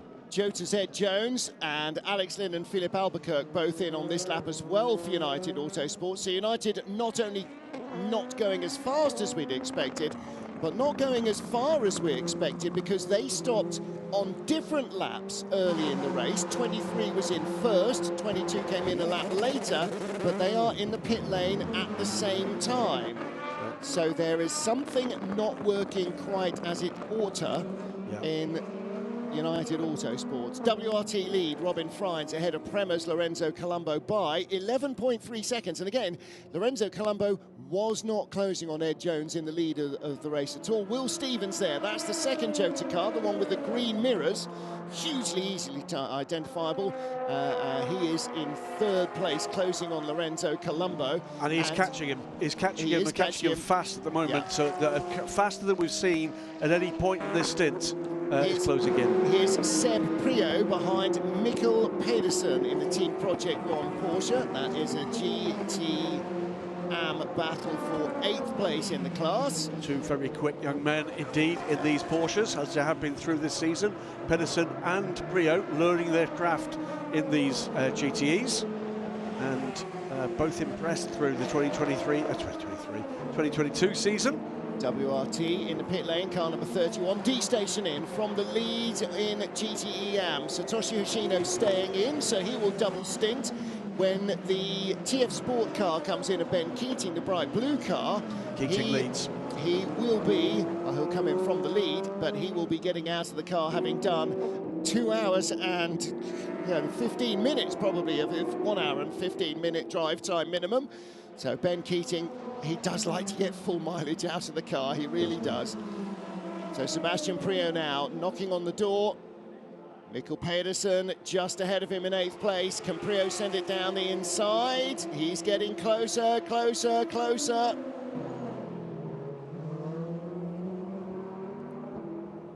Priaulx around the outside at turn 1. Couldn't quite squeeze through on Mikkel Pedersen. Battle for 8th place. He forced Pedersen to go deep and shallow on the brakes, or deeper into the braking area, but turning in shallow.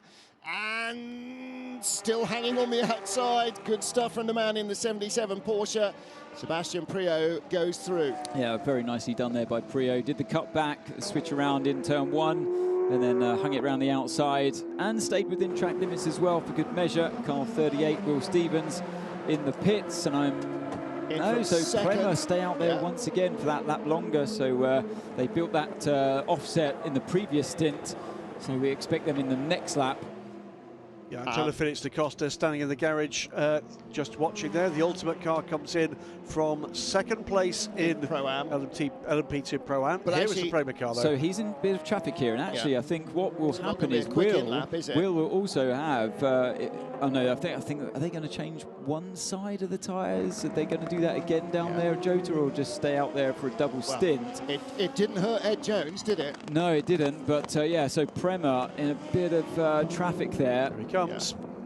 That's the 38 car. So you're going to have to wait until the Prema's come in. Also on the pit lane, by the way, as we follow the Ultimate car in, right behind him was Ben Keating. So door is open. I can see Ben Keating getting out, so he is done for the day, unless he fancies having a go later. That and in really comes wasn't the useful, Prema was car. it? Sit behind that United the whole way round. I mean, he was just ahead of Will Stevens the previous lap before Will pitted. I don't think that did him any good at all, sitting behind the United. And the United car, fresh out of the pit lane, so still not really leaning on those tyres, being cautious. We'll see how it plays out. They were slightly quicker in the pit stop last time around when both Jota and Prema pitted exactly the same time, nose to tail. Again, Stevens cost him half a second on that in-lap. The Prema car on the in-lap, 1:38.5, 1:38.1 for Will Stevens. Watching on our circuit map for where Will Stevens is. He's just come out of turn 12 into 13 now. He's 8 seconds back from teammate Ed Jones, who stayed in the 28 car, of course. Again, they're going to need dynamite to get Ed Jones out of that car, same as James Rosser having the time of his life, the same as Jonathan Aberdeen was in that 28 car. Those guys are having a fantastic day. So across the line goes the 31 car. So here comes Prema coming out. We're going to look to the right-hand side, see where Will Stevens is. Oh, I think he'd done it. Yeah, I just saw side by side. Yeah, France leads by a through. distance. They were 3 seconds quicker in the pits than Jota. I think, yeah, 28. It was 28, not 38, that was coming down the straight. The first green car that we just saw in the corner of the frame. So the 28 car of Ed Jones is ahead of Lorenzo Colombo, but you're right, Robin Fries was held up. Okay, driver change at Iron Dame. Sarah Bovey has done her drive time. Oh, and some, 2 hours and 15 minutes, 14 minutes for getting in. Sarah Bovey, and she comes in from second place, having tussled it out there with silver rank drivers and the cars around her. And then or is as that a GT driver, Rahel changed her helmet? And then as a GT driver, the thing that always fascinates me is that they've got no driver helper. The driver, I mean, you're so tired when you come in anyway after a long stint like that one, and then you've got to think fast to go through all the motions of putting the next driver into the car. Yeah. It's a tall order. It's asking a lot for, you know, that mental capacity that you need. When you come in, you're so drained that all you want to do is just get out, flop on the floor when you get into the garage. Yeah, but she's fitter than X-Racing times. Yeah. No, you're absolutely right. And you've got racing gloves on and everything else. I just wanted to get out of there, get into the garage, and just, you know, recover as quick as possible. That's the difference between being a prima donna pro and a genuine racer. And a true GT driver, Francesco Castellacci, the silver rank driver in the 54 car, comes in. It is a change to Thomas Fleur. From the lead, he's had a really good run in this car as well, Francesco. Brought it back from sort of 8th or so in class, right up to the top of the pile. So did we cover why and how Robin Fries jumped ahead by quite some margin? 3 seconds quicker in the pits. How did that happen? Why? Jota aren't there. I mean, they're no slouches when it comes to pit stops. No. WRT clearly did the job there. Vector Sport, by the way, really quick in the pits, quicker than WRT. Sarah Bovey and Michelle Gatting there giving the debrief. So it is Rahel Fry. I thought Rahel's had a much more sort of red and white Swiss colours. It's got an awful lot of pink on it and pink and blue, so she's obviously had a change there, but the F on the helmet. Peter Chavez making his entry to the race. Last time, of course, he was in a WC race, he was upside down and airborne. Horrific shunt at Monza that took out the car.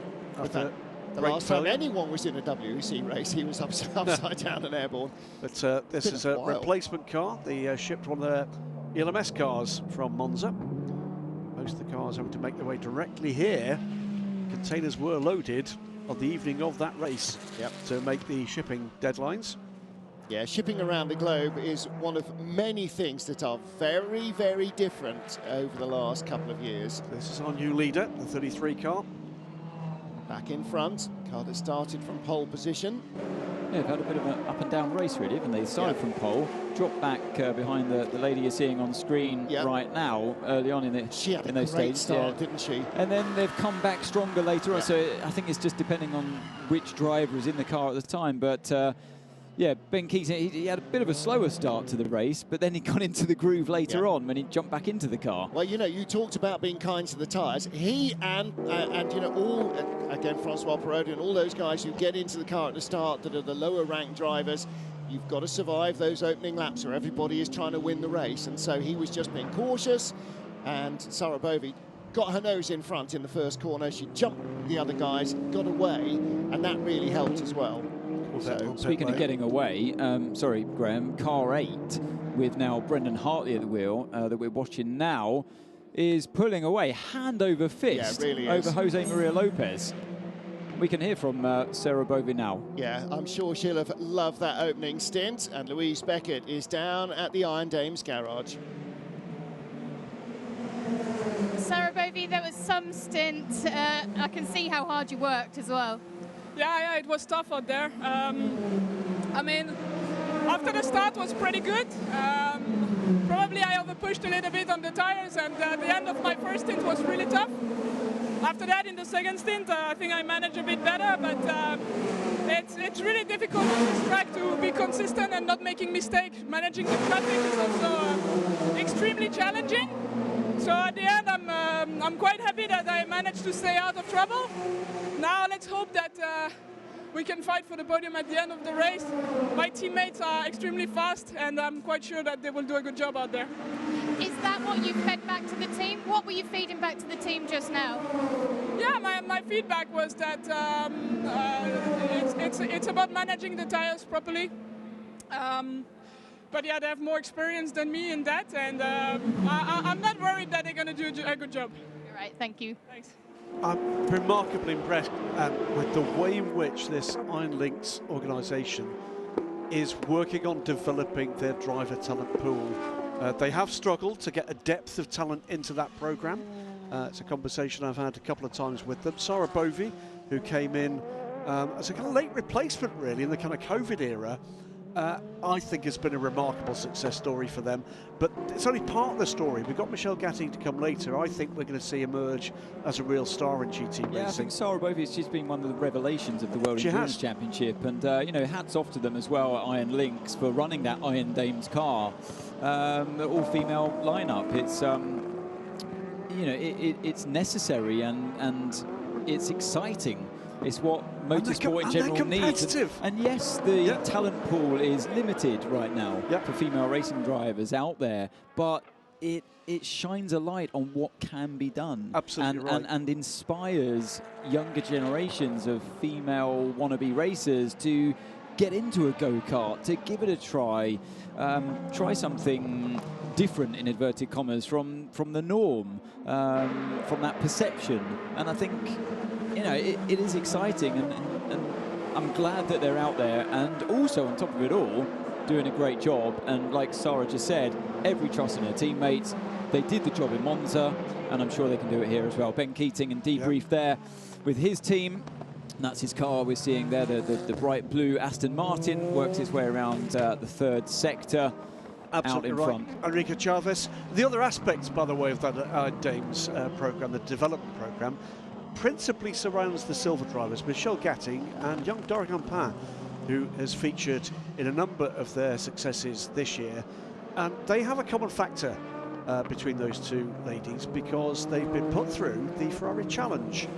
Michelle Gatting, the champion last year, Dorian Pain looking to absolutely dominate it this year, with success, with extra track time, with just a bit of more race smarts involved in that.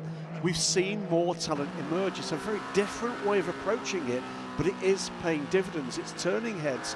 And I think the phones are starting to ring in terms of other options and opportunities for female drivers, and not just young female drivers, by the way, as well, because one of the big shortages from talking to a number of teams who've looked at programs like this is encouraging perhaps the less young drivers back into motorsport that have had form.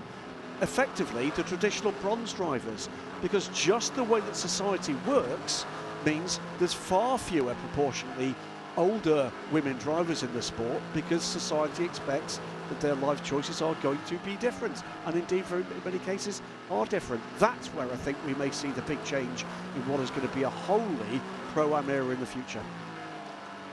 Yeah, I mean, I'm sure it will be, and you know, this is really just the beginning for more exciting things to come.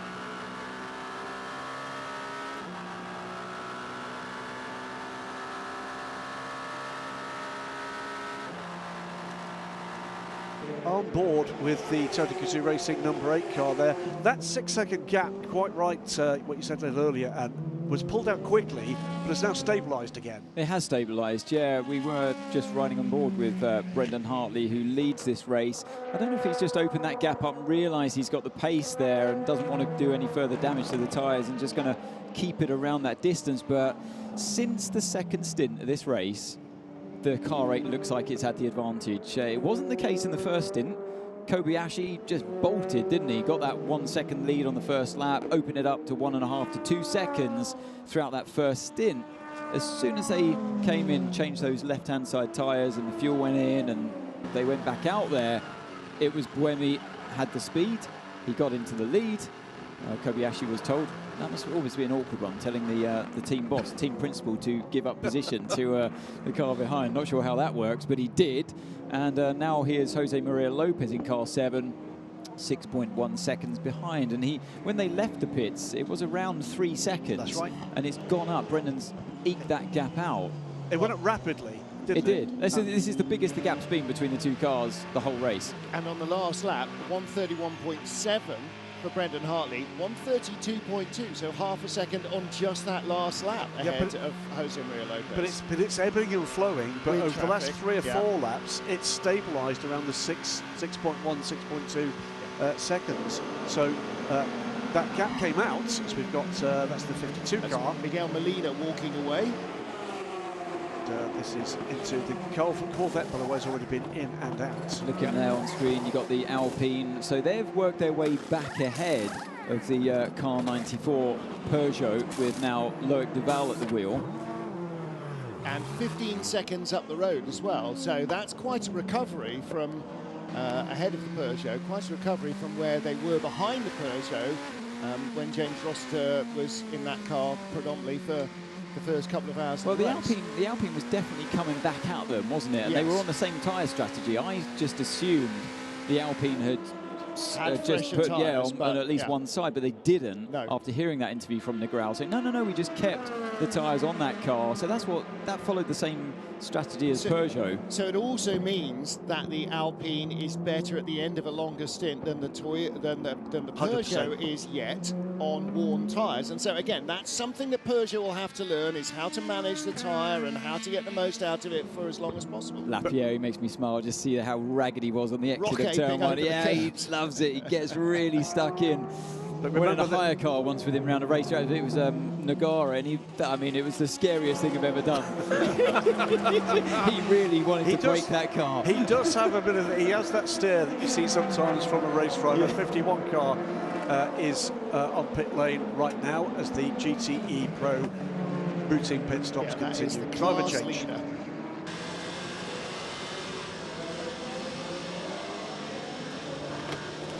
Collado is out of the Ferrari. It's easy in the GT Pro class because there's only 2 drivers, so we know that Alessandro Pierguidi has got in, and it is a 4 tyre change. Now, often when Alessandro starts, he basically drives for 4 hours and then gets out and gives James the fag end of it. But here, James has done 2 hours. Whether Alessandro drives the rest of the race or not remains to be seen.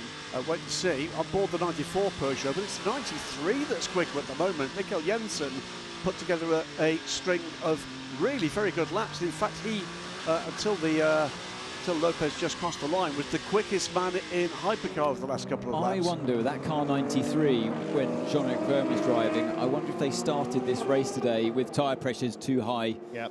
And they would have been with them the whole way through. There's nothing you can do in that circumstance. And it's strange to see now Duval struggling way more than you'd say Rossiter was. And it's, rightly pointed out, Graham, it looks like Mikkel Jensen is the one with the speed. 92 on pit lane from the lead, because we've seen the 2 AF Corsa cars stop. That means the Porsches are now going just a little longer. Remember, both of them, or not actually one of them, the 91 cars are a drive-through. Yeah, 92 is on the same lap. Trouble? Is that smoke coming out the back of the pit? It is. Oh, no, they wanted the reliable race, and that explains why Duval was slowing down.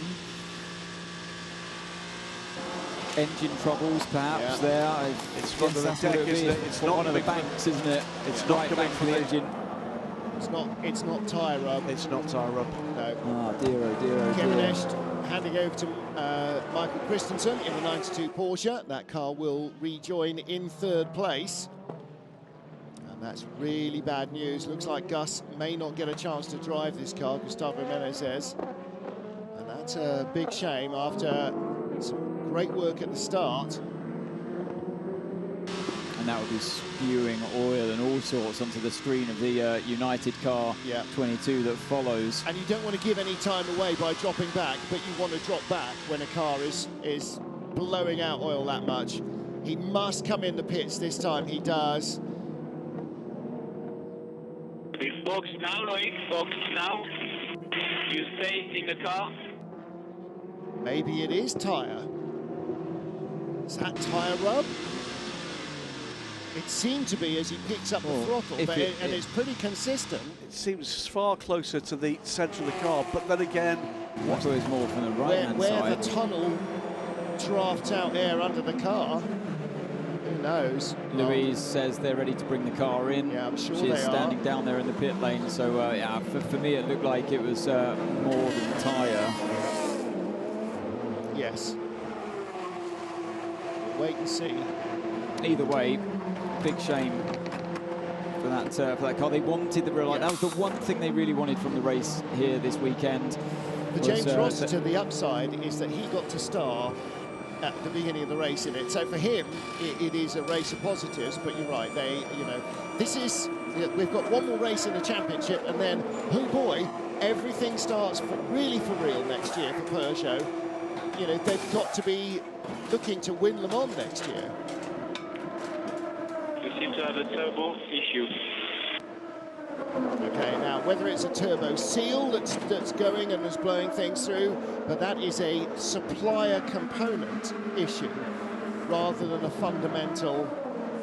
Well, I suppose everything, even when you're building an engine, unless you're forging your own con rods and pistons and everything else, everything is a supplier issue. But the big problem then for the very bouncy, porpoisey number 93 car is that they have the same engine. It doesn't necessarily mean you're going to have the same, exactly. 50 euro parts going wrong. Is it a quality control issue? I mean, we didn't see enough of them on track in Monza for other problems potentially to rise, but as the team of I wonder how many look to the back end of the 1,000 car. kilometres they've already done in testing. Porsche have done 5,000 kilometres or something, and more at the moment. So they will have run this car a lot. A lot, yeah. I mean, I know they've had their problems, and you do expect that from a brand new project, brand new car. But I'm sure. I mean, I haven't heard of any turbo fragility at all from this car in all of the testing from speaking to the drivers and team members. It hasn't really come up. 83 being handed a penalty for multiple changes of direction. So basically some pretty severe weaving. 10-second penalty added to their next stop. So it doesn't mean you have to come and do a stop and hold. It means you serve it later. Well, that's both of the untroubled LMP2M cars with penalties just issued. 10 seconds added for 83, that's the F Corsa car. So a bit late now, and 5 for the Ultimate car. That was overtaking off the racing surface. Niklas Nielsen is too good to be weaving.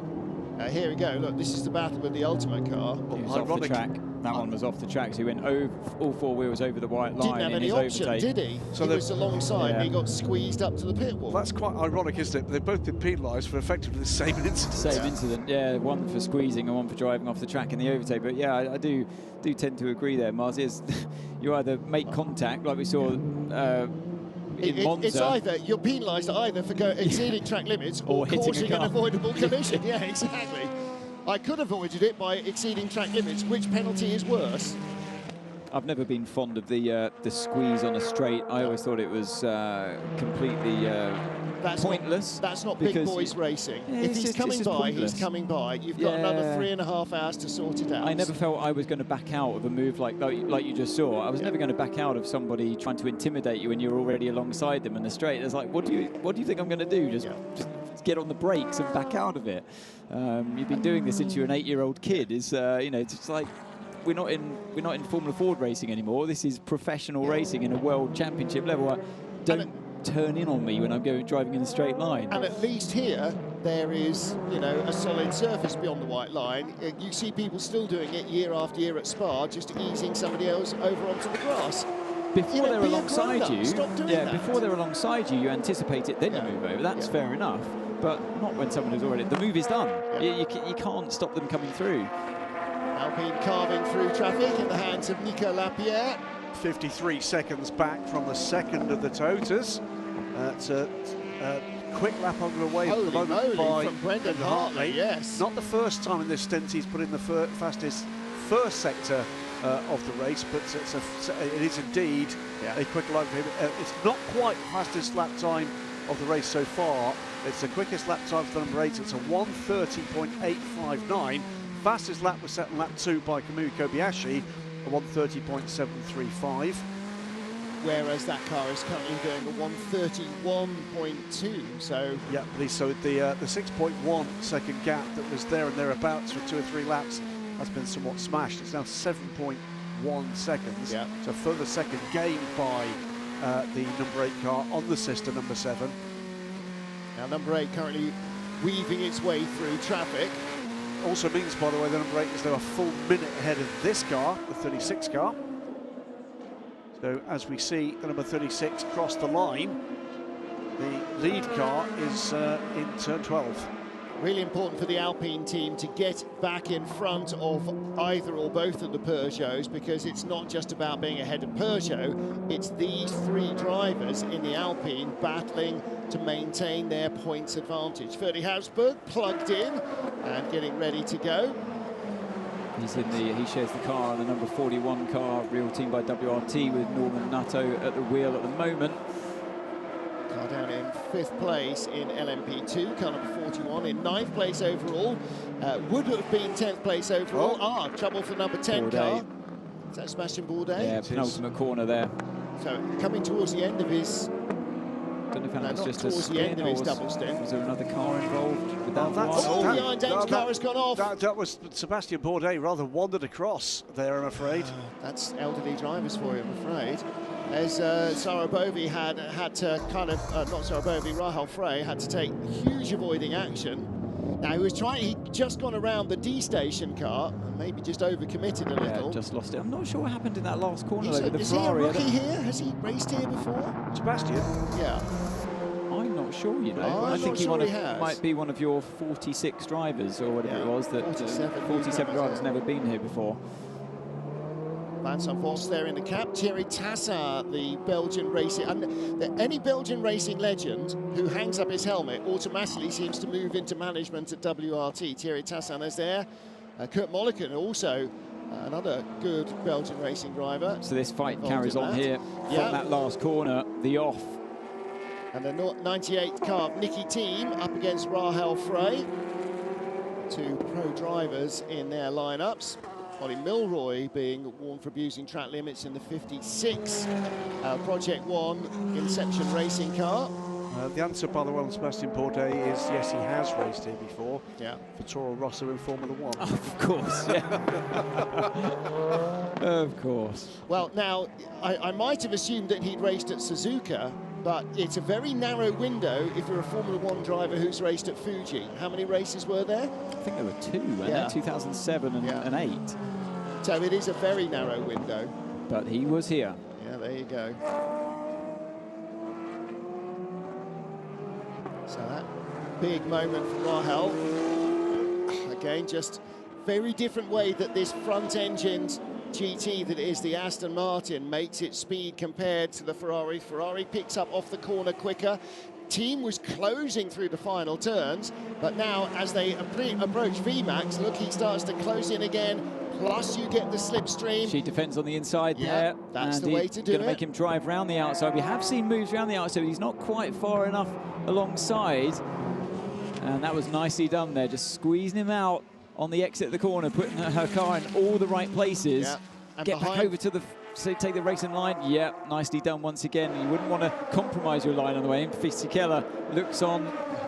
Behind them is Tommy Milner in the Corvette. Now, a pro-class car compared to these AM-class cars, but the cars are the same sort of generation, if you like, and the Corvette is almost no quicker than these 2 pros in the Ferrari and the Aston. There's a slight difference. There's a difference in tyres. There's a difference in the balance performance applied. Might have to go here down the inside. No, there's she's protected because there's an LMP2 coming down the inside as well. As long as he gets out of the way and she can make the turn. But he follows it through, but no, it's not going to make it round there. No.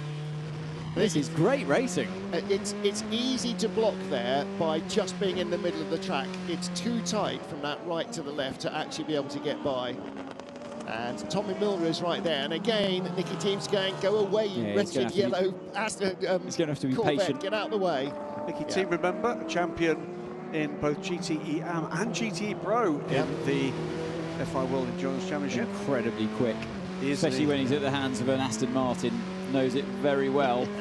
And he's going to be tempted now. He's not enough of a gap. He's further back this lap around, actually, than he was last lap. And that's going to allow the Corvette through. Yeah, there's a better shot of Bourdais' spin. And yeah, just it's so easy to lose the rear end there and on turning. It's very light. He was offline and on the muck, wasn't he? He wasn't to blame for that one. No, there she was offline and on the muck. Yeah, she just got onto the marbles. Yeah. I know she probably wouldn't have put the car there if he wasn't there, but it was not like he squeezed her onto the marbles. That was her own decision to try and go around the outside instead of he did rather meander up the middle of the road rather than staying on the inside line. Well, that's the racing line. Yeah. The middle of the track is the racing line, and not the inside. Someone's kicked up the dust on the inside of turn 5, however, and 64 works his way past. Tommy Milner's gone through past turn 6. Nicotine.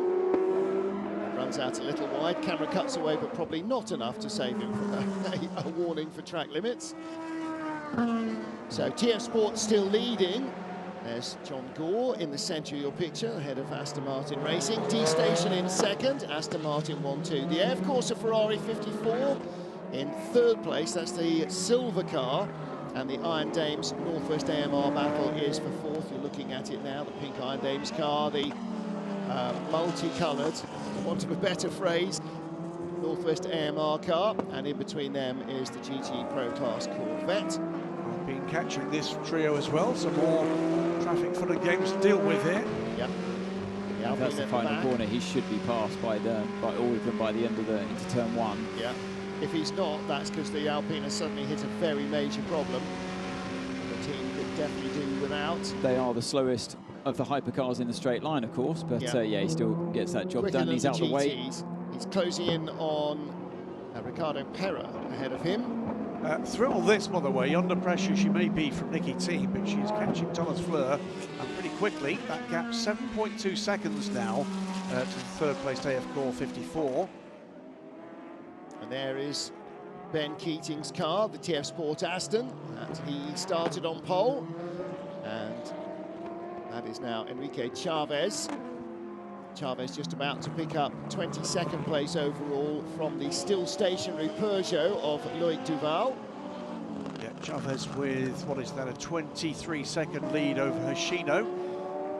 Get back to the battle we've been looking at between the Iron Dames Northwest AMR. It's a further 10 seconds or so, but remember, it is this ebb and flow of which driver has been in the car and is in the car. Now the yellow Ferrari behind is the Iron Lynx car, which is a lap down, but that's Matteo Cressoni.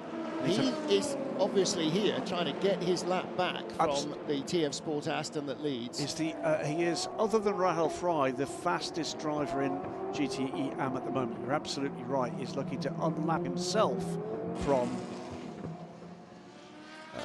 Chavez. And again, for Enrique Chavez, this is not the battle you're looking for. If the Iron Lynx Ferrari comes calling, let him go. You saw the second AF Corsa Ferrari there, just running out really quite wide in corner 5 as we watch the leader, Alessandro Pierguidi. Yeah, that was Fuoco, wasn't it? Yeah. Antonio Fuoco running wide on the exit of turn 6, and you've got to be going careful. Around somebody, I didn't quite... Yeah. Got to be careful of those track limits on that case. That's one of the corners they are definitely looking at. Looking at all of them, but it's 54 Ferrari that he was going around. But I didn't expect this today. The Ferraris to have the legs on all of the competition in race trim. I know it was always going to be close in qualifying, but I just expected the Porsche would be the one to remain the fastest throughout this weekend. Yep. They topped, I think it was all of the practice sessions. Certainly FP3, and then qualifying, they looked like they were the team to beat. Came to the race today, and that has absolutely faded. I think a lot of it's down to the tyre deck. They probably had that one lap performance, which makes it look shiny on the lap times in any session, but when they're at the top of the timesheets. But in the race, you need that balance. You need the car to be kinder on its tyre, and the Ferrari looks like it's done that better than most today. The Corvette, I think, is up there as well, but too many penalties have come their way. Antonio Fuoco was going around the outside of the 83 AF Corsa LMP2 car. Louise Beckett down on pit road. Louise, what do you know? Well, just an update for the 94 Peugeot. track and see. They haven't got an answer for me at the moment, but they're going to see how it runs, and then they're going to either talk to us or bring it back in. So that's the situation for 94 quarters now. All right, good news, thank you very much. That car has now lost another lap and has dropped from 22nd to 33rd. So they have still got work to do. 92 Porsche, third in the GTE Pro class. Michael Christensen is up. Okay, good job so far. Tyres from Kevin look a lot better than the first stint. We're keeping the option open in this stint to go strategy Delta on this one, and then 4 at the end.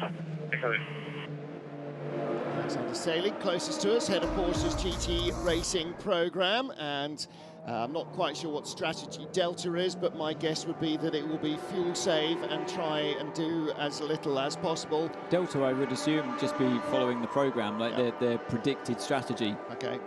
Which suggests that they've been out of that so far this race. Maybe they have been on fuel saving so far, and now they're happy to go for, you know, to stay on Delta, stay neutral basically. Patrick Lindsay just stopping for Dempsey Proton as the Corvette continues to work its way through the field. Tommy Milner, 5th in GT Pro.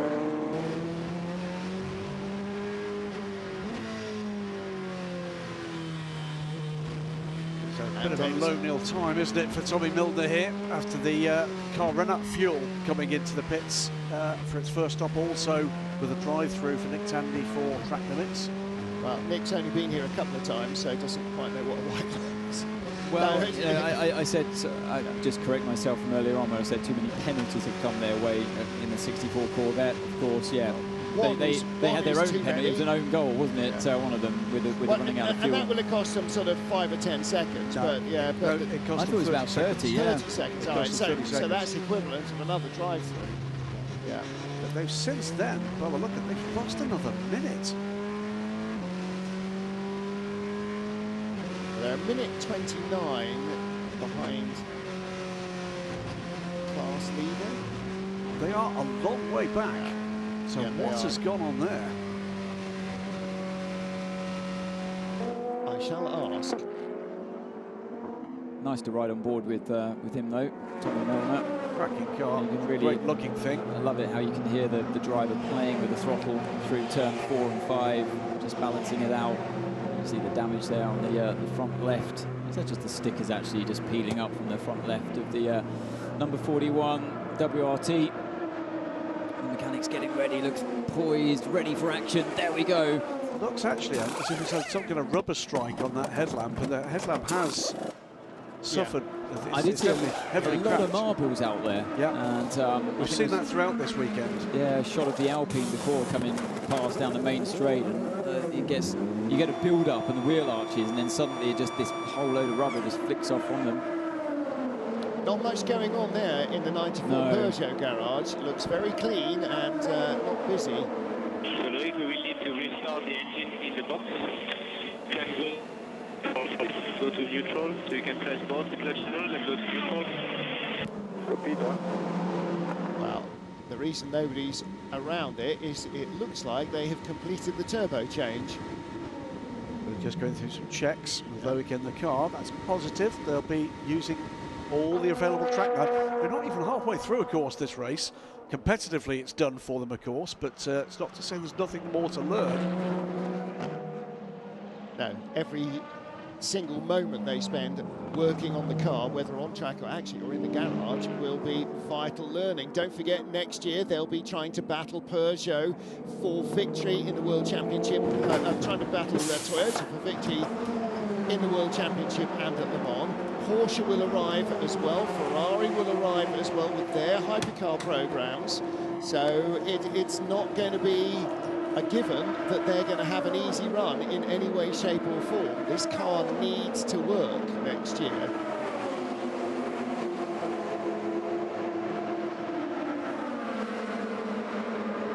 There's a big prize to be earned next year. Just the FIA World Endurance Championship, World Championship, but also what I think one of the biggest races in history, that is the centenary race for the Le Mans 24 Hours. Yep. And they were, every single kilometre they've put up the wheels of this car will help them in that battle, and there will be others in that fight that will be further back in the development programme. Painful Nice this to see might it. be. Yeah, nice to see 94 back out there. That was a remarkably fast turbo change, but in any race, and included an endurance race, you don't want to be stopping the car for unnecessary changes. You just want to be putting fuel in it and changing those tyres, not any turbo change. I think hopefully it was just an anomaly. We haven't heard of this kind of weakness in the package before down at Peugeot from any of the drivers or the team in the testing that they've done. We didn't see it in Monza. But yeah, one of those unfortunate things. But you can just see how they're still approaching the weekends as a test session, rather than being in the thick of the fight. But we saw glimpses of it in both Monza, but more so here. Yeah. And you know, it's so important. They're proving why it's so important, not just to test, to actually be out there racing. That's why they've joined so late on in the championship. Yeah, they've got to be out there racing. Testing is one thing. Racing is a whole different kettle of fish. This is WRT, car number 31, leading in LMP2. Just talked a little bit about the Corvette racing team. They're in 5th place in GT Pro. Tommy Milner is driving. Louise Beckett is with his teammate Nick Tandy. We suck. Nick Tandy is not a happy man. He's smiling right now, but it's not been your day at all, has it? You've had track limits, running out of fuel, you've had it all going on. I didn't hear what you said, Louise, but our day is not going very well, no. I mean, it didn't look so bad at the beginning, but I think the guys at the front in Pro were just kind of controlling what was going on, and in the end, looking after the tyres and stuff. And the problem we had in practice, we weren't particularly fast, so we spent a lot of time looking for performance in practice. Never did any sort of long runs, and we ended up in the second stint on the right side tyres, and 10 laps in, and we hadn't got a lot of rubber left. Yeah, I mean, the whole track limits and drive-through stuff, I still don't understand, because, you know, I literally don't know where I'm off track, but I think I'm not probably the only one. I guess it's the way the rules are, but yeah, we can't win every race. We can't have good weekends every weekend, but yeah, for sure, this race hasn't gone so good so far. But we'll be back. A lot to learn from this one. Yeah, exactly. I mean, Fuji is a very different kind of type of circuit to ones that we've been to so far. Even in WEC this year, the track surface is different. There's a lot of kind of long, tightening corners, which we know doesn't suit our car very well. But yeah, it's learning how to, you know, what to bring to the track for a start. For sure, if we came back, we'd have the experience to know that, you know, we really need to look after the right side tyres, not just the lefts. But yeah, I'm looking forward to a good race between the Ferraris at the front, because I think it'll just be the pair of them. All right, thank you. Yeah, you can hear it, can't you, in the Little voice bit despondent. there? Yeah, despondent. He doesn't. I can tell he doesn't agree with the track limits. We don't like talking about track limits. I hated it as a driver as well. You know what? I blame the circuits. I really do, because there should be a definite edge to the track, and it's too hard just to rely on a white line. Sometimes the curbs are just painted on as well, on a bit of tarmac. And only from experience, I can say I always preferred when there was either grass or gravel. You knew where you were at, or a wall. There's a psychological difference when you're in the car and you don't see any of those when it's just a white line. It's too tempting to run over, you know, and it's the challenge also of having a definite edge to the racetrack means that the better drivers shine through. Yeah. When you're unaware, like he was just saying, that you've been off the track by a couple of centimetres, you don't even know which corner you've done it at, because the game is really to use as much of the racetrack as possible. That's the fastest way to get around it. And I don't like talking about it. And the tracks we go to where there is a definite edge, we don't talk about it. Like Spa now, they've brought back gravel, brilliant. And we didn't talk about it when we were there this year. The only other counterpoint to that is that tracks don't earn their living out of professional racing. they earn their living out of being open all the other days of the year when they've got corporate drives, when they've got road car drivers, they've got track days, and that's when gravel traps are a big hindrance, because there are people like me who can't drive a car quickly but like to try, and where all these tarmac runoff areas are, you can save yourself and the day doesn't stop. But they never speak to drivers. This is the problem. They never speak to drivers who know what to do with track limits. So exit of turn 6 here, I know all it needs is a metre of grass on the outside, not a painted bit of tarmac and then a whole load of runoff tarmac. Just put a metre of grass like you will see on the run down towards turn 10 on the outside. That's your deterrent. It's not nice when you run over it, as the 31's losing a bit of time here, being pulled back. It's one of those unfortunate situations when you're behind a GT car in the pits, and that's going to gain the Joe to 28 some time back. But yeah, they think they know better, and that's part of the problem. Just speak to some experienced drivers. Like here, look, on the outside of the track, the right-hand side, brilliant. You've done it there on a slow-speed corner. Yeah. Do it on a fast corner like turn 3 as well. Silverstone, turn 1, Abbey. There's a bit of grass on the outside before tarmac and then gravel. It's safe, there's a deterrent, it's brilliant. Yep. And they don't look at what other tracks do, and they don't speak to drivers, and it just, it's so annoying for me. It's like, when I rule the world. What it needs is a professional driver, maybe someone who's been a world champion, to actually have a voice or a microphone. Hang on a minute. We're coming through the LMP2 pit stop cycle at the moment, so things are about to settle back in there.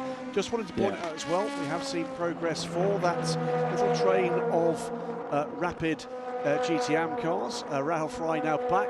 She's up into 3rd position. Nikki Team a couple of seconds back, and she's now right with Satoshi Yoshino for 2nd place in the class. And I'll reiterate that with the bronze driver time burned for both the lead car 33, as a 93 is on pit lane, they've survived the undelayed Peugeot, and the 85 Iron Dames car, they have burned their entire bronze driver time.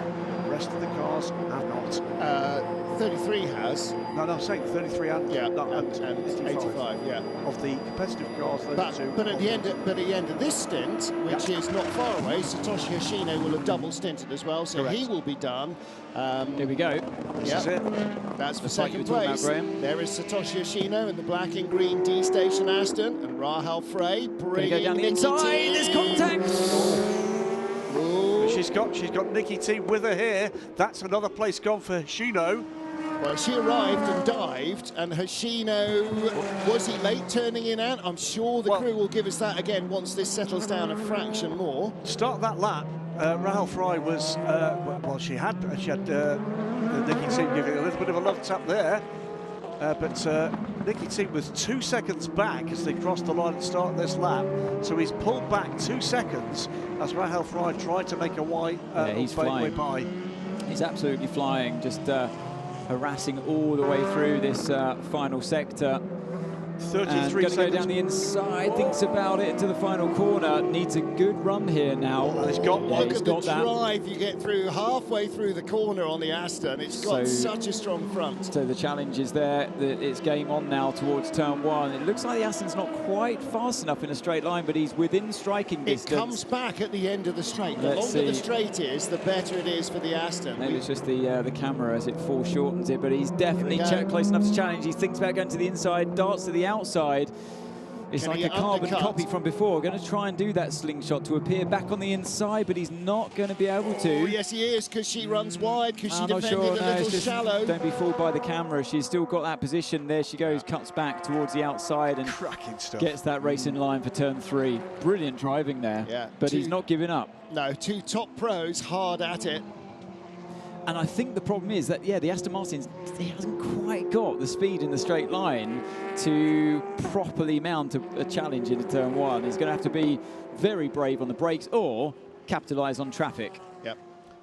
This pair, by the way, 33 seconds back from the lead car in the hands of Enrique Chavez, the 33 TF Sport car.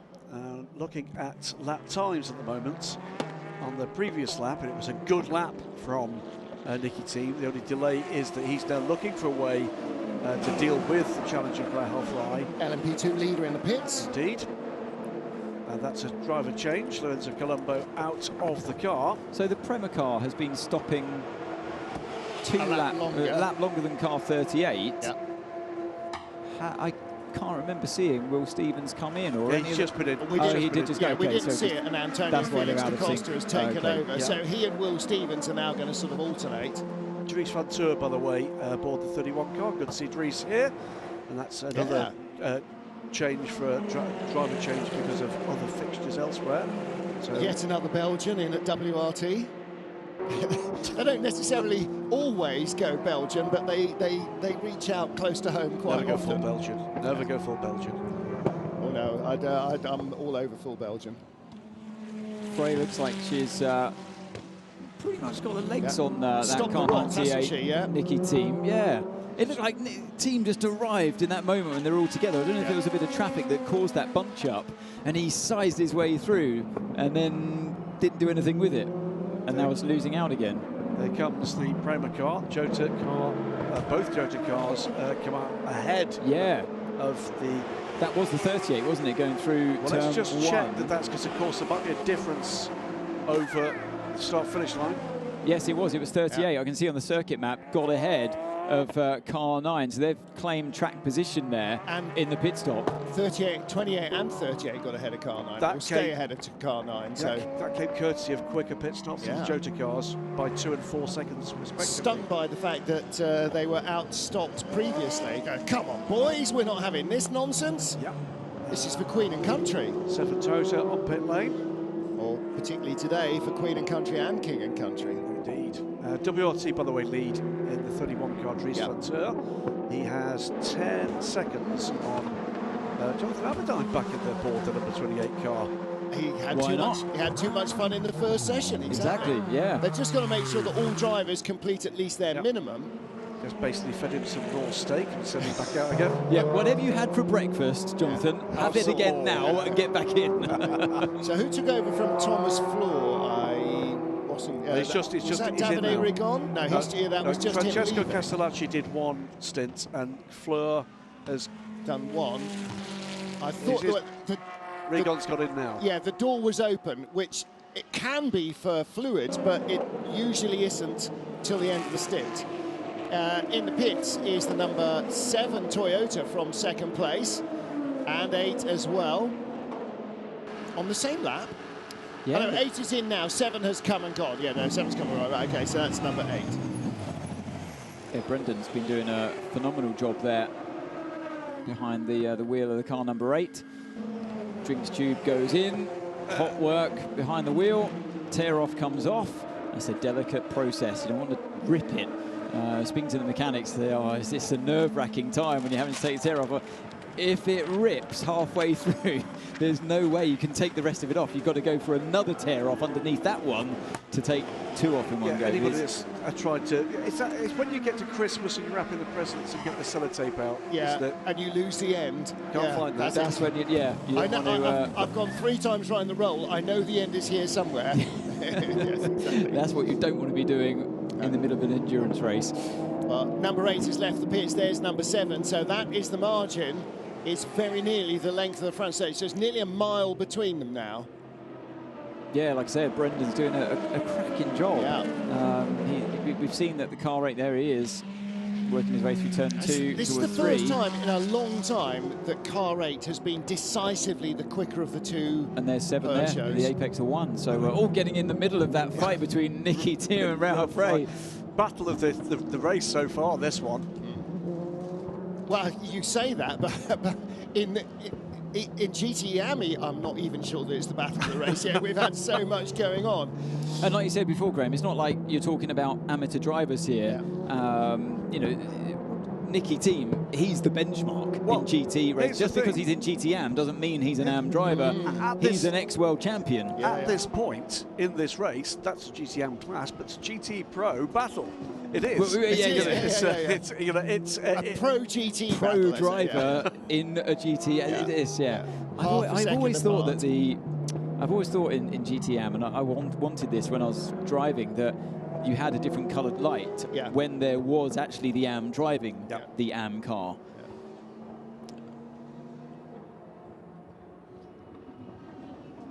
So 3 hours in, 3 hours down here at Fuji, and there is how they all stand.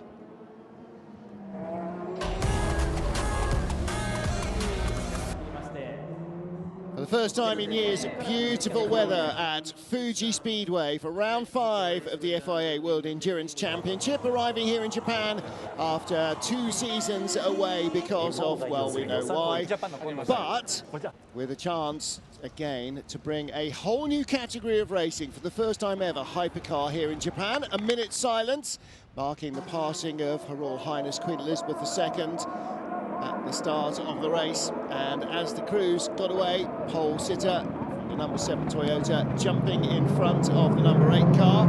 Toyota looking out the front row of the grid at Fuji Speedway that Toyota owns. In LMP2, all arms and elbows right from the very start. And towards the tail of the field, big mistake from the Algarve Pro driver, clattering into the 28 Jota car and leaving it last. Aston Martins from the back of the grid, starting with their pro drivers, moving up to make an Aston 1, 2, 3. Porsche and Ferrari battling for the lead in GTE Pro, but as the second stint developed, Porsche's tyres not holding up well. In the GTE AM class, the early leader Sarah Bovey in the pink Iron Dames Ferrari was caught and passed by all 3 Aston Martins. Contact between the number 10 Vector Sport car and the 54 Ferrari cost the Vector car half a dozen places in LMP2, and Ferrari continued its resurgence in this race, grabbing the lead from the 92 Porsche after the 91 car had exceeded track limits and was handed a drive-through penalty following in from the Corvette. The Algarve Pro car returning to the track 20 so laps after its first lap incident, and Ferrari grabbing the top 2 spots in the GTE Pro class around the 2-hour mark.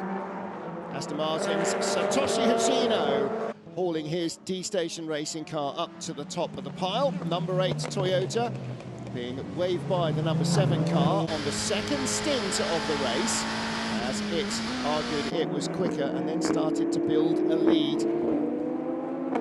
Aston Martin's still battling at the head of the GTE AM class, and the number 94 Peugeot struggling with a turbocharger problem. It's lost a handful of laps, is now 13 laps behind the leaders. WRT leading in LMP2, AF Corsa in GTE Pro, TF Sport in GTE AM, and the number 8 Toyota out front all over. And trouble for GR Racing, that's a big issue for the car. It's completely stationary. Mike Wainwright, there's damage. Where's he gone off? Is there damage? Is that left rear wheel not in the right position? Down. Yeah, exit of turn 15, put up in the corner, and he stopped in the middle of the last corner. Oof. And I think this could be a safety car. You can get the car. Oh, he's got it moving. Yeah, he has got it moving. Now, if he can move before our race director has to throw the safety car, then everybody will be very happy. Yeah, they were good to wait there. 2016, the last dry race, ran fully green, i.e. no slow zones, no safety cars, and remains the record distance for a WEC race. Mike is going to bring this car in. Yep. And this had been, for some time by the way, the leading Porsche in the class. So it's dropped back, and that's obviously cost them dearly. It's definitely dropped them back, hasn't it? Yeah, it looks like it could have been an electronics issue. When you see a car just stop like that... We didn't notify it, but this car has lost 4 laps to the GTE AM class leaders. So at some stage, it has been stationary much longer than it did alter.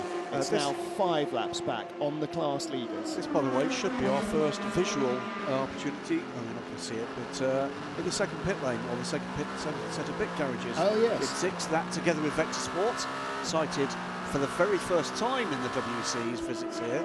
We extend beyond the normal pit garages, and that's because it's a record entry here for the FIA World Endurance Championship. So if we extend them this year, then what happens next year when we've got 3 new teams? Well, there are more garages further down. We're only using the first 3 of what I think are about another 8 garages beyond the main pits. There you are. Oh, there yeah, are single-story garages. Yeah, the others have got circuit equipment in and race school cars and all sorts of various different things. But here is GR back in the pit lane again. And yes, in the garage next door is where all the audio equipment is kept. And again, another tribute to Her Majesty the Queen on the rear wing of the GR team, another of our British crews.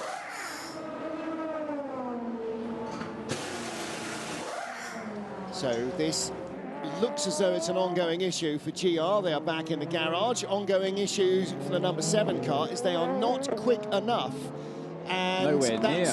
Yeah, and that's a real question mark, because I can't remember a time where 2 Toyota crews have been so far apart without one having had a visible issue. I wondered if it was just Kobayashi, you know, that second stint, had he not looked after the right-hand tyres. We know they changed the left-hand side. Had he not just looked after the right-hand tyres, but now Jose Maria Lopez behind the wheel, 2 completely different drivers, because Brendan's in the car 8. That gap's gone up to 18 seconds. Yeah. When he jumped in, it was up to 4 or 5 after Buemi and Kobayashi had come in. He's now up to 18, so there must be an issue there with car number 7. Not a massive issue, because it's not, but it is consistently 0.3 to 0.5 of a second a lap behind. And that's not good news. Now then, Antonio Fuoco, right behind Alessandro Pierguidi. Do you think there is a similar "let me by, I'm fast"? Well, different teams will play it differently, and Toyota have always been pretty strict and with a definite format. Yeah. A protocol, I should say, in how they play it with their drivers when they're fighting on track. They've had, in a way, that luxury of not having much competition over the last couple of years to really perfect that and experience that an awful lot of time. But in GTE Pro, as we're seeing here, well, we're going to see less now, aren't we? Yeah, we're going to see we'll find now. out. Should say, by the way, we said that the first sub-133 lap had gone to Jonathan Aberdeen in LMP2. He's just done it again. 133.678 there now. That is a phenomenal lap from the South African. He's absolutely flying today. I told you that's why he was back in, because he had so much fun. They can't keep him out of the car. I mean, they're looking at that number 28 car now, Jota, going, right, these guys have got what it takes to win this race. Well, so let's load it for bear and let's go hunting. Well, to give you a yardstick for that, behind him, 11 seconds behind him, the 38 car is Antonio Felix da Costa, a man with no little form in LMP2, and the previous lap he did a 133.0. So at the moment, on a clear lap, that 28 car has managed something more than 3/10 quicker. Well, Felix da Costa himself polled it, didn't he, by over 3/10 of a second over the rest of the field. So yeah, he's no slouch around this circuit. But yeah, this fight continues here. This is great. So I can't remember, was it one of the Porsche drivers? I know it was Nick Tandy saying he's looking forward to seeing the fight between the 2 Ferraris. Yeah. And this is it. Let's hear from Louise Beckett in the pit lane. Louise? Just heading down to the 86 GR Racing, and it's a gearbox issue for Mike Wainwright. It's stuck in gear, so it's a mechanical issue. They don't know all of the...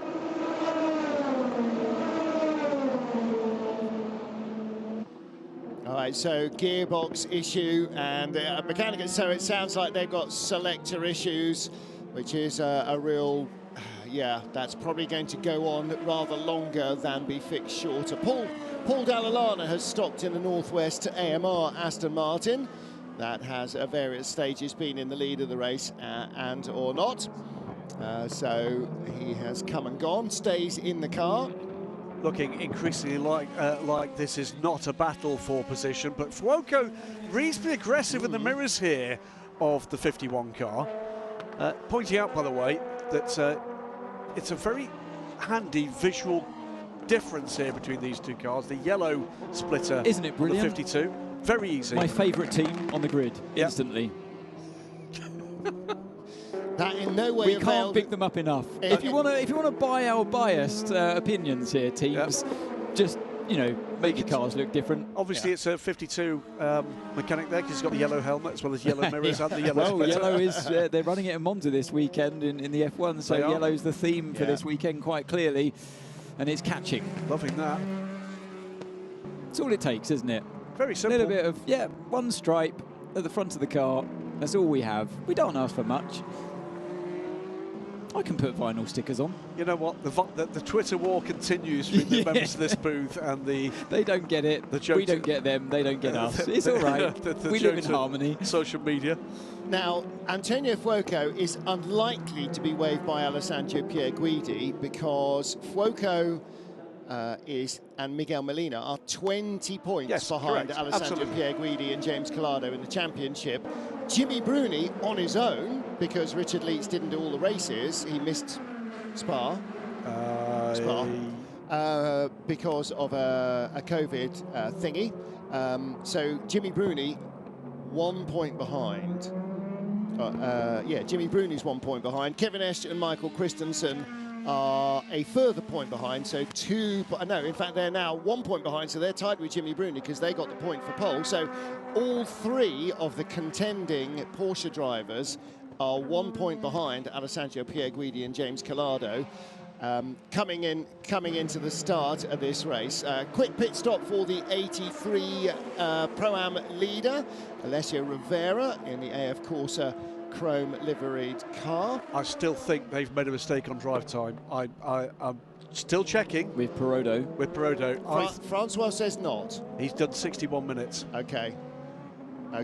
In that case. And he needs an hour and 15, unless there's been a change that's not been communicated to us. Or for it to be rained off so that minimum drive times no longer apply, as happened in 2017. Let's hear from Louis Beckett in the pit lanes. What do you know? Well, when I spoke to Francois, he was completely calm about it. He didn't even think it was an issue in any way whatsoever. He's like, no, I've done my time. So the pit stop was in sequence. We might just have to get you to go and check with a friendly team manager what the minimum drive time is, if it's not 75 minutes, which we sort of thought it was. Well, the regulations say it is. That can change, and has changed previously in session. I think it's 60 minutes in the LMS. Which he also does. That would be Orcs, definitely. Because if he has to get in for a quarter of an hour, series. he's going to have to do a whole stint. Or yes, because he did do a short. And and the other thing of it is, he did a short stint. So although his driver time might be over, it's adding a pit stop as well. That's the problem. The problem is that's why I'm not getting it. He stopped basically clearly with the intention of stopping at an hour. Yep. And I've been trying since that point to find any reference to a change to the regulations which say 75 minutes. Yeah, all right, well, that will play itself out. We have already passed the halfway mark. 3¼ hours of the 6 Hours of Fuji has already elapsed.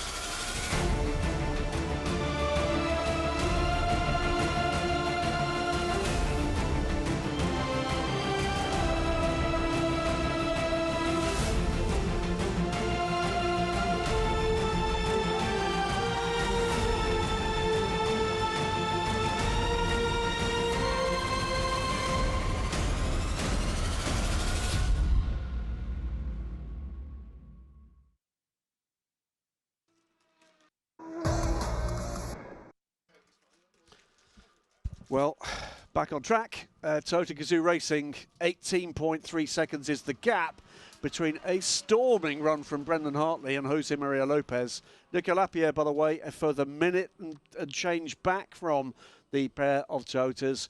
And then we go a further 48 seconds back to the undelayed 93 car. 94, of course, with that turbo problem way down the field. 34th position now, the car in the hands of Rohit Deval, but they'll be picking up all the clues they can about what else they can unlock at Davidson from these Peugeots. Good to see, though, that 94 car was able to get out there and race. And tussles out there with the Alpine for a while. Great stuff from James Roster at the start of the race. Still, though, think a strategic error from Peugeot not letting him go at the start. Yeah, they're learning as they go, aren't they? It's quite clear to see the difference between the way Toyota operate, not just in terms of how the car is and how the drivers communicate within the team, but the way that the team go about their racing. You know, there's such a well-oiled machine at Toyota these days. They've been at it a long time, 10 years since the birth, or the rebirth of the World Endurance Championship, and they've been there from the inception. So, you know, it's clear to see that they're the team to beat. But I think Peugeot will be learning lessons hand over fist, and I think they've learned a valuable one here today in Fuji, that you can't double stint the tyres, especially at the start of the race, because the front left will take too much damage. We saw the Toyotas change the left-hand side in the very first pit stop, and it paid dividends. And also, if your driver behind the car in front says, you know what, I think I'm a little bit faster actually, just give them a chance to see what they can do in free air. They didn't get the subtext of his messages about the poor performance of the car in front at all. And that's the relationship. Like, you know, we know what to expect when Seb Buemi comes on the radio. And also the team now know every single driver within that operation. And when they say something, they pick up on little clues in their messages. They read between the lines. And I feel like Peugeot didn't read what Rossiter was actually trying to say. I think you're probably right. I'm Davis, by the way, lead for the moment. They owe us a pit stop because we've got both TF Sport and D-Station Racing on pit lane. Well, this will be the in-lap, won't it, for Rahel Frey at the end of her first stint. Driver change, Satoshi Hoshino has completed his minimum time in the car, so he is getting out. And good stuff from him, by the way. Excellent stint from Satoshi Hoshino. Didn't see an error there at all in that double stint. Seem to think back in 2019, the last time we raced, he had a really strong run here as well. You saw the TF Sport car go out with Enrique Chavez still at the wheel, and I was just going to say, I've been massively impressed here by Rahel Frey. We see on our screen now, keeping behind Nicky Thiem, who is one of the stalwarts of GTE in the pro category.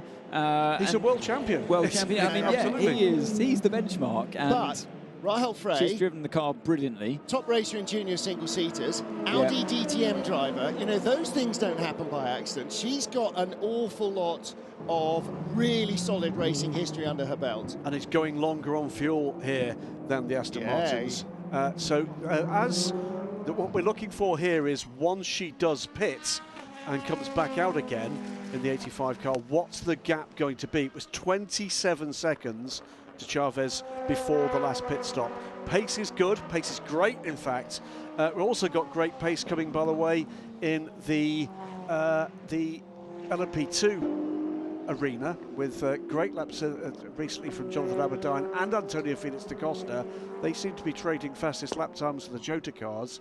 How is their progress going against Dries van Toor? The gap down to 4 seconds now, Jonathan Aberdeen. Da Costa and a further 13 seconds back. Well, Da Costa, sorry to butt in there, Graham, I looked a few laps ago, was 11 seconds behind Aberdeen. Aberdeen is pulling away from Antonio Felix da Costa. He is, I don't know what he's done for this circuit. He is flying today. He's had Saki in his cornflakes, hasn't he? That's what it is. You know what great he's done? Stuff. What's he done? He got some cereal from Family Mart. Don't go to Mart. Family Mart. Really? You know, okay. that's I've heard that's the right thing to do when you're in Japan. None of your 7-Eleven nonsense for him. Don't want rice for breakfast. Iron Dames leading. This, though, must be the in-lap. Surely. Does she peel towards the pit? She does. Rahel Frey comes in. So this is her first stint that's ending in this car, yes? So the fight should continue. Will stay in. Yeah, the fight should therefore continue if Nicky Thiem has already been in. It's now Paul Dell'Olana behind the wheel of the 98. So they've had a driver change. Because he hadn't done, he did a single stint. It's been single stints for the Northwest AMR. Remember, they started with David Pittard. Paul then got in, then Nicky, and now Paul will complete his driver time. And then it'll be Nicky and David for the remaining. It is a driver change. Oh, it's a driver change. All right. So Michelle Gatting gets in. Well, maybe this is the way they're going to do it. Keep these two girls fresh. Single stint the drivers to the end now. That was a fighting drive from Rahel Frey. One of the best I've seen of late. From her, and again, what a performance that car is having yet again. That that trio have been within a hair's breadth of victory in the European Le Mans Series a number of times, only to have Lady Luck just go, I don't think so. Everything short of a meteorite basically thrown at them is astonishing. In the last 15 minutes of the race, a couple of times in a 4-hour race. So 6 hours for them is barely more than they do normally. So again, you know, they are really in a position to be able to win the race here. This is the 54 in the hands of Davide Rigon, tussling away here with Charlie Fagg in the 777 D-Station racing car. And again, in a Ferrari, factory Ferrari driver, could easily be part of their hypercar program next year, Davide Rigon. No question about that. He's quick enough. And Charlie Fagg will do very well here to hang on in the D-Station Aston. We know that the car has got good balance, it's got good performance, but Rigon brings an extra sparkle of Eiffel dust to that AF Corsa car. Through goes the 31 car that leads, that's WRT's Dries van Toor. Well, we're going to see in the background here then the Jota car, because it's closing on the 31, as Davide Rigon does the same. There is the Jota car. Jonathan Aberdeen. Goes to the inside, goes to the outside, tries to again do the cut back here with the 777 car. Who's going to be the stronger off the turn? 777's got it made there. The Placed it in all Ferrari, the right places there, didn't he? the Ferrari comes Fagg. off the corner better, but can't because the Aston's in the way. Yeah. So having the Aston in front actually really hurts Rigon off the corners, Well, where it's a stronger car. I think where Rigon might attack in a different way next lap around, if he has the chance, is to go down the inside into turn one. He's got the speed in the straight line. Yeah, Aberline's going to be through. Yep. And that's where it's one of those moments where you see as the LMP2 coming up, you see the orange number plate. Yes. It's one tiring stint there. Look, you know, this is the hottest race here since 2016. So he's got good reason to be proud of that. Yeah, right. That was, I think, it was a good stint for him. It was. Yeah. The best stint I've seen. Of course, you'd expect it here, but we've seen a couple of very strong stints this year from Satoshi Ishino. I was just going to say that when you come up behind as the faster driver, or the faster car behind the orange number plates of the GT AM cars, you don't know who's at the wheel. You don't know whether the driver is likely to turn in on you or not, as there's the move down the inside, and for the final corner it's going to be neck and neck, a drag race down the main straight. And the Aston Martin just hangs on but drives completely off the track. I'm not sure how the stewards are going to look at that one. I think he's going to have to give up the place here. He's going to do it anyway because the Ferrari's got the straight line speed, but giving himself the inside line to turn one. Rigon's got the inside. He's on the line that he wants to be on. Couldn't make it stick last time, but does this time around. And yeah, when you put the car down the inside of a GT AM, and you know that it's a pro, I would often ask who's at the wheel. And they would tell you it's a pro driver. You'd put more trust in them to send one down the inside, like we saw John Aberdeen do into turn 6. And you've got to have all the knowledge you can possibly have at your disposal when you're racing a car. Absolutely. So that's another factor, isn't it? You know, if you're closing on somebody, who is it? Who is it? Or if somebody's closing on you, you know, who is it? Who is it? Am I going to expect some wild lunge from the middle of nowhere? If they tell me, or if they tell any driver that it's their lowest grade driver at the wheel at the moment, it's like when you see an L plate on the road. Yep. You have to give them more margin. Yeah. You pick and choose. You'll wait half a lap for the straight rather than have a lunge. Look at Aberdeen squirreling off the corner there in that tight right-left chicane. I mean, that really is. It's completely different in nature, this final sector, to the whole of the rest of the track. We always say that about Sector 2 in Spa, it's more technical, but it's not that much different to the rest of Spa. It's just got piff-paff in, which is sort of the tighter bit. Here, Sector 3 is just like the circuit designer had a massive sneezing fit. The paint's gone all over the place, and then he's finally joined it up to the beginning of the straight again. Some drivers find this track incredibly frustrating. They really don't like the place, but you know, I always enjoyed it. It's that challenge. But you know, you get a great long straight, and then this section here, this sweeps and it flows. Yeah, absolutely, and it's quick and it's downhill. And then you've got a couple of big, you know, key stopping areas. But you knew this bit wasn't the hard bit of the track. Yeah. You knew it was waiting for you, all of that last sector. You've had your fun, right, now you're going to have to work. Because the car doesn't feel good around all those off-camber corners as you work the way up the hill. But it's kind of like any idiot can go fast downhill. Now let's see what you've got. Anyone can roll their sleeves up and get stuck in a brave corner at high speed, but when it comes to the technical skill of having the discipline to slow the car, like we heard from Sebastian Buemi earlier on. Hold the car on the brakes. That's what you need to do to get the front end in this Toyota, especially. Hold the car on the brakes, be patient with it, and don't try and hustle it too much. And that is really a game of two halves, this track. So is he saying you need to get on earlier and bleed it off more as you try and roll into the apex, or is he saying you need to carry more trail braking into the corner?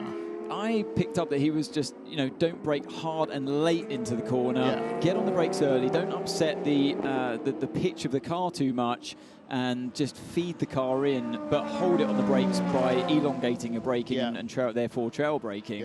So like a corner like this one at turn 10, don't be a hero on the brakes. Don't outbrake yourself and run out wide. You're going to put too much force through the front left tyre.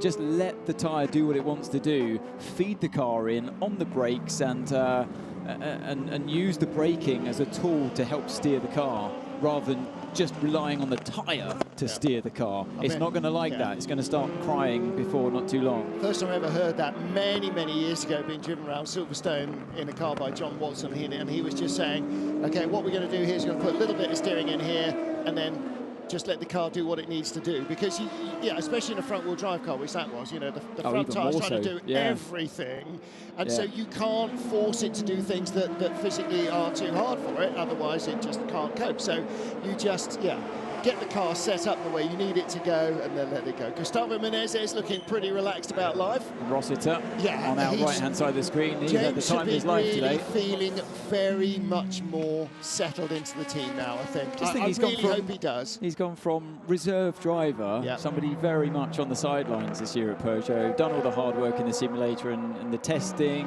and he's just been rewarded with this opportunity. Now he's walked the walk. Yeah, he Absolutely. really has. He's really shown, great. And a great opportunity for him. You know, if this was 5 races in and the pecking order was established, then it would be much harder to say, oh yeah, you had a really good time here, but of course you would because it's Fuji. Right now, he's painted himself right in on a level pegging with the other 2 drivers in the field. Yes, Loic's got more experience at World Championships and Le Mans wins. Yes, Gus has been around the championship a little bit longer. You know, right now, I'd see all 3 of them on a pretty level footing. Just to add, by the way, as we saw the Corvette coming in, as it has been the last couple of stints earlier than the competition, we'd said there was a 27-second gap between the leading TF Sport car and the Iron Dames before that last pit stop. That's 24 seconds now, and that was all gained in the pits. So it's 3 seconds quicker in the pits by the Iron Dames. Well, Richard Leeds has been warned about abusing track limits in the 91 Porsche, but let's get down to the Peugeot Sport Garage with Louise Beckett and hear from their head of powertrain. Francois Coudrin, tell us what the situation is with the 94. Obviously he's back out now and he seems to be running well, but what's the situation with the car? Yeah, the car had a problem with oil leakage on the low pressure circuit. We identified it on the datas. When the car comes in, we checked more and more the datas. Then we identified the leakage. We fixed it. We cleaned the car to avoid any fire in the car. And now everything working well. Unfortunately, we are very worried because it's the first time we had this issue. But now it's fixed and we hope it's working well for the end of the race. And is it a case of feedback or data that you're getting back to be able to, how are you monitoring it now it's back out on track?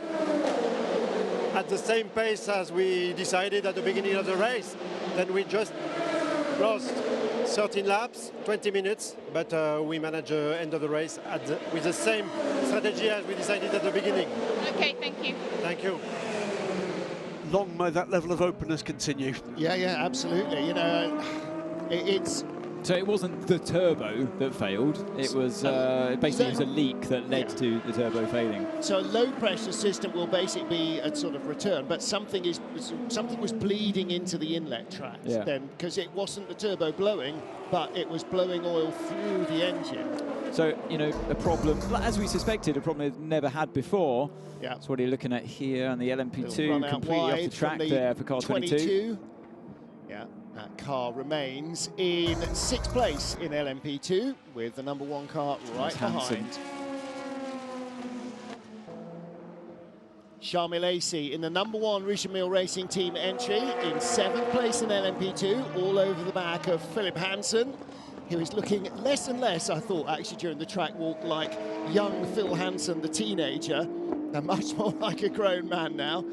So they make their way past the 77 Dempsey Proton car of Sebastian Priaulx. And that was good from Priaulx there. He saw, it's always difficult when you follow another car through on the inside of a GT. Gave him space, but now Milesi darts around left to right. Hansen's got it covered though into turn 10. Milesi hooks the car off a bit tighter on the exit of 10 to give himself a nice run through 11 and 12. Is he going to duck down the inside? Early. But I don't think Hansen's seen him and he's had to back out of it. That was a bit desperate. Big send. But it's not over yet. He's trying again into 15. He's going to have to be a bit more patient here and think about the run down towards the final corner, and that's going to set him up very nicely indeed. Cut back across, give yourself a good run onto the main straight. Now the action's going to surely come in towards turn 1. He's in the slipstream, dives into the pits. In the pits. That's why he was so desperate to get through in sector 3. Yeah, it was his in-lap. He didn't want to get held up. Sebastian Priaulx aided there. There's Gary Robertshaw, the head of engineering at United Autosports. Sebastian Priaulx, by the way, aided in giving these guys plenty of room by being 21 seconds behind the D-Station Aston. That's his closest opposition, so it's not like he had a massive battle on his hands. This will be a wash and brush up. Tyres on the apron.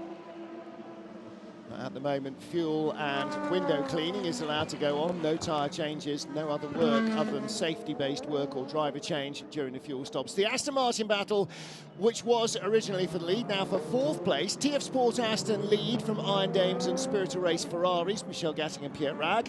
And then the AF Corsa 54 Ferrari, again having a really strong run. Davide Rigon ahead of these two Astons as Paul Dall'Anna is caught by Charlie Fagg in the D-Station car. Dall'Anna completing his driving time in this stint in the Northwest AMR car. It'll then be handed back for David Pittard and Nicky Thiem to have a play towards the end. Driver door open in the 28 car. Is he staying in? Aberdeen staying in. Wow, Doubles. Yeah, it'll be his 4th stint coming up. Now, what's the minimum that anybody else has to do? An hour. So he could actually end up doing 4 hours of this race. It won't be 2 double stints quite for it. Did he do a triple at the beginning, or is it double? No, he did a double at the beginning, yeah. So he's getting another double stint in, and why not? But only 2 men have driven a 28 car yet. Yes, through goes Charlie Fagg, follows the Toyota. And so often, and you know this from LMP2 as well, so often it's a quicker car that actually beavers your rival offline and helps you get through. Yeah, exactly. I thought we were going to see a closer fight, to be honest. LMP2 pit stops underway. 28 Jota car is out of the pit lane. 23 and 22 are in for United. And the Richemille Racing Team, no driver change for Charles Lacey. He stayed in as well. Jonathan Aberdeen. Again, they're going to need a stick of dynamite to get him out of the car. He's having far too much fun. In comes the race leader, Dries van Toor, end of his first stint for WRT, the number 31 car leading here. They were 3rd fastest in qualifying, but the 3rd fastest lap they didn't count. And they're going to have, I think, a clean run this time, and as the GT pops its nose in front, I think they're out of sync this time with the GTs. Remember, last time around we had Robin Fryns in the pits and they had to do the pullback. That lost them quite a bit of time there, at least 3 to 4 seconds worth, I'd have to say. The Goodyear tyre man having a look at the tyres. They seem to be in pretty decent shape. Yep, the thumbs up. Lets the team know on the pit wall that all looks good. Now, there were tyre men standing by. We're going to see left sides only. Or is this just going to keep them on? Only. Well, the thing is, as the track continues to rubber in, we're just hearing from Louise in our ears that it was just the fuel as expected. And as the circuit continues to rubber in, quite often you can afford to leave your cars out and you don't have to rely on putting or siding the tyres, putting a fresh set on just the left-hand side or the right-hand side. The track gives more grip and the car responds well to that. Antonio Felix da Costa, who has recently been announced as a Porsche driver in Formula E, his other day job. Of course, will stay with Jota, you assume, to become a Porsche driver next year in WEC. Interesting view for him then of the Peugeot. Look at the way the Peugeot does not get away in the medium speed stuff, even over the LMP2 car. It's only when it can stretch its legs down the straight that it rockets away. Yeah, so that's the 94 Peugeot in front of him. And they're slowly starting to work their way through the field in the GTE AM category. You can see on my screen now down in 30th position, midway up the GTE class. And Antonio Felix Costa, the pole man, now about to put a lap on Ferdinand Habsburg in the 41 real team by WRT car that qualified third on the grid, as in comes Miguel Molina. No, it's not Molina now, is it? It's Antonio Fuoco from second in GTE Pro. So he's the first to break for the border, isn't he, in terms of this round? And this is an interesting pit stop cycle. Why? Because if there's any gain here by the 52, they'll take the lead. Yes. And actually, for the 51 car, that doesn't matter right now, because if the 52 is in front and is opening the doors in traffic, not that the GT cars have to pass a lot of cars compared to a Hypercar and LMP2 car, but they do have to pass cars. And it can be easier if you've got your teammate in front running interference and giving you a slipstream and helping you save some fuel down the straight and possibly giving you a lap. So all of these things, I mean, the Corvette team for a while have been going, look at 51, they're trying to get a lap on the field. And that's exactly what having 52 in front and helping them save a bit of fuel down the straight, lap after lap after lap, will help them do. What often happens, well, I think, for the GT cars, when they're running in tandem, the cars overtaking give them a bit more of a wide berth, because you know they're fighting. Definitely, you can see the body language of the cars in front of you. You know that they're fighting, so you tread a bit more carefully. When you see just a single car in front, you might be a bit more, you know, a bit braver in how decisive you are in getting by. And if they're that close, you actually have to treat them as a truck rather than a car. You know, it's two cars that are solid. Well, they're more the gap unpredictable. Between, they would be zigging and zagging all over the place sometimes and trying to outdo each other on the brakes, and therefore you know they're not going to be looking in the mirrors at you coming up. So you know you have to give them more scope for moving around. So now 51 is in. Leader is in. That was a very quick stop as well for 52, by the way. Minute 15. Did they take tyres? Don't think so. No, we did see the tyres go on. We did or we didn't? I think we did see the tyres go on, yeah. Well, there are left side tyres waiting there as well.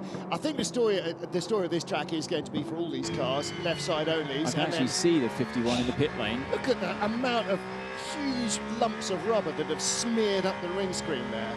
You know, those will sound like a bomb going off when they hit the windshield. That was a very big moth. There we go. So it's actually, the left-hand side as well. there were a couple of those flying around the hotel last night. Yeah, so it was. So it's both Ferraris have had just left-hand side, brand new tyres going on. Great stops, both cars there. They're in a very sweet spot, aren't they, Ferrari? They've had a very strong season so far.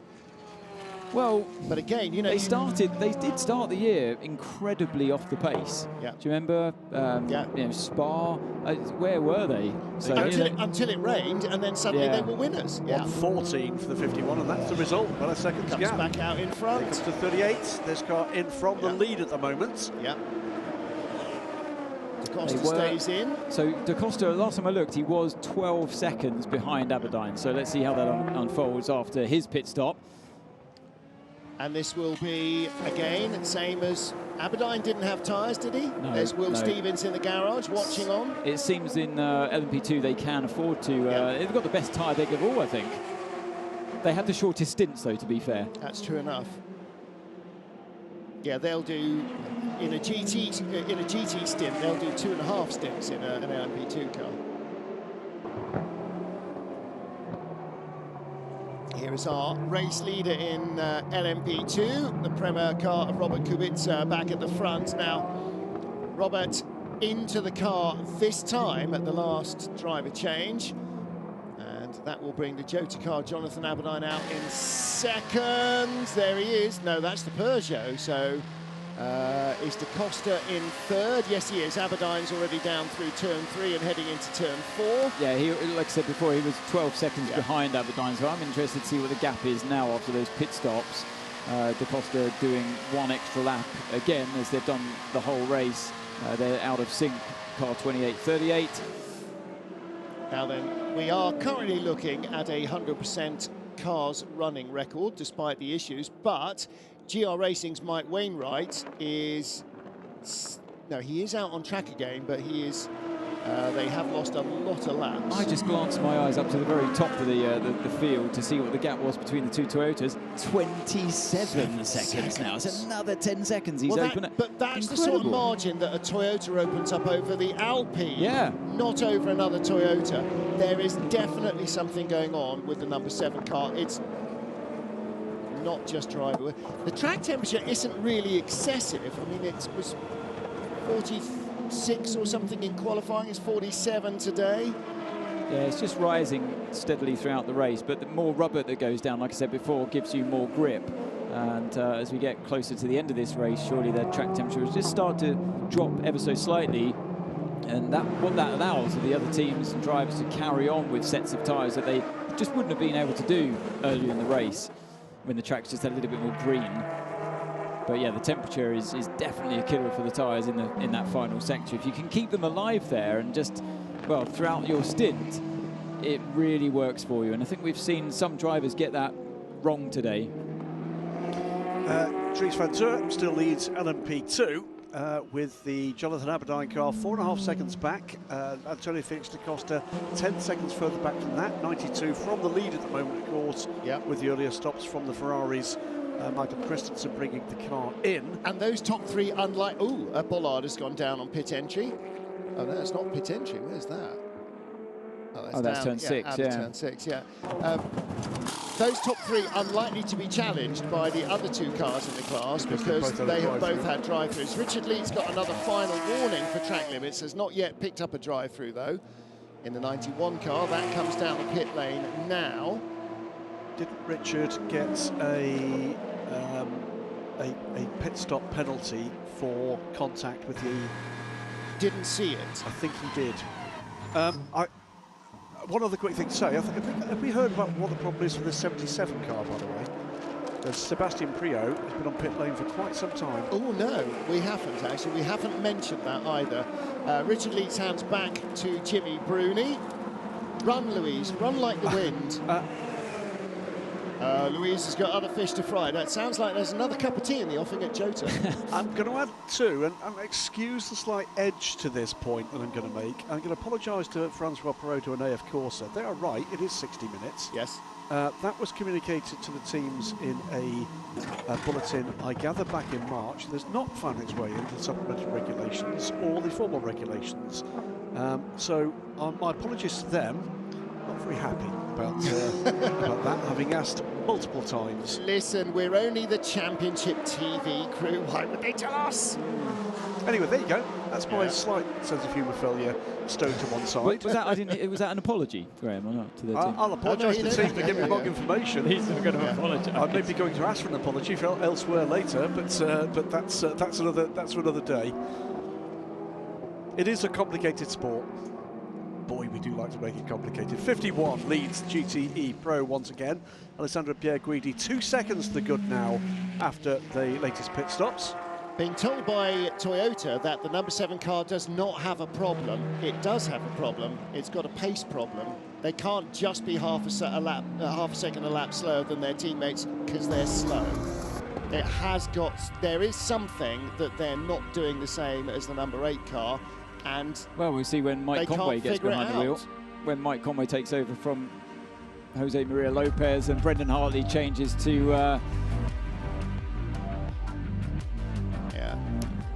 sorry, I'm just listening to Louise there. Yeah, team is saying it's a setup issue. Well, yeah, but like I said, when Conway gets behind the wheel, if all 3 drivers are slower than all of the other 3 drivers in car 8, you know it must be a setup issue. In which case, hang on a minute, Toyota are lucky at the moment that they are racing themselves. But if 8 has got a setup that works better than 7, why isn't 7 using that setup? Is it a secret? And if that's the way they're playing it now, do they change a habit of a lifetime next year when they're racing Porsche and Ferrari and Peugeot?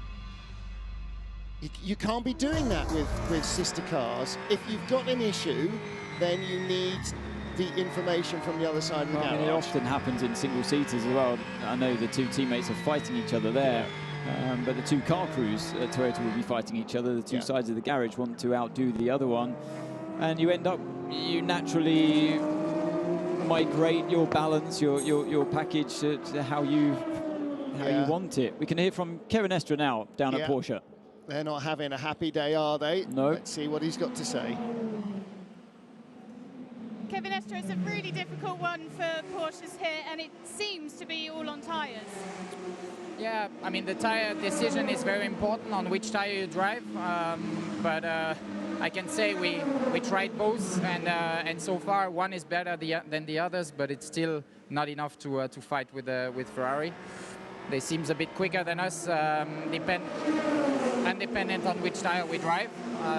So we'll see if we can get an advantage on strategy, or we need a bit of luck for sure. On our own pace, we can't pass them. Just explain to me what you were saying about how much advantage they're getting on you on tyre. Yeah, they are a bit quicker everywhere, really. I think we saw, I followed the 51 most of the first stint, and when I exit the last corner with a good exit, I still lose 2-3 car lengths throughout the straight. They come back a bit on braking, but then they gain on every straight, and they have a good car, and their tires are working well. So in the corners, we don't come back, and we lose in the straight. And this, all in all, makes a few tenths per lap, and and that's it. So not much we can do, really. Not so much for your car, but your sister car. Track limits has been a thing this weekend. They've been really hot on it. So why do you think on this track particularly that is an issue now? Well, all the exits of the corners, or the inside of the corner, is asphalt here. You don't have gravel like you have in Monza, like you have in Spa now. So we can use it with the GT. It's not going to hurt the car. So the limit is the white line, and not the curb, not the gravel. So, and it's very easy to just go a little bit over the limit and go over track limit, especially turn 3, which is a quick corner, blind on the exit, so you don't know exactly where you are until you touch the exit line. And the last corner is a very, with some flow, but with some slide, and second, third gear corner where it's easy to have a long slide and just go a bit too wide. So that's why, and I think they got so much track limit that it's very late for us. In the car, we get the info generally very late, and that's what happened in the first stint. So we just got the last warning all at once, you know. Normally we get track limit turn 15, okay, you know, oh, take care. But we got 2 or 3 track limit at the same time, and then it's very hard to react, and if you do a small mistake, you get a drive-through. All right, thank you. Thank you, Louise. That's well explained, actually. Yeah, from Kevin yeah, Estre. absolutely. That, you know, I think we mentioned it earlier on, how you're made aware by your team usually which corner straight away when you exceeded track limits, you're made aware. Okay, like you said, turn 15, you've gone wide. That's your first warning. Okay, got that. And as it goes on, you monitor your speed, and you tune that as you go, and you're aware of each warning that's adding up.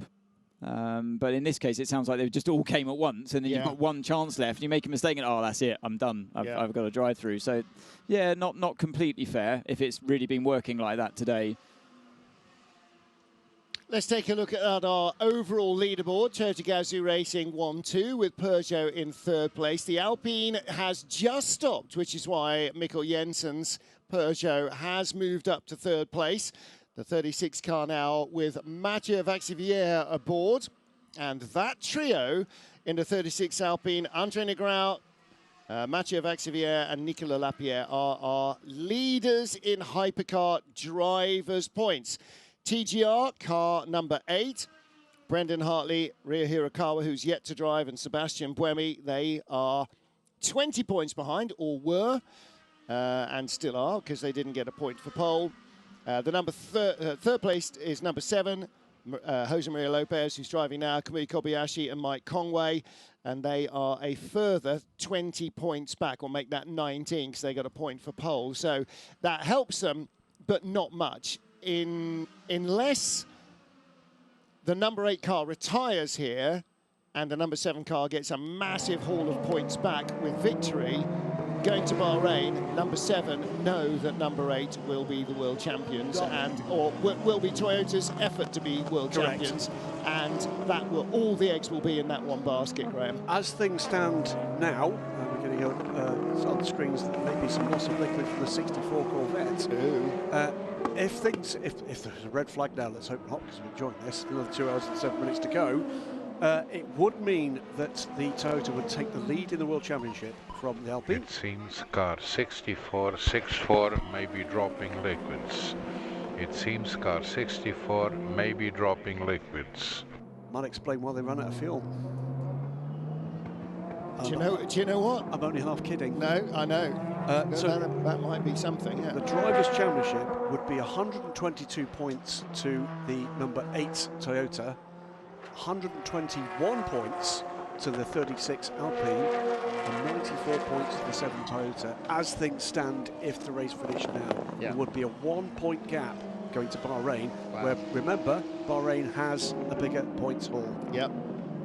That was with the 93 ahead of the Alpine, or the Alpine drivers ahead of the 93? With the Alpine in 3rd, where they are now again. Okay, yeah. I was going to say, if you had taken it from, as before the Peugeot pits, they were effectively not really in that position because they were yet to do the pit stop. So, there's no more that Alpine can do this race. There wouldn't be a difference because it's 6 hours. There's 10 points difference between 1st and 3rd, and the teams are 10 points apart. They would be exactly tied. Unless Alpine finish 2nd or 4th, they will be tied, which will be all bets are off, because then it will be number 8 versus the Alpine as they go into the final race, as Michel Gatting tries to hold off Pierre Rag for 2nd in GTE AM. Pierre Rag has been in the car before. Michel Gatting in her 2nd stint in this Iron Dames Ferrari, and again they have risen right back to the top of the pile very nearly. TF Sports still hold a half-minute advantage over this battle. So the number 33 TF Sport Aston that started on pole, Graham, has sort of got back in front and is maintaining that big advantage, and the battles behind it are certainly helping. It most certainly is. Pierre Rag all over the back here of the number 85 car as they put a lap on the 56 Team Project 1 car. Yep. Thinks about going down the inside in turn 3, but it's a difficult corner to do that. It's a bit too fast. Thinks better of it. Saw the yellow and blue Dempsey Proton car in the background. What a shocker Dempsey Proton are having. That car's been really nowhere or nowhere at all, and the 77 car has struggled for pace as well. Well, the 77 car is still in the garage. And is still in the garage, it's exactly right. GR Racing are back out. Mike Wainwright is driving, but has been given a final warning for track limits. There's your GTE AM leader, the TF Sport Aston of Enrique Chavez, and that's the other one. Yeah, that's the 93. It is 93. It's got to be the same problem, isn't it? It's even from the same side at the rear of the car there. Well, you can imagine not necessarily all of their systems are symmetrical, even though the engine is symmetrical. So they've never seen this problem before. For half an hour then. No. Well, maybe slightly less because they know what to do. They've already had a run through that that failure. Well, you heard about them checking data. The first thing they'll check is whether it's that. So they should be able to save significant amount of time here without the diagnostic checks, if you like. Yeah, going straight to the answer and see if the answer remains the same. Exactly right. And again, look, you see the yellow claws there on their lights. The other car comes in with white claws, or that sort of yellowy greeny colour. So that's their identification in the pit lane only, rather than out on track. But yeah, that helps Alpine because it means they have less to worry about from behind. It doesn't help them be any more reliable. It doesn't speed them up. It just means that there is less of a threat of them not going to Bahrain with a joint lead of the race, or of the points lead. Michel Gatting still hanging on here from Pierre Rag. Remember, this is, of course, a battle on track, but I'm pretty certain that the bronze driver in the 71 car still needs to do another stint, and we... which would be Christoph Ulrich.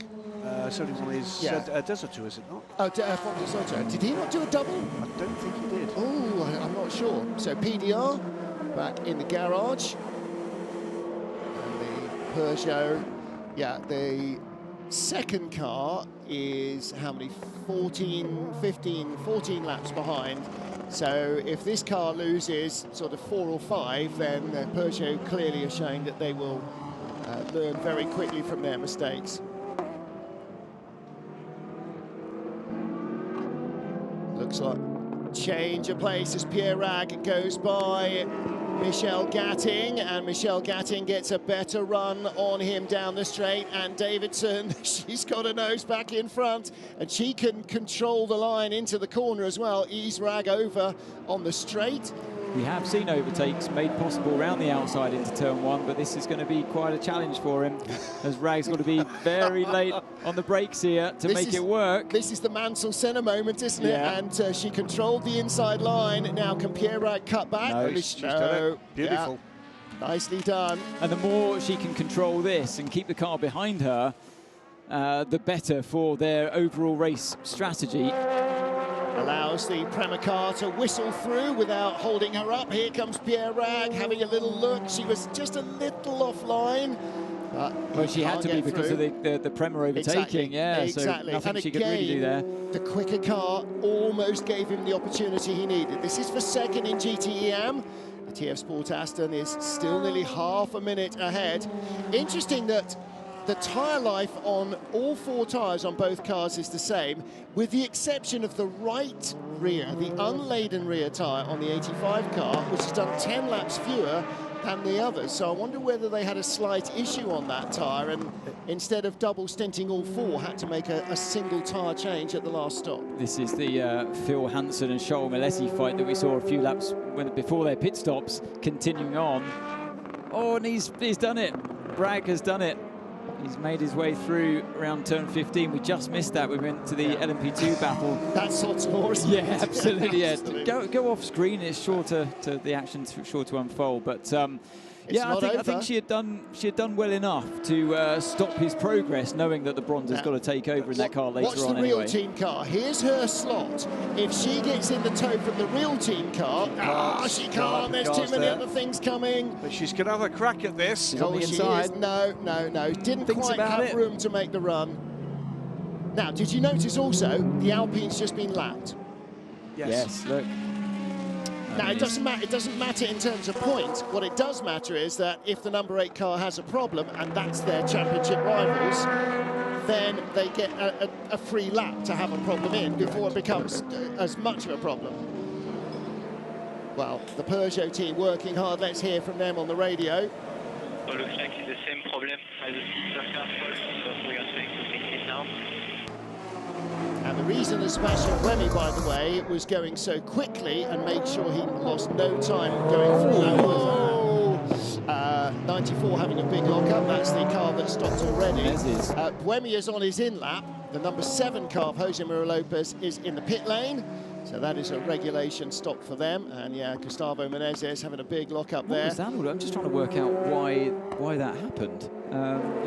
Is there a technical problem on the car? Because there's a huge lock-up, and it just looked like he couldn't then slow the car down when he got to the apex. So Mike Conway takes over for the final 2 hours. All right, what can Mike do in this car then? So we've seen both Kobayashi and Jose Maria Lopez struggle for pace. Okay, the question is now, with 2 hours to go, they're half a minute behind. What is he going to be allowed to do? He's not going to be allowed to win the race, is he? Well, he's going to be allowed to drive as fast as he possibly can. He's not going to be allowed to win the race. We don't know what they're not championship is, contenders. No, there's 1 race left. We need to have a look at the protocol inside that car and for the car crews. But I think the way they play it is when the car catches the other one, they just automatically swap them round. And I think that's the way they play it these days. Yeah. This is the move. So this is how Rag made his way through. Did he just go? He popped it down the inside. Yeah. Look, that was a great move actually. Yeah. Really caught her napping there. Definitely. She was not expecting that. No, it wasn't at all. nor with the camera crew, frankly. You know, that's director cutaway. Because we were looking at this fight before, which is equally as exciting, with Milesi fighting Hansen. But still stuck behind him. And again, Charles Milesi has come up behind Phil Hansen and is making no further progress. So hard. I mean, again, you know, you drove these cars last year. You know how hard it is to make a difference in an LMP2 car. You just get enough of turbulence coming off the car in front to make that difference. And Fuji is a pretty difficult track to overtake. Like we've seen time and time again, it's 92, look, back out already, like we suspected, much quicker in making that change. They knew what the problem was, they knew how to fix it this time around, and wow, very rapid. Well, the first car lost 14 laps, these guys have lost 5, and so that's the diagnostic difference. By the way, Sebastian Priaulx, 77, Dempsey Proton, drive shaft breakage, that's the reason for the long change. So. All right, Peugeot are learning and learning fast, but boy, they need to, because they are going to be battling some of the best in the business in the 2023 season. Making their way through the 24 Hours of Le Mans next year. Seems a long way off at the moment, doesn't it, without any reliability issues, but it will come. It will come in time. Yeah, next June seems like forever. We're only just into September. It ain't. It doesn't seem forever when your car's not able to make it through unscathed a 6-hour race. Not even a 3-hour race today. No, but great to see them back and fighting at the top level in endurance racing. And they, Toyota, we keep saying, you know, they're the first of the new breed. They are the first of the new breed, really, because Toyota were already in business and changed to the new format. You know, they were winners at the end of LMP1. They started winning right at the beginning of Hypercar. They took what they knew. Peugeot have basically started from a clean sheet of, literally a clean sheet of paper, a brand new team, very few people who were involved with the previous generation of Peugeot in LMP1, and that's going to be the same with Porsche. It's going to be very much the same with Ferrari. When was their last endurance race? When did they build a 333 SP? In the late 1980s? I mean, it's been a long time. Well, let's not forget as well that, to give them some benefit of the doubt, Toyota came to a grinding halt in Monza, just the last race. Yep. They came to a grinding halt in Spa and actually had a DNF because of that in Spa. You know, so it's... hey, the racing cars, they break down. They break down, and they're... I was speaking to one of the designers at Toyota, and they were saying, actually, from a marketing perspective, that's why they run hybrid. Yes. Technically, and for performance, because of the way BOP works these days, the balance of performance, it's a hindrance on your car because it's one extra thing to go wrong. Yep. If you were just making a pure racing car, you basically wouldn't put a hybrid on your car because it doesn't give you any performance advantage these days with the way that balance of performance works. And the history, the backstory of the current Toyota is that it was developed from a program to build a Toyota road hypercar. Systems on the... Which doesn't exist. And so it is a road... I mean, it's not remotely as sophisticated as the hybrid cars that Anthony drove. It is a road-based hybrid system. Correct. Now, for marketing and actually for the people that are developing the hybrid systems, that's fantastic, because a racing team will destroy bits. And I must say, at a greater rate than any R&D program. For the marketing to back up one huge positive, it does use less fuel than the Alpine. It's all corrected within the balance performance, but you physically put less fuel into that car than you do with the Alpine, because it's all part of your energy. And the knock on there is that every hybrid Toyota road car then benefits from all of this research, and that's the, you know, that's the physical reality of it. You can't go and advertise, we were third but used less petrol than some of our rivals because we've got a hybrid. What they really want is a car that will win against everybody. It's about how to market this technology, which is a very relevant technology in the modern world, in a way that's meaningful to the customer. We did have that opportunity with the LMP1 hybrid battles, and I can recall that a moment when we broke through that dam and got the soundbite everybody could use, which was Audi telling us we've just done the same mileage in the Le Mans 24 Hours using 40% less fuel. 40% less fuel. Now, That's what you're looking for. Imagine your road car could do that. Drive to London and back from wherever you live using barely more than half the fuel you did in the previous job. Funnily enough, I've got a Toyota Hypercar this weekend. Yeah. I drove from Haneda in Tokyo to the circuit, and I'm still on the full tank. Yeah. How does that work? It's just it uses less fuel. So that I wondered why the fun bus was using so much fuel. Clearly, Anthony's been going out siphoning it off at night. I'm just doing a lot of lift and coast. 4 hours in, 2 hours to go. It's still Toyota 1-2, Alpine in third, WRT lead in LMP2, AF Corsa 1-2, there they are in GTE Pro, and Aston Martin still half a minute ahead of the rest of the world, the TF Sport Aston in the GTE AM class. 4 major problems, 2 for the Peugeot team. But let's catch up with the car that is leading. Brendan Hartley's just handed over to new boy Ryo Hirakawa, so he is with Louise Beckett. Brendan Hartley, you've just stepped out of the number 8, which is steaming ahead. The team can't seem to see the differences, but what is the difference with the number 8? Yeah, honestly, I think we've done a great job all weekend setting it up for the race. We saw the track temp was getting a lot hotter, and yeah, we went a little bit of a different setup compared to the other car. They seem to be struggling a bit more today with the hotter track, so I think it was the right move. And yeah, Seb's done a great start to give me a little bit of a gap, and yeah, it's just one of those days. I had the rhythm, I had the flow, the car felt good, and we extended the gap a lot. I was kind of surprised in a way. It's one of those days. So Rio's in the car now. Hopefully we can bring it home, but there's still a while to go. How is it feeling out there? Yeah, it's good. It's hot. I was physically okay with the temperature, but the tires are screaming. I think it's the same for everyone. But no, it was pretty smooth sailing. I mean, we haven't had any full course yellow, no safety cars. I should touch wood, but it's been very clean. All right, thank you. Thanks. And they have driven a really clean race, both cars as well. In fact, actually, almost everybody. Kazuki's happy. He's back at it with his megaphone. Look. Yeah. Achtung Fahrerlager. That's not what they say here, is it? I don't know what the Japanese for attention paddock is, because I don't know any Japanese. So yeah, just guiding some guests around at TGR's garages. He's basically telling them, if I was still in the car, we would have been 45 seconds in front instead of 41. You know, but it is what it is. Yeah. He's had some glory days here. Oh, he most certainly has, and the most. The only driver to win the 6 Hours of Fuji single-handedly. Oh, yes. Oh, yes, he did. 2013. 2013. Yeah, 2013.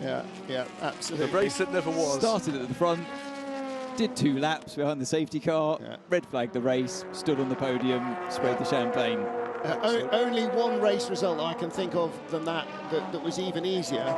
And that would be the Belgian Grand Prix last year. It was a very similar day, actually. Very similar day, very similar. same number of laps, shorter lap. Oh, no, hang on, longer lap. So actually his was easier. Maybe we did more laps, but no, yeah. 2. There were I think we did more laps. I think there 2 was laps was the FIA minimum, wasn't it? It was red flagged multiple times. Yeah, we had, I want to say, was it 6 or 5? There was multiple laps behind the safety car in multiple periods. Yeah. And I sat here in this very booth with my then colleague, and we filmed for 5 hours of live television. Where's your medal? Yeah. I haven't seen it from that day. I won a trophy that day. Where's your Thanks, Jazz. But are you proud of it? Absolutely. Still filed for the bonus as well, I believe. Exactly right, I should say, by the way, that's a race significant technically for one other reason, which it is technically the one time an LMP1 hybrid ran unrestricted. Because the Audi behind the safety car got debris, a tear-off went into the air intake. They had to take the air intake assembly apart, and to make sure that they didn't lose the safety car train, they sent it out effectively unrestricted, but that lost them the race. Because they because they were on pole position. They were on pole position. Yes. So somebody else's tear-off cost them the race. That's life, folks. Toyota 1-2, but running 40 seconds apart now. Ferrari 1-2 running, well, 4 tenths a tenth of that, yeah, 8 tenths 2 apart, tenths, yeah. So a car length in it. And again, Antonio Fuoco, again, you know, for the championship position, the only benefit for waving Fuoco by would be to allow Alessandro Pierguidi to try and gain that lap on their closest Porsche rival, the unpenalised rather than underlaid car of Michael Christensen and Kevin Est. Something unnoticed by me, and apologies if you've mentioned it while I've been tapping into other data sources. Firing off angry emails. There has been a switch between the two Jota cars for second and third. 28 is now third. Antonio Felix da Costa. I don't think we saw the pass. It's a second, rather. No, I don't think we saw the pass. There was a You're comfortable gap between the two of them for quite some time. So I don't know what has happened there at Jota. Jonathan Abdine's last lap was quite a slow one. Maybe maybe he had a little glitch in traffic and Antonio got by him. But you're right, Antonio Felix Costa up to second, Aberdeen third. Stopping Real Team by WRT. There's Ferdy Habsburg's car. He's no longer in it. So change of driver. He took over from Robert Kubica, so they're single stinting in this car, aren't they? Norman Nato was in before Rob. That's Robert getting in again, isn't it? So he's doing the second half of his driving time. And there's Mike Wainwright, that car back out with after Ben Barker now. Ben Barker, rather, after its big gear selector issues. So Mike Wainwright did his time in two hugely delayed stints. That is the last running car, but nobody has yet retired from the race.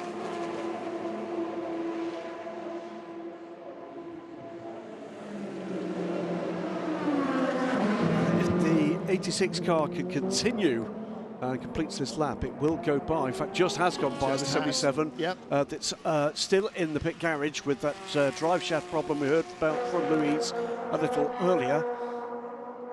Yeah. Which leaves us with, I mean, looking where the major changes could take place in competitive terms. LMP2, absolutely. GTE AM, I think, is still well alight. Where are we in terms of things there? Well, it's about 27 seconds, again, between TF Sports, who've just got Enrique Chavez and Marcus Sorensen still to come with that car, of course. Yeah, that's going to let down their pace, putting in a former world champion Aston factory driver. The 71 car, currently in the hands of Pierre Rags, that does have to see Cedric Desato back at the wheel again. He has to do another 45 minutes or so in that car. That's going to help the challenge of the Iron Dames. They are just 4 seconds back and single stinting between Michel Gatting and Rahel Fry as the 94 making its way, by the way, back up the field. It's risen almost to the top of the GTM field from the very back of the field here. He must have been suffering with some excessive flat spots from that huge lockup that we saw a few laps ago down towards turn 10. So I don't know if they're going to change all four here because of that. Don't see the mechanics ready. Yeah, he definitely would be suffering with flat spots from that moment. And I think to see? Oh, we don't. Yeah, I think it they will. would have been driver error then. I don't think any other mechanical problems appear to be on that car. Didn't look like it. It looked like he just sort of bounced over the down the inside. Yeah. As we know, they've been running the car quite low, suffering a lot of porpoising, bouncing down the main straight. And I think it is a bit more bumpy offline, and of course a bit more green and dusty on the inside of that part of the track. So Fuoco still, as we come towards turn 1, still incredibly close to his teammate Pierre Guidi, but just can't seem to find a way through. But he doesn't look like he's harassing him that much. No. Almost like he's quite happy just to sit in that position. I don't know if there are some team orders there down at Ferrari. I would think, because the way the championship positions are, it is the 51 car that could win the championship. Both the Porsches have got drivers in that could win the championship. The 92 team, Christensen and Estra, are 1 point behind the 51 crew, and Jimmy Bruni in the 91 car is also 1 point behind. So you've got 5 drivers in 3 cars covered by a single point as the race started. And the car that's not involved is the 52 Ferrari. If none of the others show up for Bahrain, they can win the World Championship. But it's realistically, the only reason for putting Fuoco in front would be as a running back to clear other cars out of the way.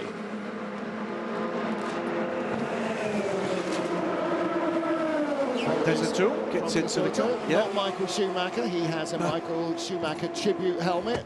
Clearly, Schumacher, a huge hero of his. Absolutely. This will be the stint to complete his driver time. That will, of course, see them drop back in the order. Worth saying, by the way, the car that inherits third as that change takes place is another one to watch. It's the 777, and that's at the moment of Charlie Fagg. About 15 seconds back from the Iron Dames in third now, but we know Satoshi Yoshino did a double stint and has completed his drive time. Now, what vintage Schumacher helmet is Desautour's Schumacher helmet? Because it's got a little tic-tac livery in the top of the visor strip. So that must be a specific era helmet that he has chosen. I'm assuming somewhere in the Ferrari years rather than previous. Yeah, well, they were sponsored by them.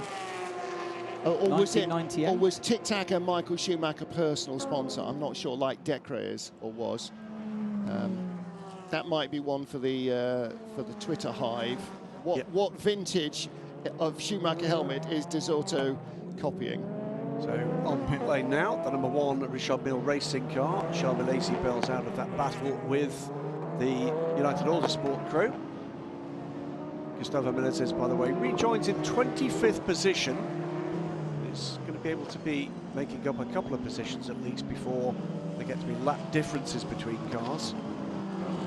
The number 93, by the way, the more recently delayed of the two Peugeots, dropped to 12th position and is about to make his way a little further up the order with the latest round of LMP2 pit stops. On pit lane now, 28, Jonathan Aberdeen finally gets out. It's Oliver Rasmussen getting aboard the car. It's been a long old wait for Rasmussen, hasn't it, today? He's been on holiday until now. Absolutely. Yellow at 6 and 7.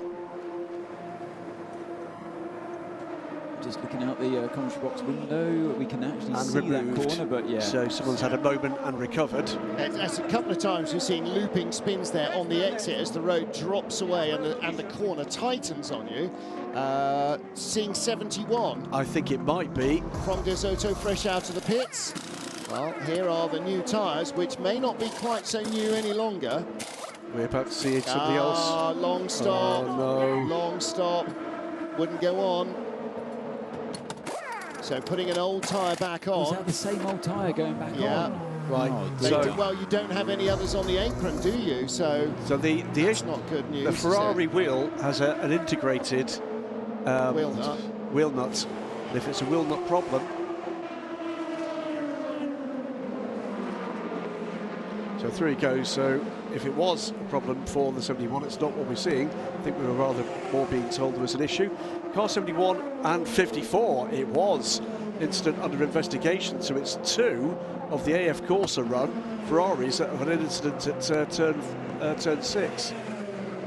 Just a few moments ago. I'd like to see a replay of that one, but I should imagine it's a car just popping down the inside of the other towards the apex. This is an important pit stop here, isn't it? Car 22. Who have we got at the wheel there? It was Phil Hansen. I think there was a driver change just then.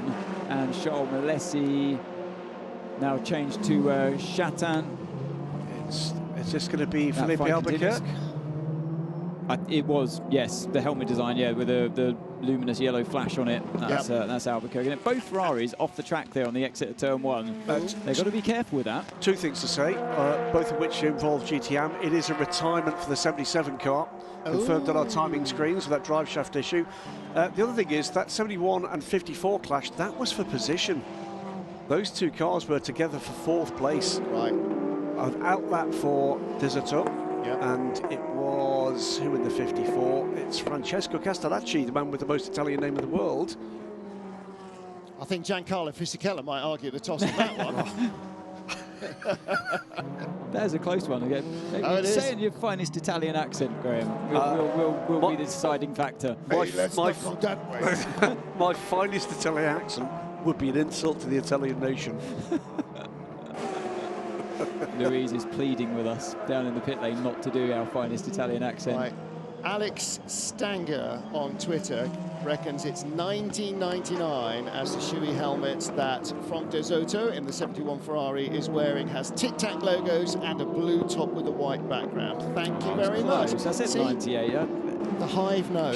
Just not good enough. Just not good enough. We needed Karun Chandok here, the walking encyclopedia of F1 from the 90s. Never go full Chandok. No. If you're listening, he's been busy, but he'll be listening to this. He knows this is more entertaining. Of course he does.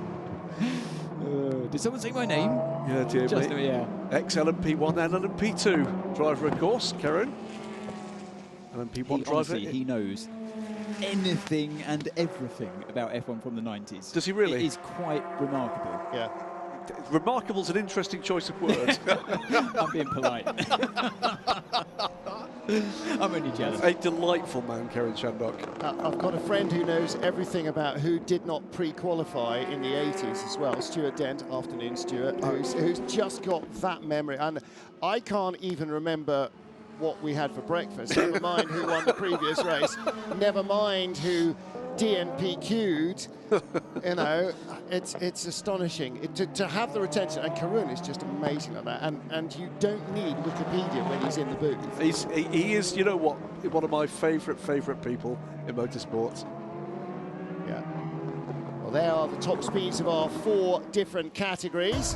That young man on his downhill mountain bike. This looks like a bit of an issue. Yeah, oh, down he goes. Toyota Gazoo Racing 1-2, now 44 seconds between them. In GT Pro, again, nothing at all between these two Ferraris, Alessandro Pueguidi and Antonio Fuoco. Fuoco is not going to make a move, is he? If he had, he's just sitting there. And he would have shaped up at some stage in the last 90 minutes. And I'd go as far to say as well that it looks like Pueguidi's not pushing the car as hard as he could either. They're in formation, basically, just racking up the points in today's race with an hour and a half to go. Yeah, no threat from behind. It's 37 seconds is the gap to Michael Christensen. They've got to stop running off wide because it's on camera every time. That's all 4 wheels again for Pueguidi on the exit of turn 1. Here is the point. They are just about over the gap that they would lose should one or other of them get a drive-through, but it would be very close. What would be better is to maintain that gap of 37 or 8 seconds and stay within track limits and not get a drive-through. To get a drive-through now as the leader in GTE when basically the race is over, barring an act of God, would just be the height of foolishness. Marco Sorensen, 37 seconds ahead. Marco Sorensen takes over the TF Sport Aston Martin. This is our GT AM leader. So the GT AM leader is in the pits. Yes, we'll briefly had the lead to the Iron Dames. Yeah. Now then, Miguel Molina in the 52 Ferrari crew is down in the garage watching all this play out as well. Let's see if Louise Beckett can learn a little bit more about the strategy. Miguel Molina, you don't want to take your eyes off the screen. This is fun to watch, isn't it? Yeah, so far is everything under control. We are trying to be there, bringing the positions as forward as we can, and we'll see. Still a couple of laps to go, but so far everything looks okay. In situations like this, where you're both behind each other, what are the team telling you? I don't know. We need to do our job. I mean, we are checking that the gap is okay. So we are doing what we have to do, and let's see. But as we know, I think today the performance is quite good, and both cars they are together. There was also some lovely overtaking moves by you in your stint. Yeah. I mean, as always, it's a really tight competition here. You need to have everything perfect to overtake. And today, like I said, the car is feeling really good for us for the 52, and let's see how it goes. But I really like to race like this in this championship. Thank you. Thank you. Driver change at Jota. Antonio, is that Jonathan Aberdeen getting out, or is that 38? It's the other one. Felix da Costa out. Yeah, I thought it was. Stevens back in. Okay, so they will go turn and turn about to the end of the race. 93 minutes remaining here in the 6 Hours of Fuji. Penultimate race in the FIA World Endurance Championship, and the last for which the winner gets 25 points, because it's points and a half in the 8 Hours of Bahrain, the season finale. 38 points for victory. Now, that's not going to make an enormous difference in Hypercar or in GTE Pro, because the gaps are so tiny. If you win, you win. If you don't, you don't, basically, is the way it's shaping up. However, it will make a huge difference, potentially, in LMP2, which is much harder to call, and in GTE AM, which is also much harder to call. But nothing is a given, is it, until the final lap of the race is completed, as we saw in Bahrain 8 Hours last year, where the GTE Championship was decided in the most dramatic of circumstances. Saw the number 9 car in from the lead in LMP2. Robert Kubica was finishing his drive time, and that hands it back to 31, WRT's Robin Freins. Yeah, so Freins is back behind the wheel now after Vantore has been in. And yeah, like you say, Will Stevens back in now after Antonio Felix da Costa, and we're expecting Rasmussen in as well for a driver change, perhaps. I know they've already done it, so that's why they dropped behind.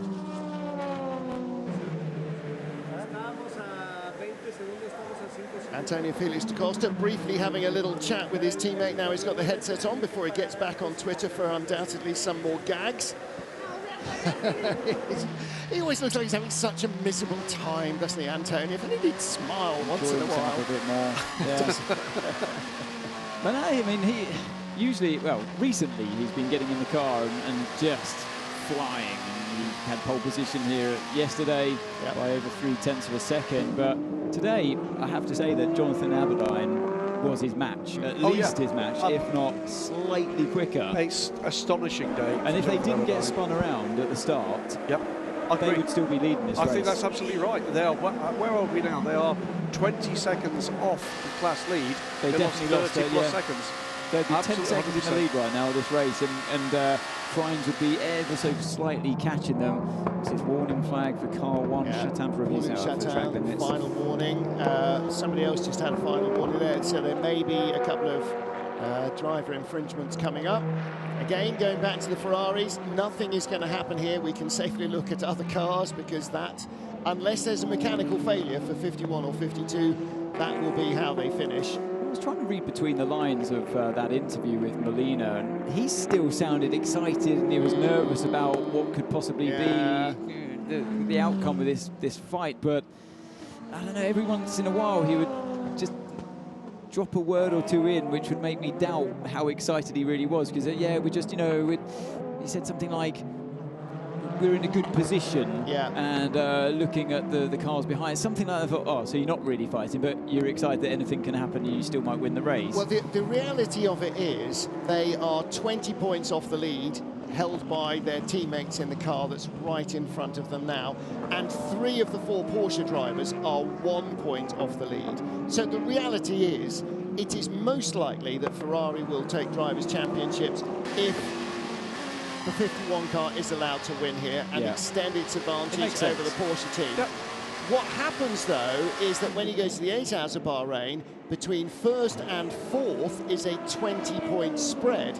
So if the 52 car got more points here, then, and it won in Bahrain, and their teammates were off the podium, the 52 car could beat them, but they would likely lose out, both of them, then to Porsche, because Porsche would be the 2 cars in the middle, logically. So it seems highly unlikely. If there was another 8-hour race to go, or a 6-hour race to go, then I would say, OK, gloves off, have at it here. I don't think they're going to take that chance. Michelle Gatting in the pit lane. And stays in. Stays in, so she will do another stint. So this will be a double for her. This was only her first stint. It was. So it looks like there's a lot. She's not going to stand the car for 90.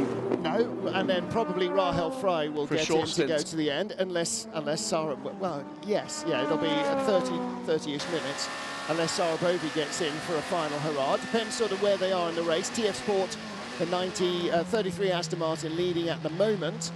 777 D station should go up to third. 54, Francesco Castellacci for Air40 should go up to fourth. No, already is third, Charlie Fag, but it's where is the 85 going to come out against the 777? Yeah. It was a reasonably good pit stop for the 777 last time around. So Charlie Fag at the moment, pairing around whilst Michelle Gatting was at a standstill. So what is the gap going to be? 12 seconds is the gap. Yeah, she's already in turn 5. He's coming down to turn 3. We ride on board with Will Stevens down the front straight. Now, Will is only 5.2 seconds behind the leader, Robin Frijns. Yeah. Yeah. So that gap has definitely come down since, what, at least half an hour ago. The gap was more than double, I'm sure. This is the battle of two could have, should have, perhaps Grand Prix drivers, isn't it? Robin Frijns, Le Mans winner last year. Will Stevens, ex-Formula 1 driver, driven in LMP1, now in P2 with Jota. And again, you know, the two teams that have sort of bestraddled this series this year in LMP2, Jota and WRT. Yeah, delighted, by the way, that Will Stevens has attracted the attention of the big teams in North America as well. Completely correct that he should do. Yeah. Looked like he was run a little bit wide there, but it seems okay. He's been doing great things in the European Le Mans Series with Palace Racing. Helped in no small parts with their rich vein of form. And he's driven these LMP2 cars for years, since this new, well, I say new, since this 07 Orica came about. He's been at the forefront, hasn't he? Not developing the car, but in the car every other weekend. ELMS and the WEC and America. He knows these cars inside and out. And Anthony, you know that when you are racing every weekend, even if you're racing different cars and different rivals in different championships, it just keeps you so sharp. So sharp. Anytime you get back into a car, then there's no rust at all. You just bang, bang, bang. We could really see that with Will, actually. When he'd come fresh from an ELMS weekend, and then we'd be at a WEC weekend the weekend after. He was just, you hit the ground running. And it's hard to beat someone that's just always driving, particularly in this day and age where track testing is quite limited and there's not the budget there in LMP2 to go testing all the time. It actually is unlimited in P2, but you just don't track test Teams because don't have the money. it's that extra budget. He's another good example, isn't he, Will? As indeed, frankly, are you, where someone who's not had the opportunity in a top-class Formula 1 car, that formula makes you look less good than you are. Given the opportunity to get into a quality machine, you can see where the talent is. He's an extremely talented driver, and he's taken the fight here to Robin Frijns. That gap with traffic up and down between 4.5, 5.5 seconds. He's had a bad run through traffic this time around. Yeah, the GT overtaking another one into turn 6, and he wanted to really follow the other one through, but it's always difficult to manage that situation. So he's definitely lost out this time to Robin Frijns. Took 6/10 out of Robin on the previous lap. There is Robin Frijns, and again the GR Porsche just a little robbing him of speed on the exit of the corner, and of course it's uphill, so that's double the penalty there in terms of lost momentum.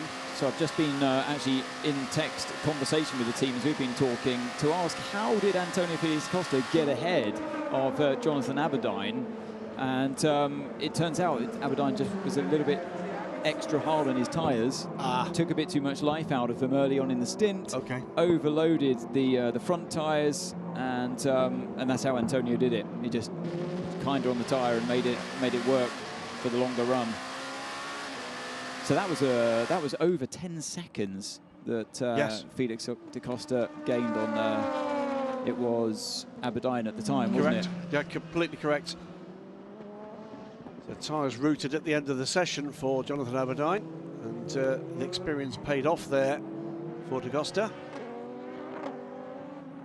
Still quick lap times coming out. Alex Lynn, although down in 6th, putting in faster lap times than have been managed in United Autosport's 23 cars. He tries to close down his next target, which is Louis Delatraz, back now as he was at the start of the race, the number 9 Kramer Orlan car. 5th and 6th, those two separated by, what, 8 seconds. I guess for the championship, Will Stevens, although it's always nice, you got that carrot in front of you, you got Robin Frijns, and the gap was at 5, is now 7 seconds because of that traffic. But they're in such a commanding position in the championship. You've got to think about that at this stage, surely, with 1 hour, 20 minutes remaining. I mean, you'd never forgive yourself if you threw it off now, just trying to get that race win, and instead of that moment where you should now be thinking of the championship. Different for Philippe Albuquerque. You can see on the graphics at the bottom of your screen there, in the fight with Chatin. Slowly catching is Albuquerque, as you would expect, but yeah, here is that fight. So the #1 car, Richard Mille. We said this fight's been going on for a long time, but the different drivers. It was Charles Malesi, is now Chatin there at the wheel of the #1, now in front of the United car, but it's the United car with, it looks like, the extra pace at this point. See that, how Albuquerque saying, no you don't, to the car #8 of Rio Hirakawa coming up, no you don't, I'm busy here, you wait your turn, you overtake me on the straight. It's quite funny to see, because he knows, look, as it's being proven here in the middle in the final sector there, in the mid corner, the 52's ahead. 52's ahead. Oh yeah. So finally, have they been waved through just to help tow him down the straight a little bit? Again, in terms of championship points, it makes little sense. And the point I should make here immediately, and I know you're listening, is that the reason I noticed that is because it had a yellow splitter immediately. We'll mention it once again, just in case. Yeah, and now the fans are informed. You know. Yeah, but the mirrors though. Oh, mirrors, yeah. Yeah, mirrors so big though. these cars these days. Massive mirrors. So the choice was when it's very slowly by, he goes. Down the inside, but it's not quite enough, is it? Yeah. Gets a good run on the exit. I think he's got him. I think he's got him too. But #1 staying on the inside. Chatin, he's got. He's going to be into this one. He's held his ground. Oh, no! The two of them are going to make contact. They did.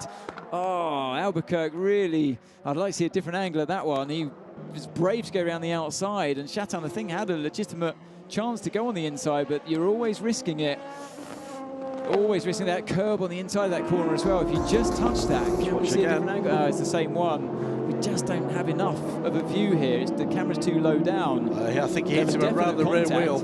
Yeah. Well, Chatin was trying to come from slightly behind. Honestly, I need a different angle. If we don't have a different angle, an onboard or something, it's too hard to see there. Gary Robert Shaw there at United Autosports. From that angle, I have to say, Racing Incident. Yeah. They both had the right to be where they were on track. But, and Chatin took a lot of curb on the inside to try and make sure that he was as tight as he could be, because he knew there was going to be a squeeze. Did he just understeer into him? Yeah. You know, or bounce off the curb a little. I don't think Albuquerque turned in too much, but like I said, really hard to see from that angle. Meanwhile, fresh out of the pits into Europol's Esteban Gutierrez. This is an outlap for him. He's got the ultimate car, Mathieu Lahaye, behind him. Again, Mathieu Lahaye, young man who had a strong single-seater career and then just basically hit the financial brick wall. The older of the two brothers. Another ex-LMP1 driver, Mathieu Lahaye, for Oak Racing back in the day. Oh, yes. Just going back to that incident in turn 3, it's always difficult when you're the one on the inside. If you get any bit of understeer, you know you're in trouble. You know you're just going to career off into the car alongside you. And I do think, from what I could see, I do think there was a car's width. So yeah, I put it down to a racing incident between the two of them at this point. I think stewards will look at it, but may well end up being that decision from them as well. TF Sport leading in GTE AM as we watch the AM battle come through. That instant between Paul Chatin and Philippe Albuquerque, unsurprisingly, under investigation. Well, stewards are duty-bound to investigate any collision, no matter how straightforward and cut and dried it looks, because if you don't investigate one, then a team will protest that you shouldn't have investigated theirs either. I remember the stewards are privy to a few more camera angles than we have. They can use circuit CCTV. I think they might have a few extra onboards as well. And they also get real-time data from all the cars, so they can tell who was on the throttle, who was on the brakes, what the steering angles were. Exactly. Yeah, the FIA monitoring bus is a hive of electronics, isn't it? We've been in there and you sort of feel like you don't want to touch anything or lean on anything just in case. And you can get close as possible to the stewards' view of the FIA World Endurance Championship with the app. Right, is that an Eduardo Freitas glasses cam? That wouldn't be a bad view, would it, really? Yeah. He's got more, well, however many screens you've got in your home setup, he's got more. Yeah, when you see race control, that's what everybody thinks the commentary booth is like. Commentary booth, we're actually blessed here. We've got a big screen which has got the pictures on it and a timing screen as well. Hello, what are we watching here? We play with... This is nice to see. This is Paul di Resta. Oh, car steps out on him. Oh, you know what? When we started to ride on board with him, I thought he was going really slowly, and I thought, oh, he's in a slow speed. He must be in sector 3. Yeah. But then I saw him approaching turn 6, and I thought, he looked a bit slow. That's why he's tucked the inside into the curb on the right-hand side and spun the car around. That barrier on the inside there was coming closer and closer, Lucky to get away with that one. Yeah. And maybe at a high-speed spin like that, you could have flat-spotted the tyres. 15 seconds that cost him, that particular lap. Up to the 9th place overall, though. Well, there may have been some radio traffic. Let's see what we hear. Okay. Yeah, I just caught the inside drive. Yeah, he just, like I said, just tucks it on the inside. Just got the dirt on the inside, actually. There's a bit of a cavity there. And it dipped the wheel and changed the body language of the car. The attitude changed and around it went. And it makes a lot more sense now. I almost said, oh, I was just thinking he's in sector 3 because he was fighting the car, but going really slowly. And that's a usual situation in the final part of the track. But then I saw, oh no, he's approaching turn 6. That's odd. And again, all part of driving these car fast is trying to find exactly where the limit is and stay right on that knife edge.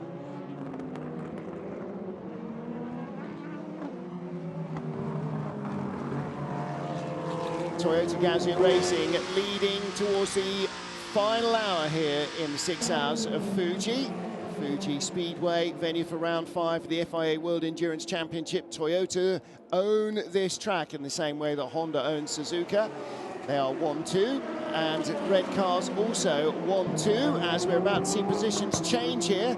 51 Ferrari retaking the... Oh, that's the 2 other Ferraris. Ferrari 52 and 51. 52 cars gone, 4.5 seconds up the road now. Yeah. This is the 52 going by the 21 car. There is the 51 car. Now he's hemorrhaging that time, isn't it? Just hand over fist. Now, just I losing wonder time. whether they have got more fresh tyres left, and the 52 car has used more, or is using fresher tyres. Well, we did see in the last pit stop that they changed both cars, the left-hand side, to brand new tyres. So at least the left-hand side tyres were of equal status, equal wear. Yeah. The from Desotto Francesco Castellacci incident, no further action. Here's a Corvette pit stop. Tommy Milner handing over to Nick Tandy. We'll say, of course, that if the championship's up for grabs here, the one that is of least interest to a manufacturer is the Drivers' Championship. Unless they don't win the manufacturer's title, in which case having World Championship drivers is still a big deal. Yeah, they definitely do care about it, but it's funny. I've asked a lot of teams this in the past. You know, if you had to choose one, what would it be? And they can never answer the question. They always say both. I wonder if it would be a different answer if it was somebody who wasn't a driver asking the question. No. Honestly, they wouldn't care. They would quite happily tell me that we don't care at all about drivers. It's all about the team. But that, by the way, was a quick change of position as we see the Alpine on pit lane. That's Matteo Caroli now aboard the 46 Team Project 1 Porsche. And going by the 71 sprint race car of Frank Desotto. That incident, by the way, we didn't see the incident on camera at turn 6 between Desotto and the 54 sprint race car. No further action on that one. It looks like a qualifying set of tyres going on to the Alpine there. And a stall as well for good measure for Max Sivier. Well, the good news is they're not in as tight a battle with Peugeot for 3rd place as they thought they might have been before both Peugeots had those issues with the oil system. That would have been a good fight. I mean, it's such a shame about the Peugeot's issues that they had, because it was bubbling up nicely between the Alpine and themselves. The upside of which is, though, Alpine are still in the championship hunt as we go to Bahrain, which doesn't mean that we know that a Toyota crew will win the title. So it keeps the championship alive for the drivers' overall title. It sort of doesn't matter in terms of the overall race positions here, but that car is going to be require a splash of fuel. Now, what we will... More than a splash of fuel. What we will have here, though, is a manufacturer's title.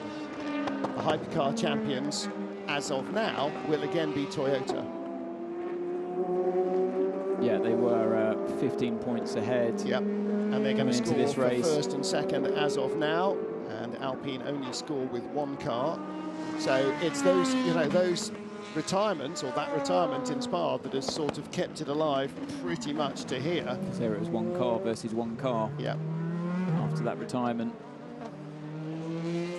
And the difference between first and third, even if only one Toyota scored, would be first and second would still be an 11-point spread. If there was a Toyota that scored and the Alpine was second, that would be, or rather the other way around, if the Alpine won but only one Toyota scored, then Alpine couldn't take the title. Or is it mathematically still open? 38 points for a win. They will get here. Currently now Toyota go at 25, 35, 43, and they're already 17 points ahead. I don't think they're catchable. I think it is mathematically impossible, isn't it? Yeah, because if you're, sorry, what's that, how many points ahead before here? 17. So they can't be caught, because they'll score more than 38 points here. 60 minus 15, 45. There's not 45 points up for grabs. Yeah, 38.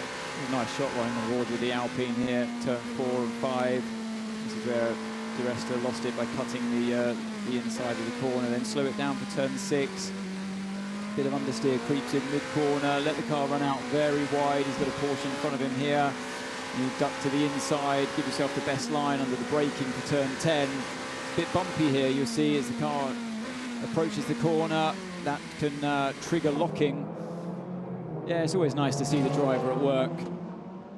Yeah, we are just under 9 hours and 12 minutes away of racing for the very final car designed as an LMP1 in contemporary competition. Just Bahrain to go after the next hour and 11 minutes here.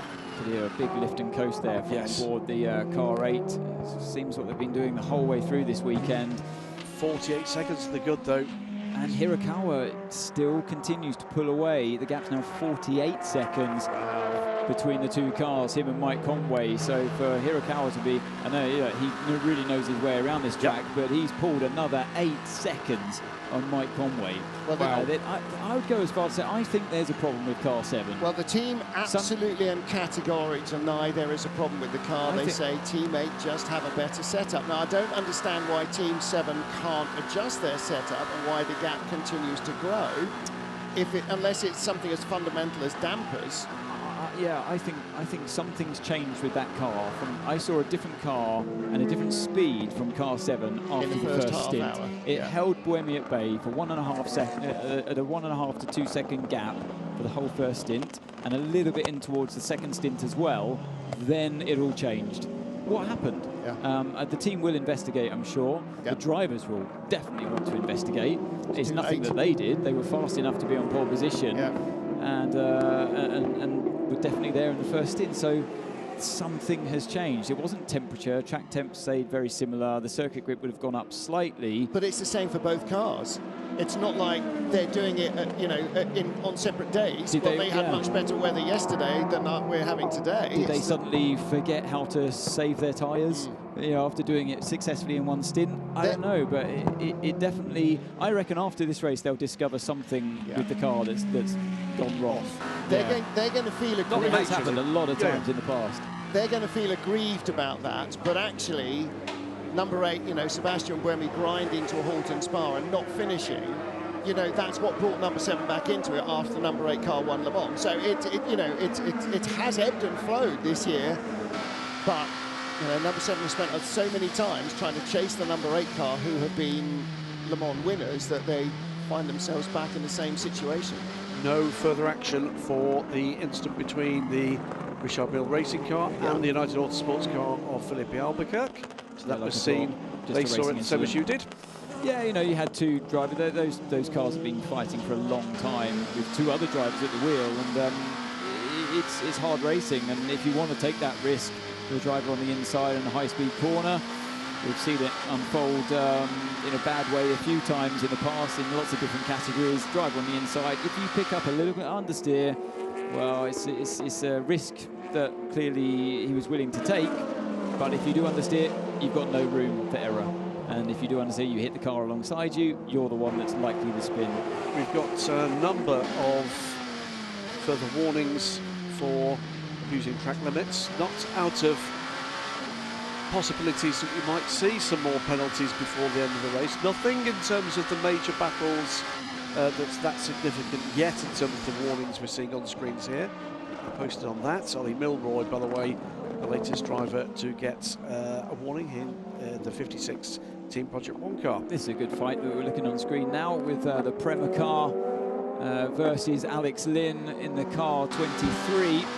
So Louis Delatraz in front of us. We head round turn 9, down the hill towards turn 10. Lynn will be thinking about getting a good sector here, deep on the brakes into 10. Maybe a little bit too deep, lost a bit of time there, but the car looks good in turn 11, 12. He's going to be thinking about turn 1 already at this part of the track. You're thinking about turn 1. How can I play this right with the traffic in front? Where's that going to slow down? Possibly the Prema car in the final corner, perhaps, and then I'll think about my exit. I was well off the track as well for Delatraz. Lynn goes middle of the track for the final corner, pinch it, straight line the exit, focus on that traction. No, unfortunately for him this time around, the traffic didn't work out in his favour. He's going to pick up a nice toe from that massive car in front of him. It really does help. It punches a huge hole through the air, and on their way down towards turn 1. Yeah, Alex Lynn, another example, isn't he, of one of those drivers that has really found an excellent basis for his career in sports car racing. Fantastic career in single-seater racing, but now on the back of a Le Mans win in GTE Pro, DPI, and I'm sure LMBH to come, and LMP2. And our GTE Pro leader is in the pits.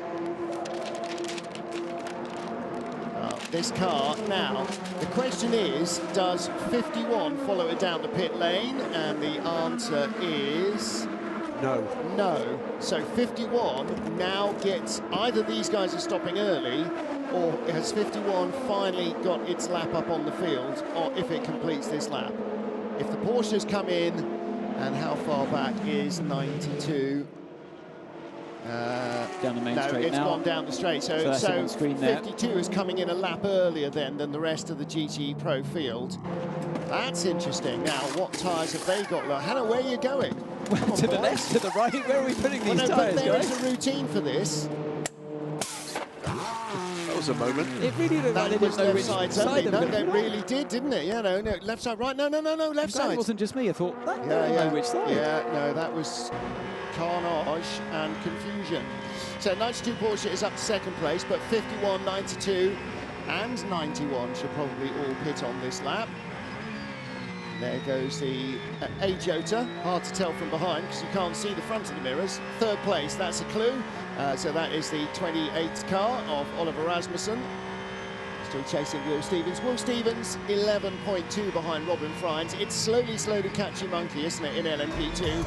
If you find, a quarter of a second, then you're doing all right. Okay, so they had done that rear and then ran round. He's got his thick airlines wrapped. That's what it was. And the tyre man is following the gun.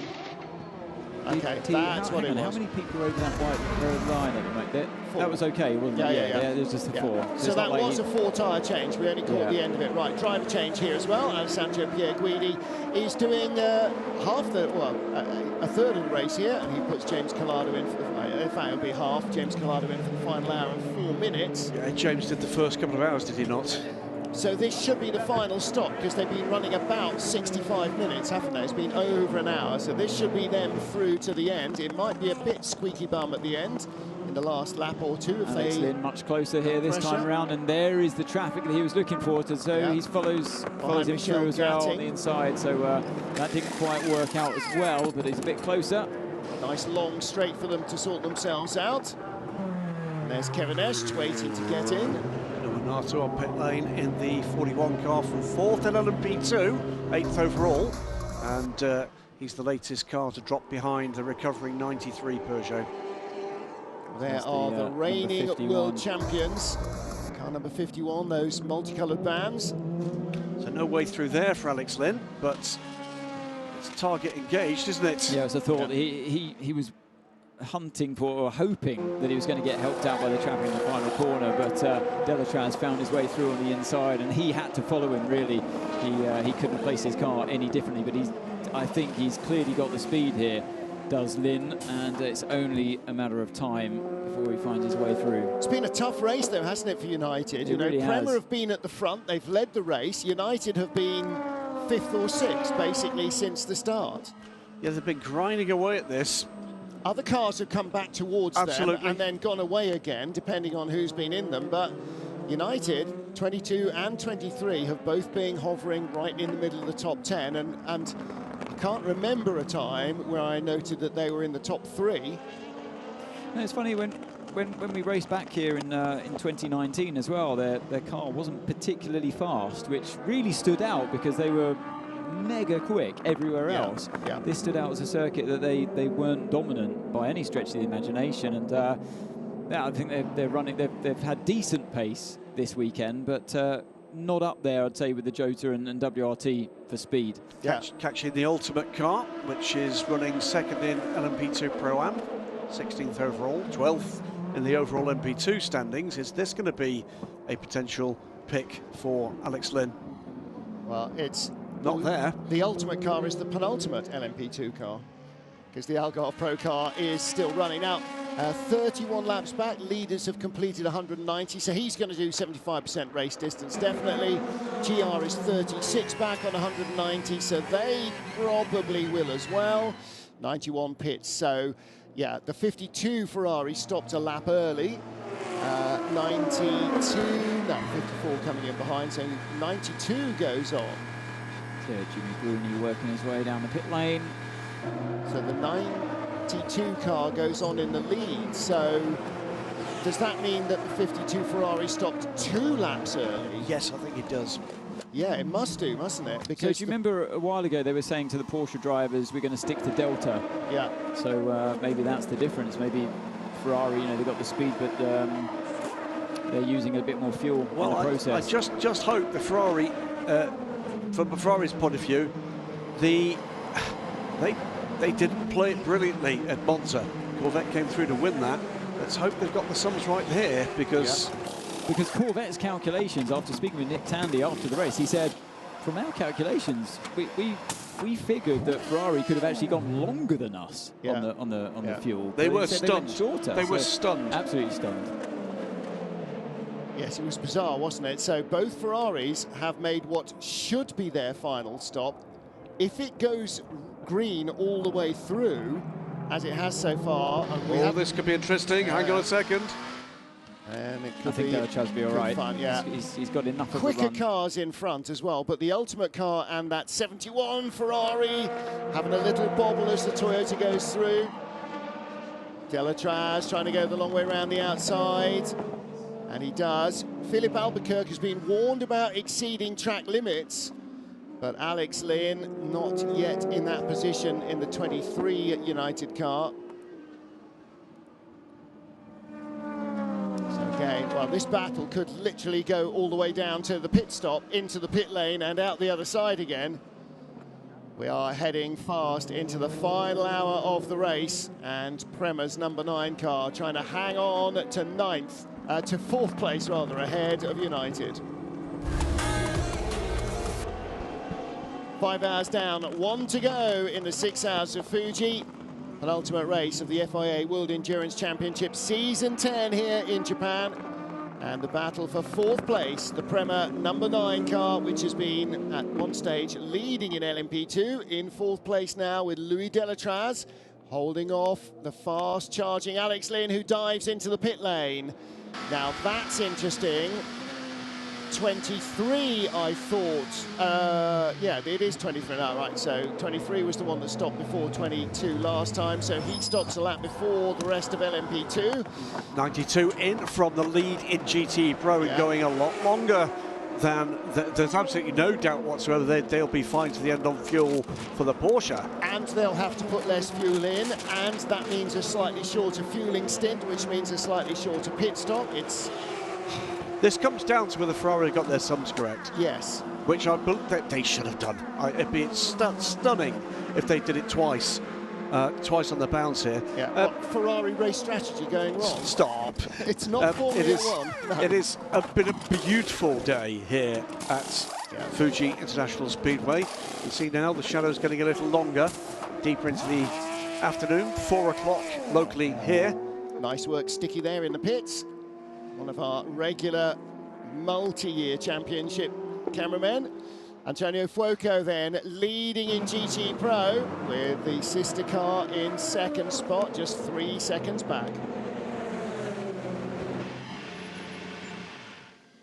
Number 7 Toyota in the pit lane, Mike Conway, will need to stop again, as will the number 8 car when it comes in a lap's time. They won't go 58 minutes on fuel. It's tight though, isn't it? It's a lot closer than... It's going to be just a splash at the end for the number 7. Well, how long are their stints? 35 minutes? No, longer than that.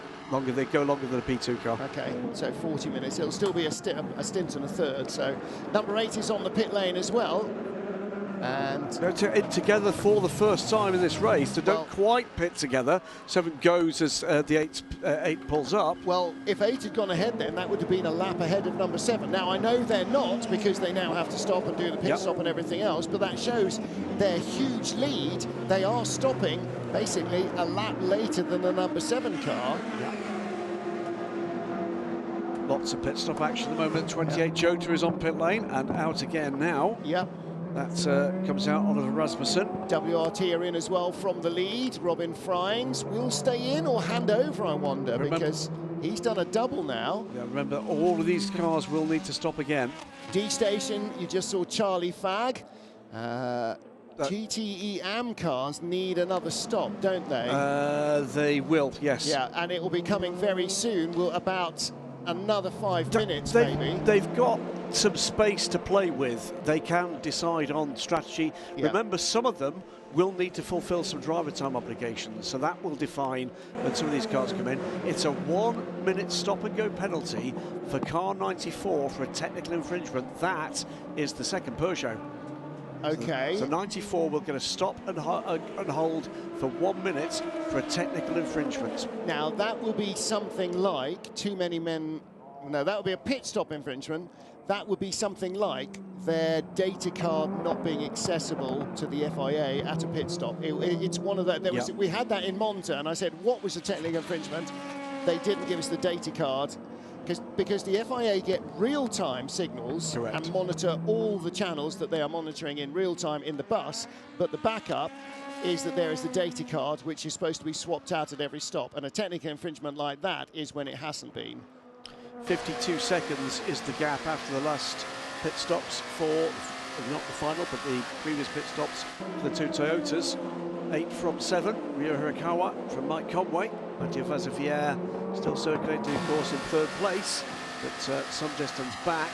Jota currently lead LMP2. We're on board now with Will Stevens.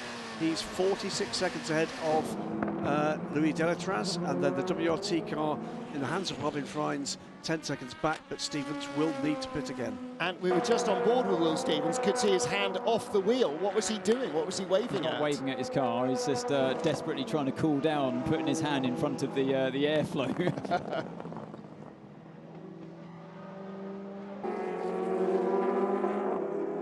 In LMP2, Will Stevens, the race leader. Overall race leaders, though, are Toyota Gazoo Racing, car number 8 in front, and Kazuki Nakajima is waiting to talk to Louise Beckett. Kazuki, it's obviously great to be here back in Japan and at Fuji. Both Toyotas have had a clean run, but obviously those 8s have really taken advantage. Yeah, both cars had a little bit different setup, and now it seems to be it's working better for car 8. But I have to say both guys doing really great job and without any issues. So as a team, we are very happy, and nearly 1 hour to go. So still we need to be focused and you know, make sure that we finish in a good way. And we haven't had any rain in Fuji. Yeah, it's such a nice weather, which is, yeah, maybe not expected for you guys, but we are happy to have, you know, so many fans, so many supporters in such a, you know, nice condition. So yeah, it's you know, great opportunity to come back, first time since 3 years, and we are enjoying it. Thank you very much. Thank you. Yeah, Kaz, a 4-time winner of this race here in Fuji in the FIA World Endurance Championship, and knows this place so well. Success as well in Super Formula Nippon, and as well in Super GT. Trouble, what was that there? So yeah, 94 in to serve their penalty. So 1 minute penalty, yeah. So I'm sure we'll be told exactly what the technical infringement was. Yeah, by email on Wednesday. Well, no, that, you know, when all the things are finally official, but there is, yeah, some technical. It could be something like the data card. It doesn't have to be. Meanwhile, our GTE AM leader, haven't seen an awful lot of this car except in sort of the background of shots or coming through another battle or another battle coming past it. Marco Sorensen at the wheel of the 4 horsemen TF Sport Aston Martin. Car started from pole by Ben Keating. And again, Ben doing a great opening leg, double stinting the car and really holding it firmly in the top 3 all the way through. By the way, I'm going to correct you, but you're going to be corrected by someone I wish was here but isn't. Martin. What, my mum? Alistair Moffat. Oh, Alistair Moffat. Al, yeah, it's a delight to hear from you. Al, long time PR for the Toyota Gazoo Racing Squad. Corrects you about the Manufacturers' Championship. Points are only scored by the top scoring car for that manufacturer, not both cars. So they can't win it here. So they can't win it here, no. Unless Alpine finish 4th or something. Al's estimate, yeah, and I never argue with the Al. What's this? This never is argue with that. It's interesting here. So Robin Freins has been into the pits. They've done 7 pit stops total so far in this race. Will Stevens still out there, hasn't pitted yet, still on 6 pit stops total. I think they've been fuel saving for a long time, the car 38. This could get interesting. It could get interesting towards the end of the race. So their final pit stop will require a lot less time than 31. So right now, 57 seconds is the gap between Will Stevens and Robin Freins. So that will be inverted when Will eventually comes in. Is he coming in this lap? Basically, the longer he stays out there, the less fuel they'll need. The less fuel they'll need by their last pit stop. Yeah, well, let's keep an eye on here. Yeah, they've had incredible speed. We've seen that with car 28 and 38 the whole race, but they haven't really been showing their hand of late. And I did feel like, oh, maybe their car's just lost a bit of balance, or 31 has just come into its own. But they did. There's at least been 3 laps now that would have stayed out there compared to 31. Yes. Leads the race at the moment. 46 seconds the good from Louis Delatraz, Robin Freins and Oliver Rasmussen in the number 28 car, which has been one of the star cars today. Though, as you're telling us, Ants, looks like tyres were rather more used up.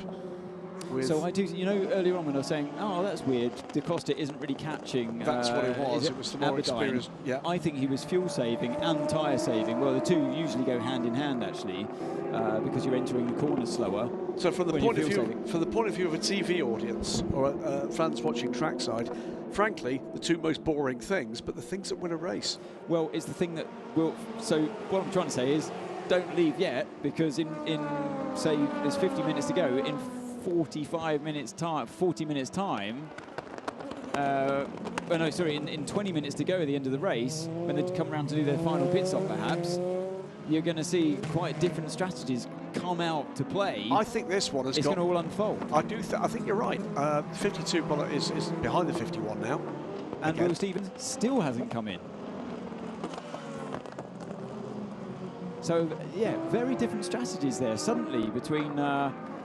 unless 31 have done their kind of effective splash now, instead of at the end of the race. No, they've done a 108. It's 108, so they've done a full service. It's either full service or a full fuel stop. So there is a... so finally, is that which one is that? We can't tell because on this long shot we can't see the mirrors difference of colour between the two cars. I presume it's the 38. It is the 38. Yeah. So come on, Jota, help us out. Do something at the front of your car. 49 minutes. That would have to be one hell of a fuel save to get home from here. No, like I say, there'll be a splash at the end. Yeah, but, but it's going to be a splash for a lap or two. Yeah. Wow. So this should be full fuel in now. Team go to work. To maybe go through to the end of the race with 48 minutes to go. I think it's really tight. It's just possible. They can usually do around 45, 48 minutes on one tank of fuel.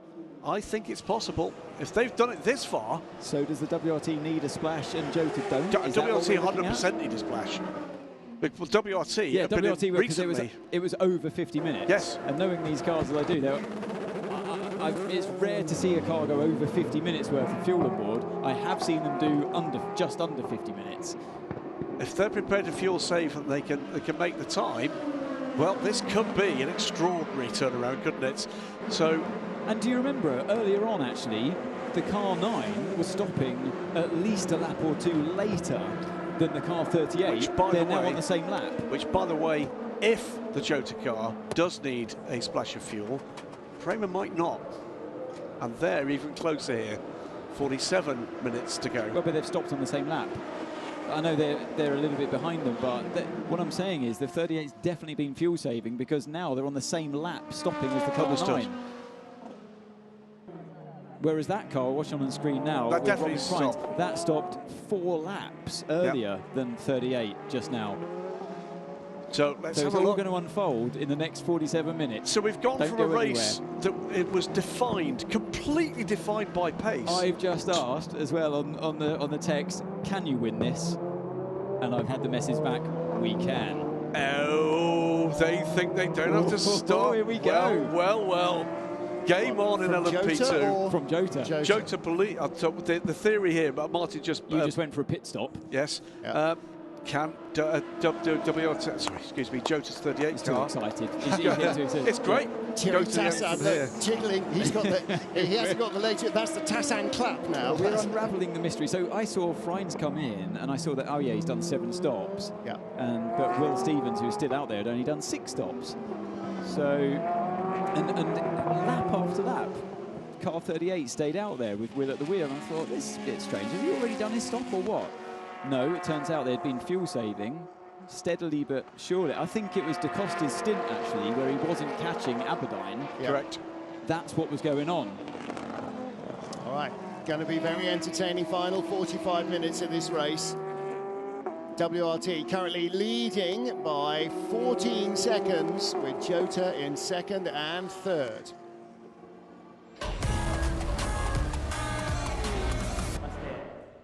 Five hours into a 6-hour race in Fuji, the first time back in Japan for the World Endurance Championship in 3 years, and warmly received by the teams and by the crowd. And beautiful weather, equally warmly received. First time since 2016 that there has been a dry race in prospect.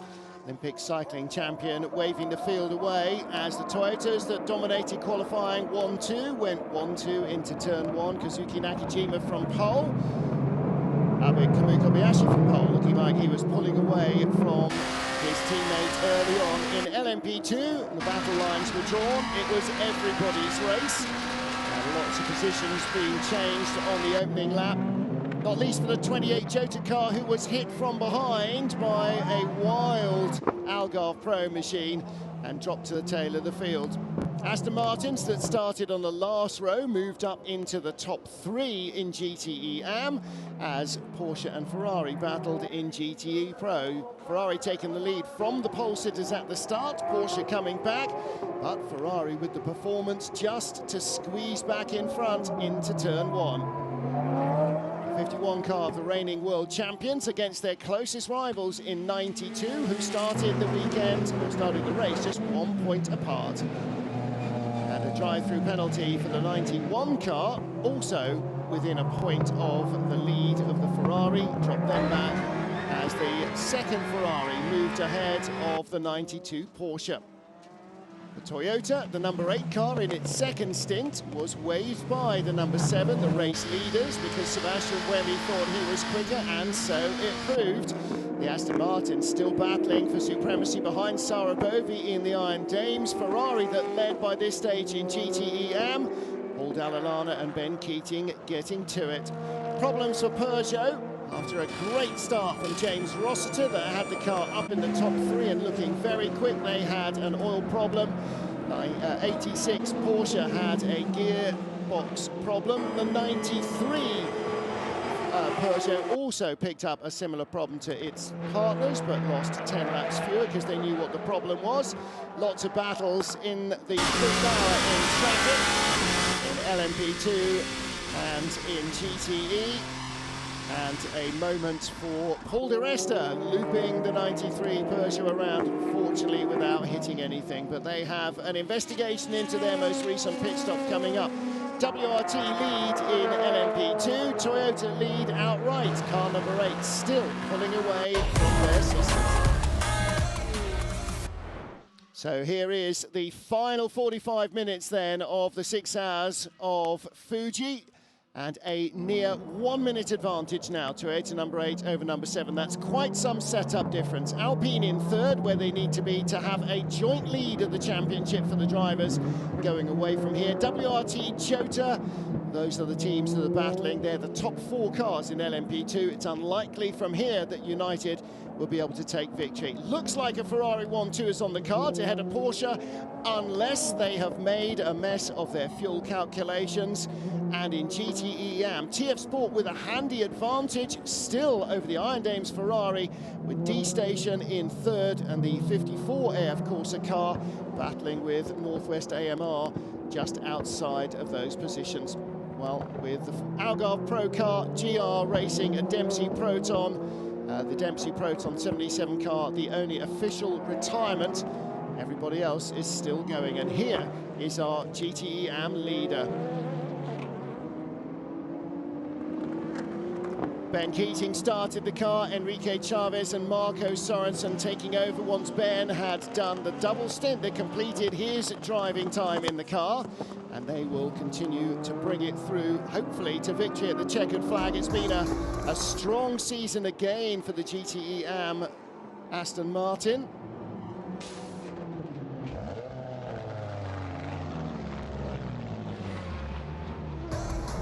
Pit stops probably don't feel quite as slow as that in real life, do they? Here is our GTE Pro leader, James Collado, with Alessandro Pierguidi once more back at the front of the field with the 52 car. Antonio Fuoco and Miguel Molina behind them. Fuoco remaining at the wheel.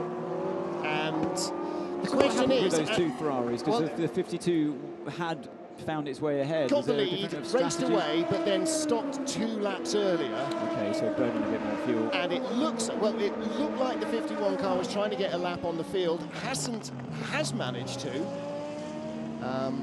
But we'll have to wait and see exactly whether or not they've got their fuel sums right and get to the end. Let's hear from WRT's Sean Galel. You saw the Indonesian driver in the garage. And right now, they are leading in LMP2. Sean Galel, the number 31 WRT, has a 13-second lead at the moment going in this final hour, but everyone still has one more pit stop, and it looks like everyone's looking to play a game in that. Yeah, exactly. You know, we just can control what we can control. I think in the first stint, we had a good start, took the lead, and then was fighting for the lead. Now we have 13 seconds, so we just want a trouble-free end of the race. You know, we had a difficult last 2 races in Le Mans and Monza, but hopefully we just take it home now, have a clean one. So it's just fuel for this last stop for you guys. Are you running short, or how are you running? Not sure yet. Maybe sides, maybe some fuel. I'm not sure. Yeah, all right, thanks. What the other guys are doing, I guess. So, yeah. All right, thank you. Could be a real scramble, couldn't it, to try and win this one? Well, it's pretty easy to work out. The Jota's been fuel saving. They were stopping 1 or 2 laps earlier than the Prema car. They're now on the same lap as them. Yep. And car 31 stopped 4 laps earlier this time around than Jota. So even if Jota have to have a splash as well at the end of the race, it's going to have less fuel going into the car than it will be on the 31. Let's put it this way on. It's either going to be, if Jota have to stop, mighty close, or it's going to be easy for Jota if they can get home on fuel. Well, now the other thing Louise is saying in our ears is that 31 didn't take tyres at the last stop, so they're already on double stinted tyres. So if they need to stop close to the end, then they're going to have very old tyres. I mean, and so will Jota, but they might have to stop closer to the end. I think tyre life is the same on both cars. We're looking at a battle here between the two teams that won Le Mans in the last 2 years, aren't we? Our current winners, the 38 car, and WRT, who won the year before in that nail-biting climax. Jan Halen warned again for abusing track limits. He was given a severe ticking off for track limits during free practice. But that will be less of an issue for the Dempsey Proton car. The 88 car is somewhere in Nowheresville.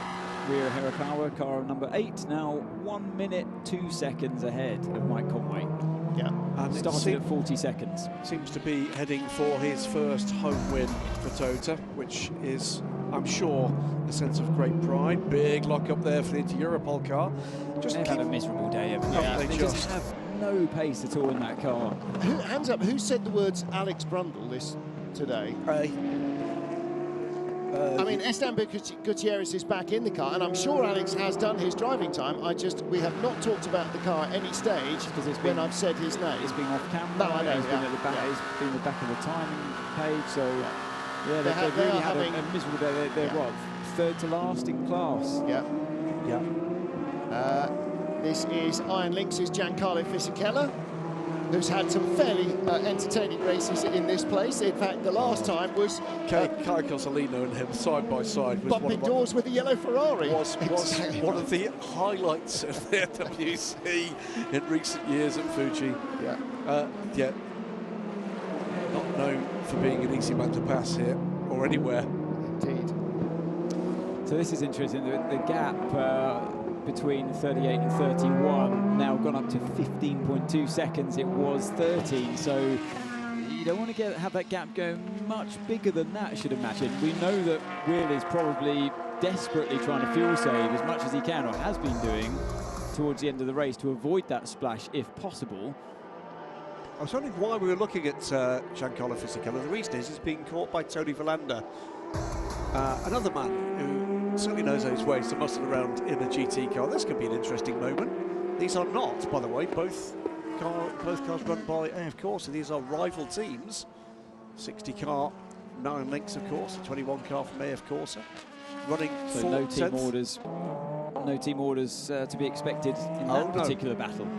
The other point I was going to make, Charlie Fagg has started to drop away from Michel Gatting in second. They will still need, of course, another stop, and will likely be a driver change there as well. But, while we're talking about GTM, let's move swiftly across to GT Pro, go down with Alessandro Perguidi. Alessandro, the 51 Ferrari couldn't have asked for a better run so far in Japan. Yes, to be honest, we are doing well. Both of the cars are running well. We are quite quick. I think we had a better choice about the tire. We are more consistent.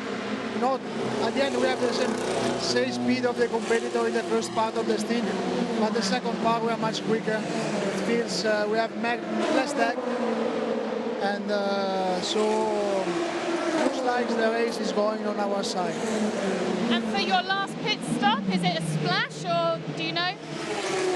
No, we should go till the end like this, so hope everything will be green and smooth, and we should go to the end. Wonderful, thank you. Thank you. They've got an edge, of course, 35 seconds or so over Kevin Est, behind the 2 Ferraris that have been circulating in team formation for what feels like all afternoon. Although that team formation has been reversed briefly most recently before the last pit stops, but the 51 3 seconds quicker in the pit stop. That sent the order back into the way in which we've become expected to it, and the more favourable order for the World Championship. Antonio Fuoco in the number 52 Ferrari. Looks like he's just edging a little bit closer I have to say, to the lead Ferrari of James Collado. But Collado looks like he's got it well under control at the moment, been driving beautifully all day. Collado has, I mean, the team have just been right on it from the very start. Well, like they said, they haven't had anything special in qualifying or the first part of the stint, the first stint. Where it's really come good for them is the way the car's looking after the tyres in that second stint. And that was the point that Corvette pointed out, sort of in the first couple of hours, how much Porsche's tyres drop away when they go into... And the question is, well, why don't they just put new ones on? And the answer is, they don't have enough new tyres in the allocation to be able to fit new tyres every time they stop. So you have to, at some stage, use worn tyres. Now, you don't have to use all 4 worn tyres, and you don't have to fit 4 new tyres at a time. You can do left sides only, but you still lose grip as the older tyres go away from you. So you're trying to mitigate that, and it does seem that Ferrari's just a little bit lighter on its toes on the rubber. So that's where the advantage comes, because in terms of outright performance on a lap, there's very little between them. Porsche was fastest in qualifying by a whisker, so it's clearly not a slow car around here. It just can't keep its tyres where it needs to.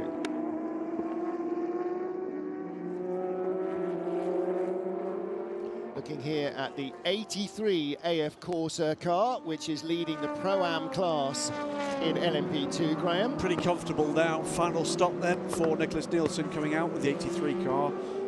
Realistically, since about turn 3 of this race, has had no other opposition than the Ultimate car. They did circulate together for quite a while. Yeah. It's the 31 car that leads the race in LMP2, 4th overall for Robin Freins, nearly 17 seconds ahead of Will Stevens. This is now all about what happens on fuel mileage for the leading cars. We believe, well, no, the 31 car will need to stop again.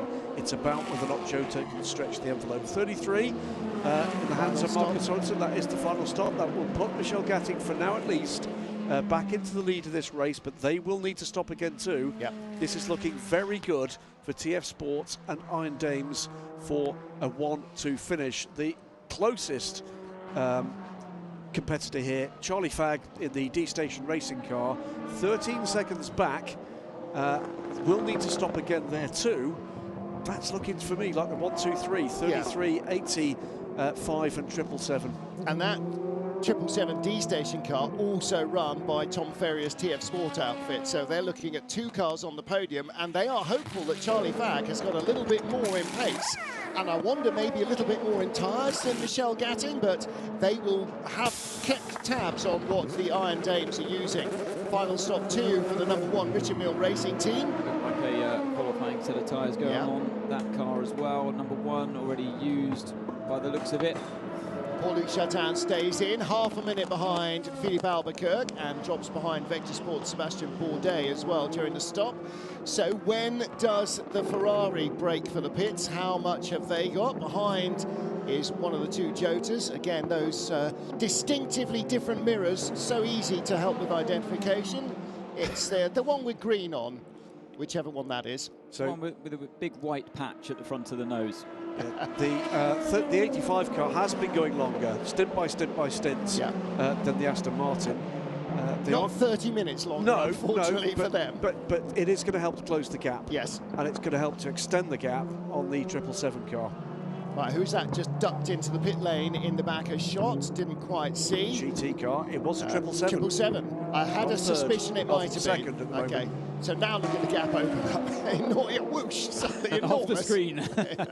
Because one station and the other one's doing 130 miles an hour down the hill behind the pits. So yes, so this is the final pit stop for the second TF Sport Aston Martin, the D-Station car. And that will drop him back behind Marco Sorensen, and probably not behind Davide Rigon in the 54 Ferrari, who may well come out or still be behind him as he comes out of the pits.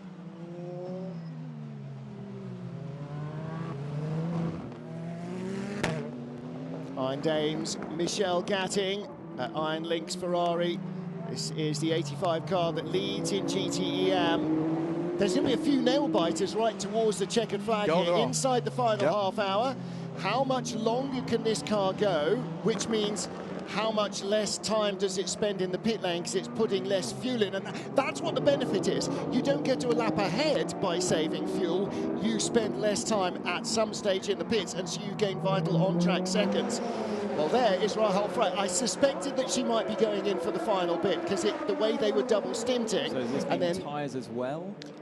But if they've got them, they're going again, another lap. Yes, yes. So that's third lap longer than the 33 car and 1 lap longer than 777. So again, that's 3 laps less fuel they have to put in. That could be 6 seconds, 8 seconds shorter stop. Try going 8 seconds quicker on track. She's looking confident. It's been a good race at GTM this afternoon.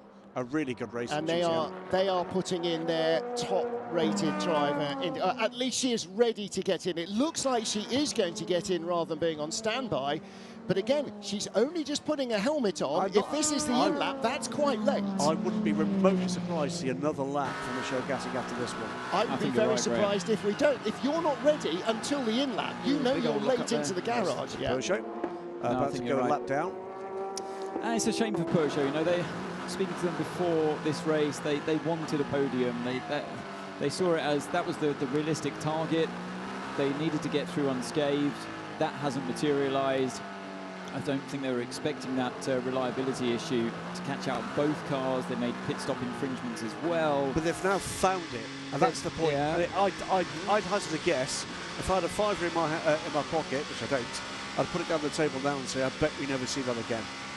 That particular problem, yeah. Agreed, because that will be traced back to whatever issue it was, whatever components.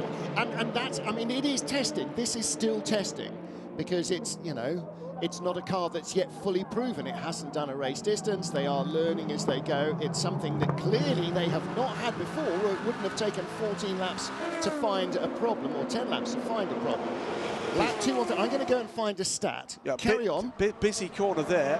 Most significant change, indeed, was a change for 5th position overall. That was Paul Di Resta going by Will Stevens. And you got the 2 race leaders in their own category there of car 8 and car, fighting for the lead, potentially 38.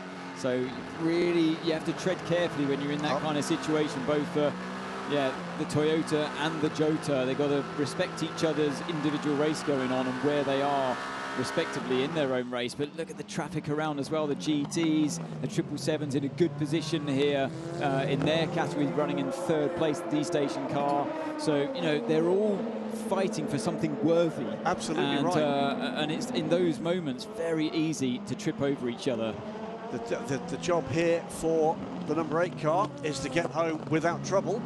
They've got 1 minute and 2 seconds over the team car, the number 7 car, but doesn't want to mess up their race or anybody else's at this point.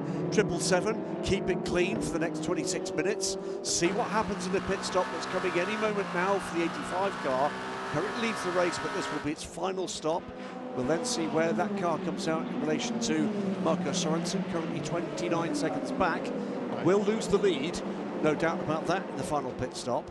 But it's about whether just how safe they are in 2nd place from the D-Station Racing team. 51 and 52.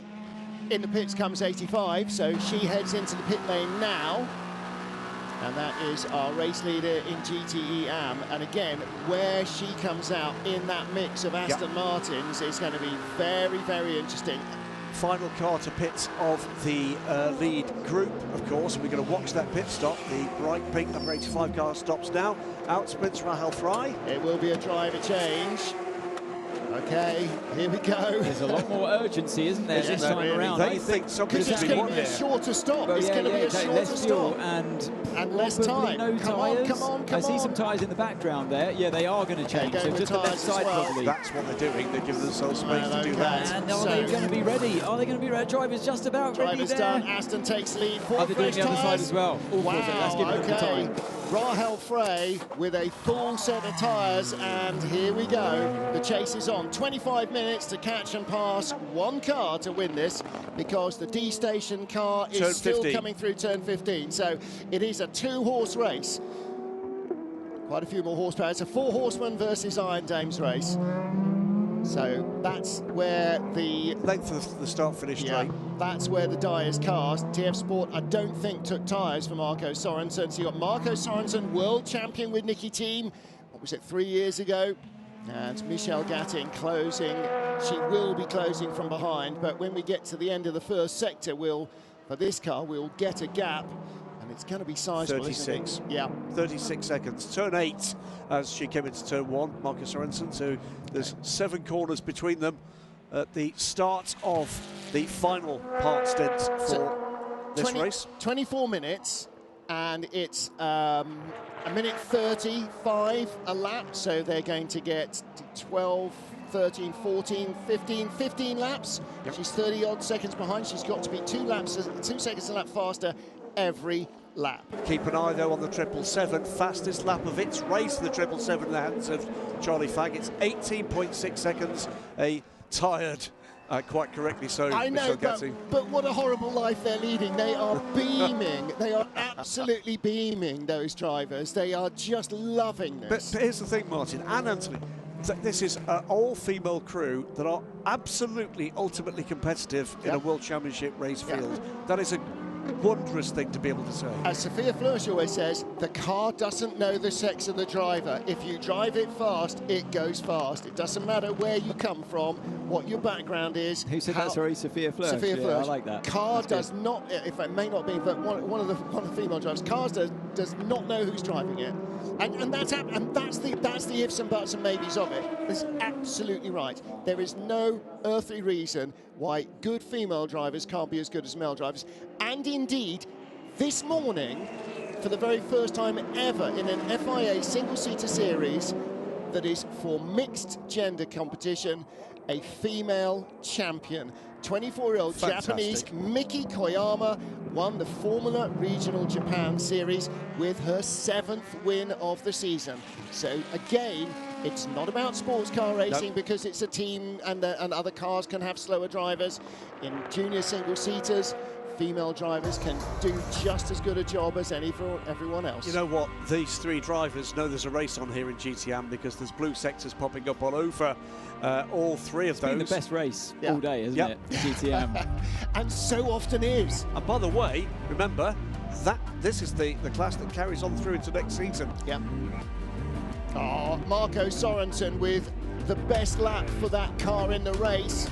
138.670. And Charlie Fagg beats that time. 138.625 for Charlie Fagg. Still under 18 seconds, the gap to Rahel Fry. And Rahel having to ignore Anthony's pleading to keep the tyres alive in the outlap because she has to give it everything.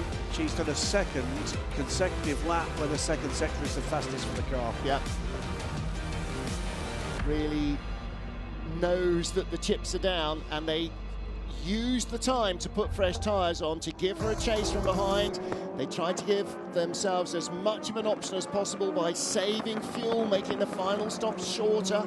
This is a significant battle. This is for 3rd in P2. This is Oliver Rasmussen. He's been caught and has been caught quickly by Norman Nato, but Nato's pitting, so we'd missed that one. Norman Nato having to make his final pit stop. Okay, so that takes the pressure off Jota. But what about the battle for the lead? Are WRT going to stay out front? They have to pit. They have to pit. Well, Real Team have come in with 20 minutes remaining. Yeah. Were they that far out of sync? I don't remember them going out of sync. No, we thought it was edgy. Very edgy for the 38, and that was 48 minutes to go the race. When 50 plus minutes for 31. Yeah, it was 50. I think it was about 54 minutes for 31. All the rubber debris flying up on the camera here. You shouldn't be able to do 54 minutes worth of running with the fuel in, especially around this track. From 3rd. And I think we heard when Sean Gillel spoke to Lou a little earlier that Sean confirmed that. And I wouldn't be surprised to see car 38 in as well for a really short splash. But if they're doing a huge amount of fuel saving, they might just be able to scrape 48 minutes worth out of it. Kind of depends where 31 comes back out after its final stop, doesn't it? They're very evenly matched in pace, but Frijns is he's a tough customer. Yeah. Definitely, he's gonna have his elbows out when he comes back out after this stop. I kind of the longer it goes on, now 19.5 minutes to go, I kind of feel unless Jota 38 doesn't have to stop, I find it's quite a tall order to beat them, I think. Second consecutive fastest lap of its race for the number 85 Alan Dames car as the Alpine comes in for its final splash. Mathieu Vazevier stays at the wheel, 19 minutes to go. As the two leading GTE Pro cars come through traffic. It's traffic of a similar nature, it's the 54. GTM. That car running where fourth, in fact, Davide Rigon. And catching Charlie Fagg.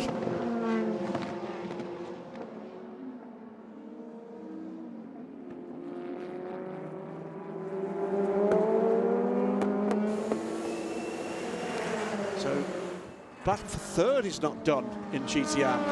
Davide Rigon being very polite indeed with his pro teammates at AF Corsa, but he'll be, I should think, remarkably less polite if he manages to get closer to Charlie Fagg. He's 2.7 seconds back now. This traffic is not helping his attack.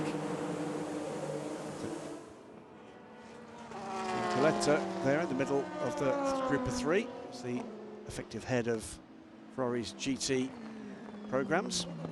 And it's great this time of the race when, say, like the Iron Dames car, for example, when you've slapped on a set of brand new tyres or close to new tyres, and you know it's not a full stint's worth, and you can just really attack them, lean on them, and you see other cars out there struggling for grip, and it's just such a great feeling. It's like an unfair advantage, and you're on the attack. They're in kind of like tyre preservation mode, desperately trying to hang on, and yeah, it's this time of the race. It's just so exciting. I was going to ask you. Rasmussen's in, by the way. Right. In 28, car 28, Jota. 23 United in as well. So here we go then. Any minute, we're looking for car 31. I'm sure they're going to have to pit before 38. Well, keep an eye on that. There's a question I was going to ask you earlier in the race. You just reminded me what that was, Anne, which is, we talk all the time about these new tyres, the grip you've got here. Are you able to give our audience any kind of verbal reference point for the kind of grip these tyres produce? Oh, hang on, what's going on here? Was that down into turn 3? That's Fisichella with Barleycoats. They needed all the grip they could get there. 31 has not stopped, just gone past us, so they stay out still. They, I think, will be with us in about another 10 minutes. Okay. Maybe a little less. It's not a Fuji race if Fisichella's not having a door handle to door handle bust up with somebody. Louise Beckett.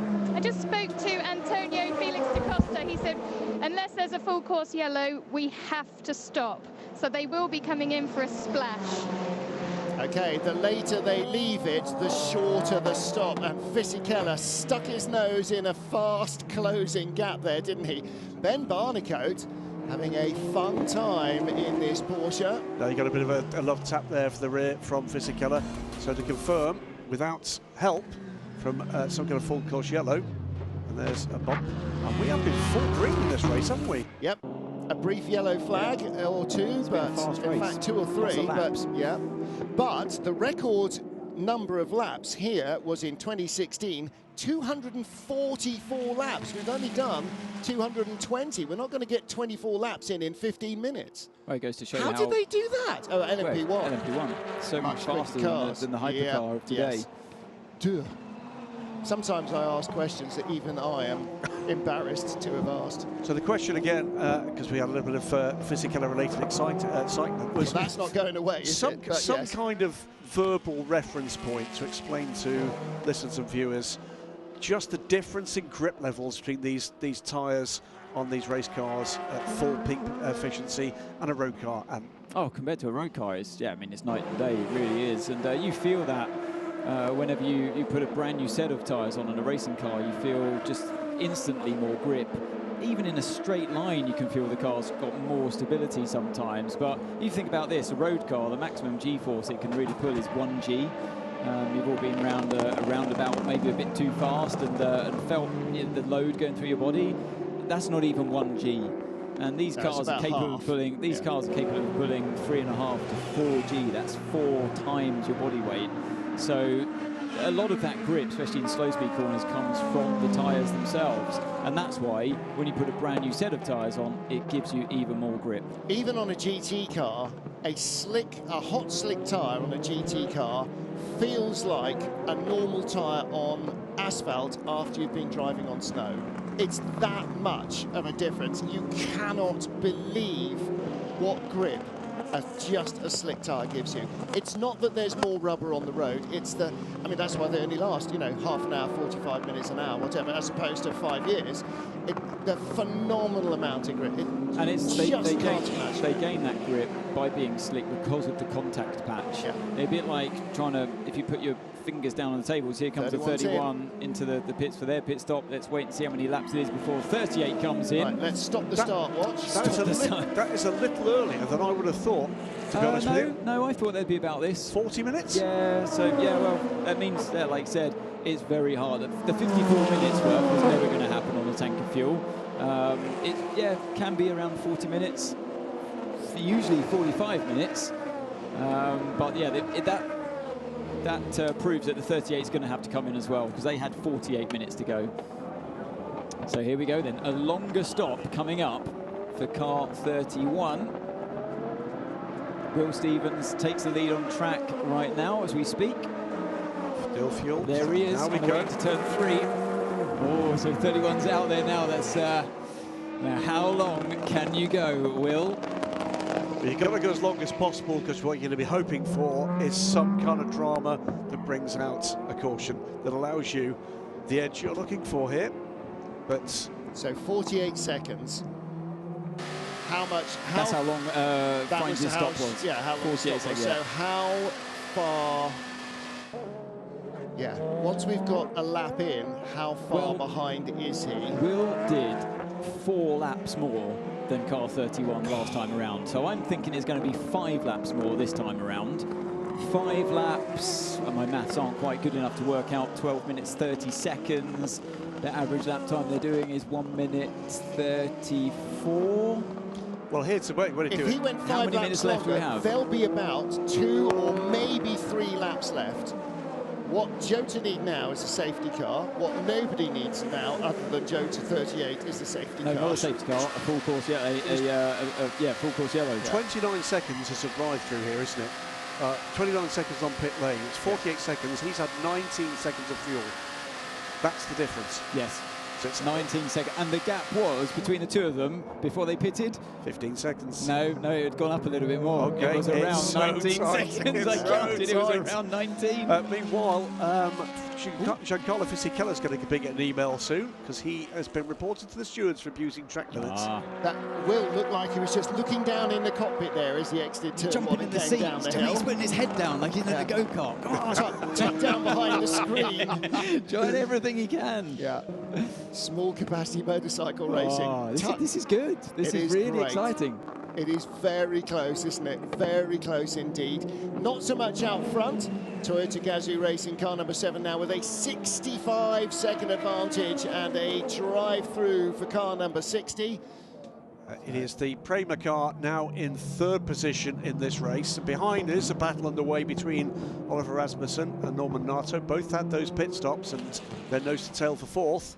Yeah, and Lynx logo on the front of the Prema car as well. Let's hear from race director. Information to the pit lane. Information to the pit lane. Drive-through penalty car 60 for continuous abuse of track limits. Drive-through penalty car 60 for continuous abuse of track limits. This young Italian hot shoe, Giancarlo Fisichella. I can't see him going very far in his career with that sort of attitude. In GTM, by the way, whilst we're correct, that did look a little bit wide. Whilst we continue to watch these LMP2s, the Iron Dames. Sorry, look at Antonio Fisichella. He's just praying for the car to keep the speed. Not as ebullient and smiley as usual, is he? So you're not on the Insta now, are you, Antonio? Well, Hellfly is nibbling tenths out of the lead, but it seems to have fended off the attack from Charlie Fagg at this stage. That's going up towards 20 seconds. Charlie Fagg, I'm afraid, is going to have his mirrors full of Davide Rigon to the end of this race. 10 minutes to go. 10 minutes to go. Is this more nerve-wracking for Antonio than the final 10 minutes at Le Mans? Oh, of course it is. Yeah, yeah. Really? Right, yeah. Well, Le Mans? actually, was Will driving the car at Le Mans when he crossed? I don't think Antonio did the final stint. I can't remember, but you know, last 10 minutes at Le Mans, the previous year with WRT heading to a 1-2 until Yiffy Yee's car stopped. That's even if you had forgotten Toyota, that was enough to give you the heebie-jeebies on to the last lap. Obviously, Le Mans a bigger race, but you know, here it's the unknown. You're in an actual fight for the win. There's debris on the track. I'm just saying. Oh, come on, no, no, I don't want any This race will unfold in the right way. There's debris on the track. 28 and 41. So here this is 28 and 41 in the battle for fourth. Again, it's Jota versus WRT, isn't it? Real team by WRT, but it's still the WRT crew. So strange, because 28 was the car on the move at the start of the race, wasn't it? Despite being spun out. And now they've lost the speed, and it's 38 that has the speed. So there was a time in the race when the 28 was clearly faster. But 38 saved themselves half a dozen laps. They've saved basically a lap on almost every stop. It has been impressive. It didn't stand out much in the race because, you know, they weren't setting the times alight like 28 was. And what's going to happen here? So 41 has a proper look to the inside, but 28's going down the inside of the Ferrari anyway. Just backs out just at the last minute, does Fisichella in the Iron Lynx. And I do feel like if that wasn't Fisichella, mind you, it does like turning in on people anyway sometimes. If it wasn't Fisichella, the door might not have been so firmly closed to start with. So. Get off my track. Had we not already noticed it, by the way, the recovery drive from the 93 has taken him back into fourth place overall. So 1, 2, 3, 4 now. Yeah, ahead of the leader in LMP2, Jota's Will Stevens. Still ahead of Robin Freins by 30 seconds. The gap's continuing to come down. Down from 31 at the last sector, but Jota lead. But can they do it without a stop? Well, here is the view of the reverse angle. Giancarlo Fisichella going, oh, really? You're coming through there? I really thought he was going to turn in there. Yeah, well, he was turning in, wasn't he? But he had to open the steering. Has to pull away as the 28 car goes straight up the inside. Remember, they sit on the left-hand side as well of the car, so to see someone on the right-hand side is even harder for them. But I think that was Antonio reacting to that moment, actually. Oliver Rasmussen was taking no prisoners there. He wanted to get away from the real team car of Norman Nato. Well, it was either overtake or be overtaken in that moment, absolutely. So he had to go for it. And look, there's a concerned face from Sean Gillane as well. 6 minutes 50 to go, and that 38 still hasn't come into the pits. When are they going to pit? Okay, so now we start to look at where is number 8 compared to where the LMP2 leader is, and if number 8 goes by the LMP2 leader again just before the flag, then the LMP2 car immediately takes the checkered flag. If number 8 is just behind, they'll have to do another lap, and that could be the difference between finishing and not finishing. It's into its 42nd minute on this tank. It's getting close. I mean, I've seen them go to 45 before. If he's managed to eke that fuel out to do 48 minutes worth, then his pace, it's almost as if he's been paying for the fuel himself. His pace indicates that he's managing fuel, but not to that degree. So just to confirm, by the way, and we can confirm because we've just seen Giancarlo Fisichella come down to take that drive-through. 29 seconds on pit lane. Of course, that is not 29 seconds lost because he's still making forward progress. We believe 19 seconds of fuel, so a stop for the WRT car. The gap at the moment is 30 seconds. Is this going to be really, and it's staying at 30 seconds. It was 30.7 last lap around, 30.1 this time around, so pretty much staying the same. But Freins is pushing now, and of course he is. He has to force Stevens to speed up. Even if he doesn't get past him, he has to force him somehow to try and make them need to pit. He can't just sit back and go, oh, they're going to pit anyway. Stevens has gone through again. Yeah. That's because he's running on fresh air and the prayers of Antonio Felix da Costa. If it happens at all, it's going to be 2 or 3 minutes worth of the race to go, isn't it? 43 minutes now. It really will be a splash. It will be 1 lap of fuel. Yeah. So Where is he? He's already down to turn 10, and the leader is crossing the line underneath us now. If someone were to have a stop-and-go penalty, just to stop and then literally go, yes, not to be held for a minute or whatever, just a stop and go, how long are we looking at for pit lane loss around here? It would still be over 30 seconds worth, yes, wouldn't it? 30-31 on pit lane. Rasmussen up to third because Prema have just stopped. The number 9 car is in the pits. Louis and they Delatraz. stopped on the same lap as 38 last pit stop round. So that means that Jota have one more lap, right. maybe. So this is going to be an interesting pit stop time. Slippery surface turn 3 entry. Exit. Oh, entry, yeah. Really? Okay. We're not going to get a full course yellow. No, really? We're not going to get a full course yellow. Full course yellow. It's a free pit stop unless they close the pit lane. He's in the pits. He's in the pits. He's in the pits. Had to brake for the border, so here we go. It was 40 seconds on pit lane for the Prema car. It'll be just a bit less than that. Where is the WRT car? They're in the final sector now. He's down the main straight. He's on the main straight. He's going to get back in front. Yeah. He's going to back. 38 is rolling. Yeah. So 31 comes past us now. Yeah, he's taking the lead. Yeah. And 38 is doing 60 kilometres an hour down the pit lane. There's 31 on the right-hand tyre, so the gap is bigger than I thought. 10-second lead. Oh, it was bigger than I thought. Okay. Yeah, at least 10 seconds. So suddenly the balance swings right back to WRT. All the fuel saving would have been great if there was a full course yellow or something in the final lap. Nice sigh of relief there from Sean Galeo. You can hear him. Dries van Teur watching on. He's not been in a team that didn't nearly win Le Mans, has he, Sean Galeo? Oh, no, of course. WRT, all those guys, Vincent Vos, Thierry Tassin, they know you don't count your chickens even on the final lap. They know. Right, these guys are good on fuel. These guys are now good on fuel, but the gap 11 seconds at the end of sector 1. So Will Stevens didn't take tyres, it was just fuel. So it is now 11 seconds. Robin Freins with the advantage over Will Stevens and Oliver Rasmussen in third. Half a second still ahead of Norman Nato, and that's why Nato was pushing so hard. The team would have told him, Prema must stop, get by the Jota, it's a podium. I mean, apart from the fact that there's a car in front and he's a racing driver, so he wants to get by him anyway. 4:57 at local time. 2 minutes to go. Yep. Sun is sinking down towards the horizon. And all sorts of battles. What about Iron Dames versus TF Sport? Still 36 seconds, Rahul Frey from Marco Sorensen, so she's not going to catch him, but D Station's Charlie Fagg seems to have seems to be fending off Davide Rigon. Yeah, Rigon's lost it. Okay.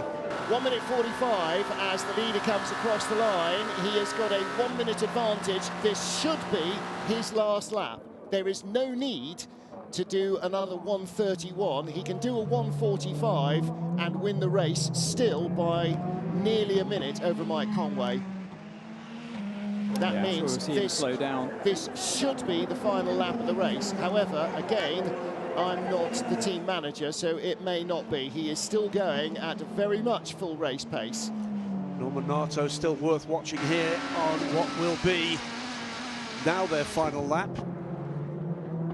Unless Hirakawa doesn't slow down at all and carries on going for it. But he didn't look like he was slowing down in sector 1. Didn't really, did it? No, 22.2 compared to 22.1 of Mike Conway. He's definitely not lifted off to, the 30-odd seconds that he needed, or 15 seconds he needed to slow down, unless he comes to a grinding halt and waits at the line. This is getting close here, so Rasmussen's had to go tight there, and that's given Nato a nice run on the exit of turn 6. Again, Toyota looking at a 1-2 here. Why would you why would you make them do another lap when there's absolutely no need? He's not lifted in sector 2 either. Because the car's built to do 24 hours and it wins that easily, so what's another lap in a 6-hour race? Yeah, because Toyota have never lost anything on the last lap anywhere. No. Do you really have to keep raising that all the yes. time? Shut up.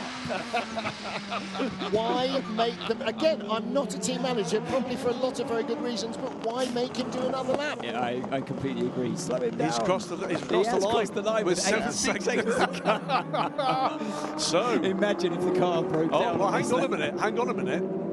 just how close on the map. And here comes Nato on that Rasmussen. Leader on the last lap. Leader on the last lap. Teams may go to the pit wall. Teams may go to the pit wall. Okay, here we go. Rasmussen clears the D station car that's third in GTE. He's quite close enough here to have a go down the inside, but it's oh so tempting. He's going to maybe show his nose, but Rasmussen has it covered. So where are the other close battles? Well, the other huge battle is the 0.3 seconds between James Collado and Antonio Fuoco. Which is just ahead of them. Victory in AF Corsa. Look, you can see them both in front here of Rasmussen. So are they going to catch them through turn 4 and 5? And they'll be on them into turn 6. That might give Nato a chance on the run down towards turn 10. Yeah.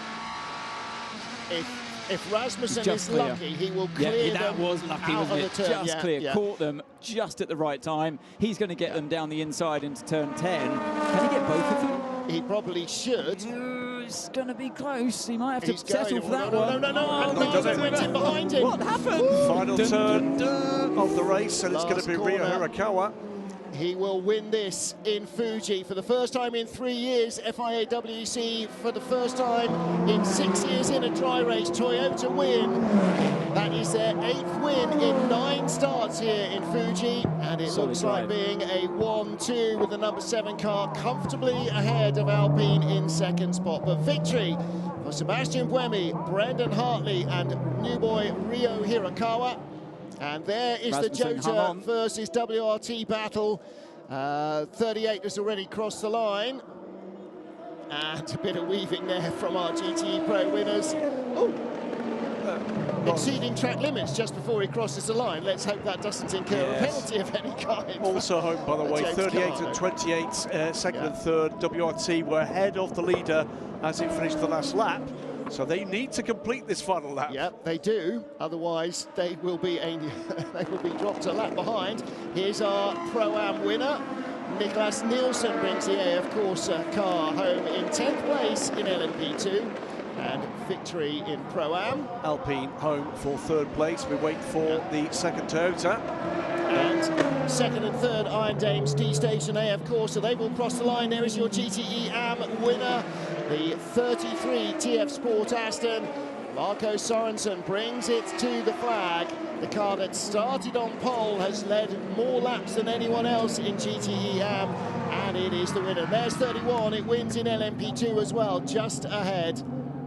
And 21 seconds the margin at the beginning of the lap over Will Stevens in the 38 Jota car. Yeah, Will Stevens lifted off to not do the extra lap there. Yeah. One would presume extremely marginal fuel. Happy smile there from Thierry Tassin. Well, no, they would have fueled him to get through to the end, but no more extra laps for sure. Once they had to go to the pits, they had to give him enough to finish. That would have been double pain. Peugeot know what everybody else knows, and what everybody else is about to find out to win in the FIA World Endurance Championship. You've got to beat the best. At the moment, they're the best.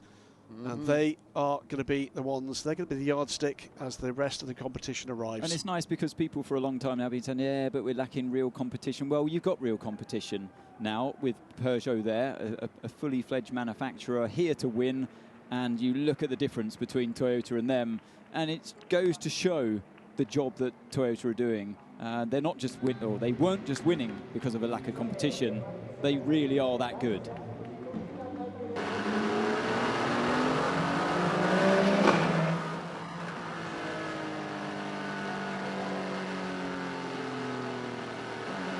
Talking as well about the other level of competition, the Alpine effort this year has been impressive. That is a very solid car. That, lest we forget, in qualifying performance at Le Mans, the second fastest car in Le Mans modern history in Rebellion's hands, albeit not in its hypercar form. But that is, yes, a tough car to break, let's put it that way. Oh, yeah, definitely. What a day for Rio Hirakawa, though. Yeah, home absolutely. Circuit. He knows this place very well, and he'll be very happy to win this race in front of his home crowd. It means a lot to him and for the whole team, you can see. And it brings the number 8 team into the joint championship lead with one race to go in Bahrain. So 36, the drivers of The Alpine have been the points leaders, and this will bring these guys level. If they had claimed the point for pole, they would be 1 point ahead in the driver's standings. But you sense now that they've clawed their way back after not finishing in Spa. I'm sure they feel the title is theirs for the taking, because it's unlikely that they're going to be much slower than Alpine in Bahrain, and they have a teammate to help them in the battle as well. Oh, he's a happy boy, and it does strike me, we talked a couple of times about this, the psychological effect that big wins can have on a driver, particularly a driver like Ryo Hirakawa, young man, winning at home here. Does strike me this is going to be a real boost for him. Well, honestly, I did have my doubts about him when they signed him up for this year. You know, new guy coming in to join two very, very experienced teammates. He had a lot of weight on his shoulders, but I tell you, he's carried himself well, and I've been impressed. He's won Le Mans, he's ticked that box. First year in the top class, and he's gone in and he's won it. He's held his own. And it was a bit of a shaky start the first race, but you see how he performed here. He's getting better and better. So, no, hats off to him. He's done a remarkable job this year. And the team rotated him in as well, so that he would be taking the checkered flag at the end, first or second, but he gets to finish the race here at his home circuit, or at Toyota's home circuit in his home country. So, yeah, all sorts of sort of... You can tell, like, this chemistry right here, you can tell these two, Buemi and Hartley, have been, you know, they're genuinely happy for his own performance today, and they know how to get the best out of other teammates, and it's really nice to see this relationship flourishing there. Smiling eyes to the helmet. Many years ago, Andy Wallace talked about this, being a young guy, just over 20, coming into the TWR Jaguar team, out of Formula 3, so no sports car experience, how important it was that Jan Lammers just nurtured him and protected him from the shocks and taught him everything he could teach him as quickly as humanly possible. That's what makes a winning team. And, you know, WRT, this trio coming together for the season. Not for the season, Dries van Teur, remember. Yeah. So that means Dries, one of a very rare breed. There's won WC races in a prototype and a GT car. Yeah. And looking at Sean Gallel there, he looks happy. He should be happy because he drove a brilliant first stint today, and I think he won them that race today. When you look at the gap he opened up between himself and Roberto Gonzalez, that doesn't usually happen between those two. So Sean was right in the groove today, and I think a thoroughly deserved victory for him. Yeah. And here comes the 33 car, and well, after utter mayhem and disaster at Monza. Yeah. Oh yeah. You know, to Ended come on its back roof, here, didn't it? absolutely, to come back here and take this one in pretty dominant fashion. They were pushed all the way by the Iron Dames. Just got pole position. They had a bit of a shaky start to the race today. They lost positions, hand over fist at the start, and then they came good later on. Don't forget, Ben Keating started, as he always does, to do a double stint, but the other two Astons that didn't set a lap time, were at the back of the grid, had their platinum drivers in to get them back in, silvers rather, to get them back into the fray, and that's what they did. But all three Astons and the Iron Dames Ferrari, any one of them could have won it. Look at that. 121 points, plays 121 points. Who moves ahead in qualifying in Bahrain? Yeah, that's going to be entertaining. That's a dead heat for the Drivers' Championship heading into the final race of the season in Bahrain. Is the momentum with the crew of the London Break Toyota, Brendan Hartley, Ryo Hirakawa and Sebastian Buemi? Well, Louise is down with them. Let's hear from Seb right now.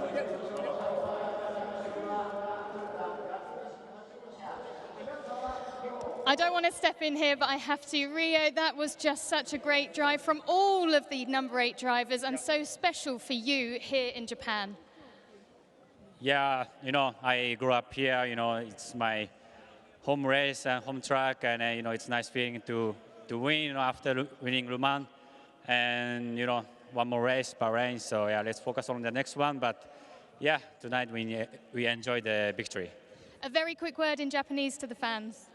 皆さん、最後までありがとうございます。はい、僕ら、ありがとうございます。ホームレースで、優勝することができました。この勢いで、チャンピオン獲得に向けて、頑張りますので、引き続き応援のほどよろしくお願いします。ありがとうございます。Thank you, well done. Thank you. Lots of thanks there to the team and to the fans as well for coming out, and great for the fans to be able to see international motor racing returning to Japan this year with the Suzuka 8 Hours, the FIA Endurance World Championship last month, and with the WEC 6 Hours here in Fuji this month. And hugely, eagerly anticipated, both of those events, and both bringing in huge crowds. And this, just as COVID, another COVID lockdown is gradually being released, Anthony. So not perhaps the enormous crowds that we have seen in previous years, but entirely understandable. But they love their racing here, and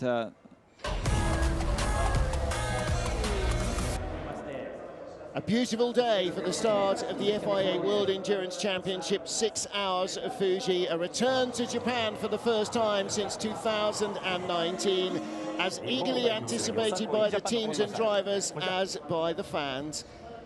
A moment of silence in memory of Queen Elizabeth, who died earlier in the week, and Olympic cycling champion waving the field away, headed by the Toyotas that had dominated in qualifying. Kamui Kobayashi, the pole man, taking the lead of the race early on and running away from his teammate Sebastian Buemi. In the LMP2 class, it was clear it was going to be cut and thrust all the way.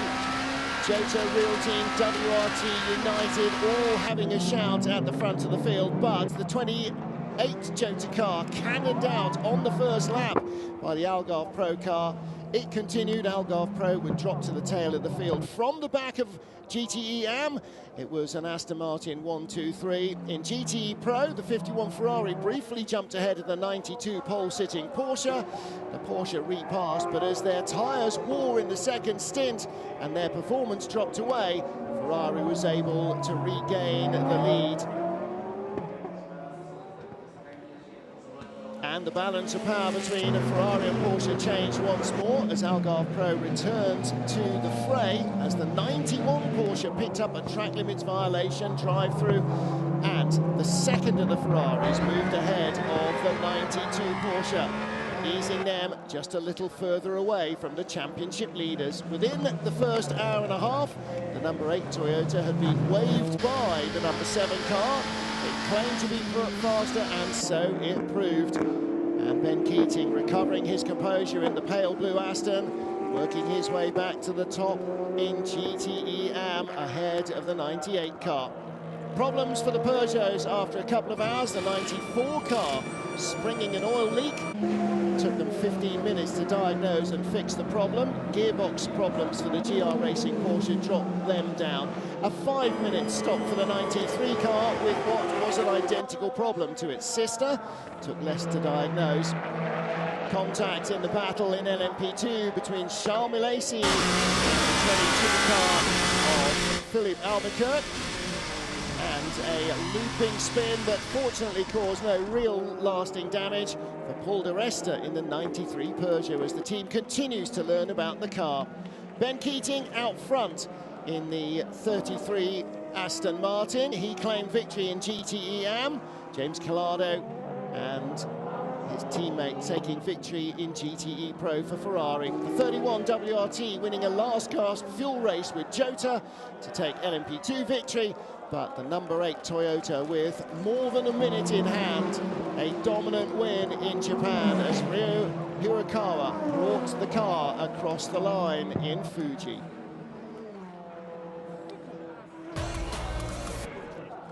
So awaiting the podium ceremony, and both of our Toyota crews waiting to go out there. Yeah, car number 7 had no answer for car 8 after that first stint today. I'm sure they'll be looking into the data pretty deep tonight to see how on earth car 8 achieved such an incredible performance.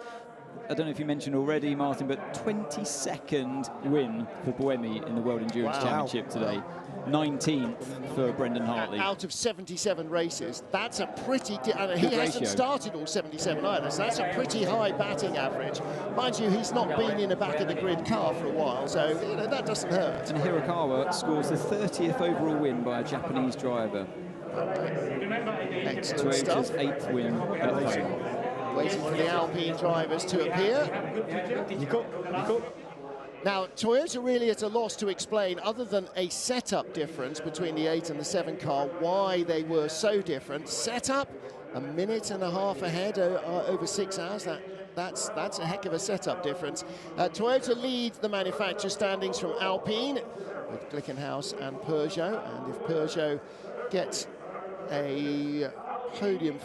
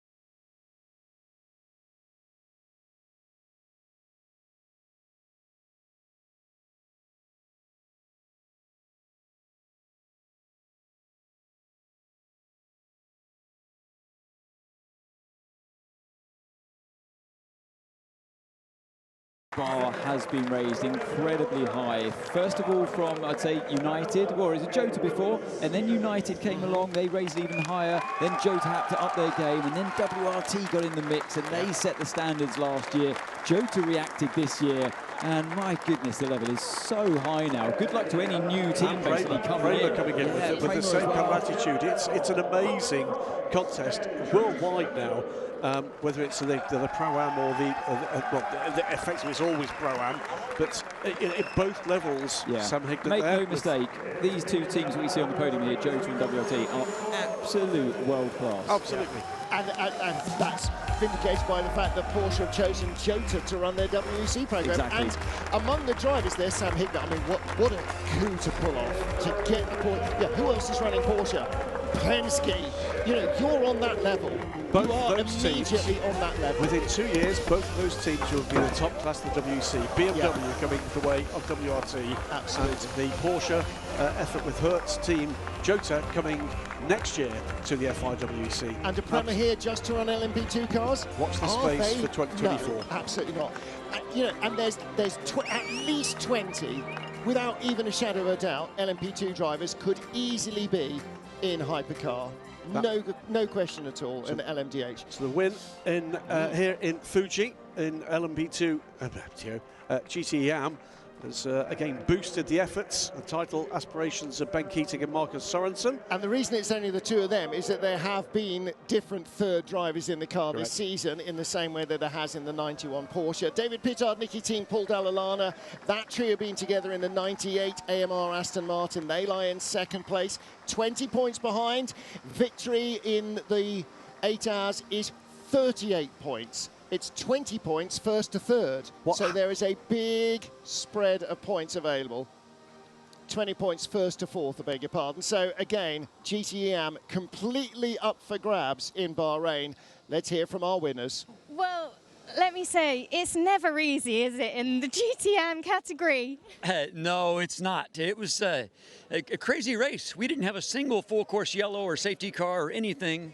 It was an extremely clean race, and you had to have that kind of a clean race with no penalties, track limits, or anything like that. And I really think that was a big difference maker. And of course, it's not super easy to pass here, so it helps a lot to start up front.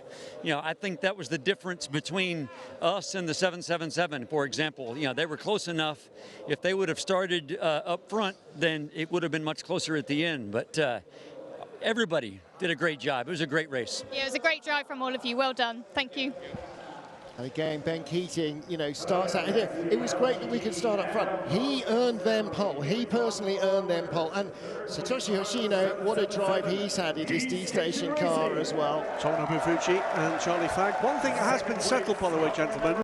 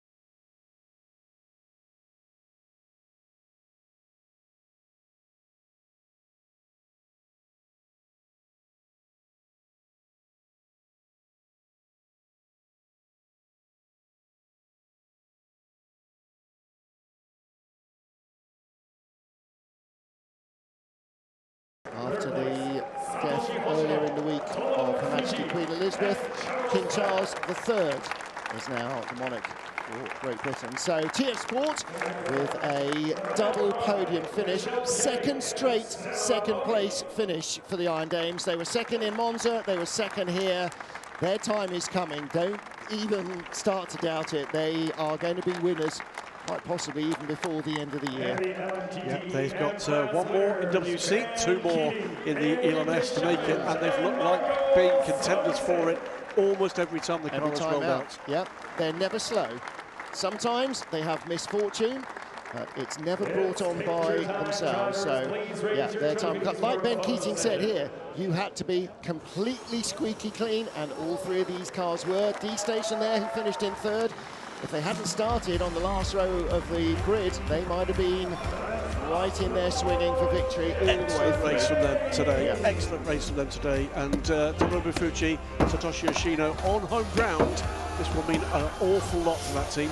And maybe the difference in the end was their starting position, not the time that they lost to the leader, Ben Keating, but the tyres that they had to burn early, whereas he was using his for a double stint. They had to burn a set, put in a new driver, and then carry on. So they had that performance deficit at the end and couldn't really close. As we saw, they had enough to hang on to 3rd in the class ahead of the AF Corsa Ferrari, but not enough maybe to make it a TF Sport 1-2. I think without question, the category today that gave us the best racing was GTE. Yep. And you know what's great about it is it's 2 things. You've got the battles between the men and women that are equally ranked by the FIA. You've got that ebb and flow when you've got some of the pro drivers and the AM drivers on track together, but somehow it keeps it going all the way through 6 hours of racing. And we've only lost 1 car today, and rather sadly it was another championship contending car with the number 77 car. Yeah, so that car retiring with a drive shaft failure, and again, not an incident-derived problem. It didn't look like they'd been particularly mullering the curbs here either. So, yeah, just one of those things. For the Pro-Am teams, AF Corsa claiming victory here with Ultimate in 2nd place. Algarve Pro, I think, do get classified as finishers. They are 3rd, so they retain that position ahead of Ultimate. In the drivers' lineup, Alessia Rivera, Francois Proda, Nick Nielsen, ahead of Algarve Pros, James Allen, Rennie Binder, Stephen Thomas. That means that that position, the lead in the championship, taken by AF Corsa with 1 race still to run, and we'll have the 4 cars back, we believe. I think we've got ARC Bratislava back in Bahrain to complete the season. That would be great to see. Miro Konopka's been doing plenty of other racing in the meanwhile, but we do miss the bright yellow car. They're the Algarve Pro boys. To come out onto the podium. Was not their race in terms of luck, I'm afraid, or in terms of pace. But they pushed. That one incident, yeah, set them right back. Yeah, Rennie Binder, James Allen, Stephen Thomas, so Francois Heriot, Jean-Baptiste and Mathieu Lehay take a fine 2nd position. Those cars were going head-to-head with a star-studded AF Corsa car for much of this race, but it will be Nicholas Nielsen, Alessia Rivera and Francois Barodo that take the win in LMP2 Pro-Am.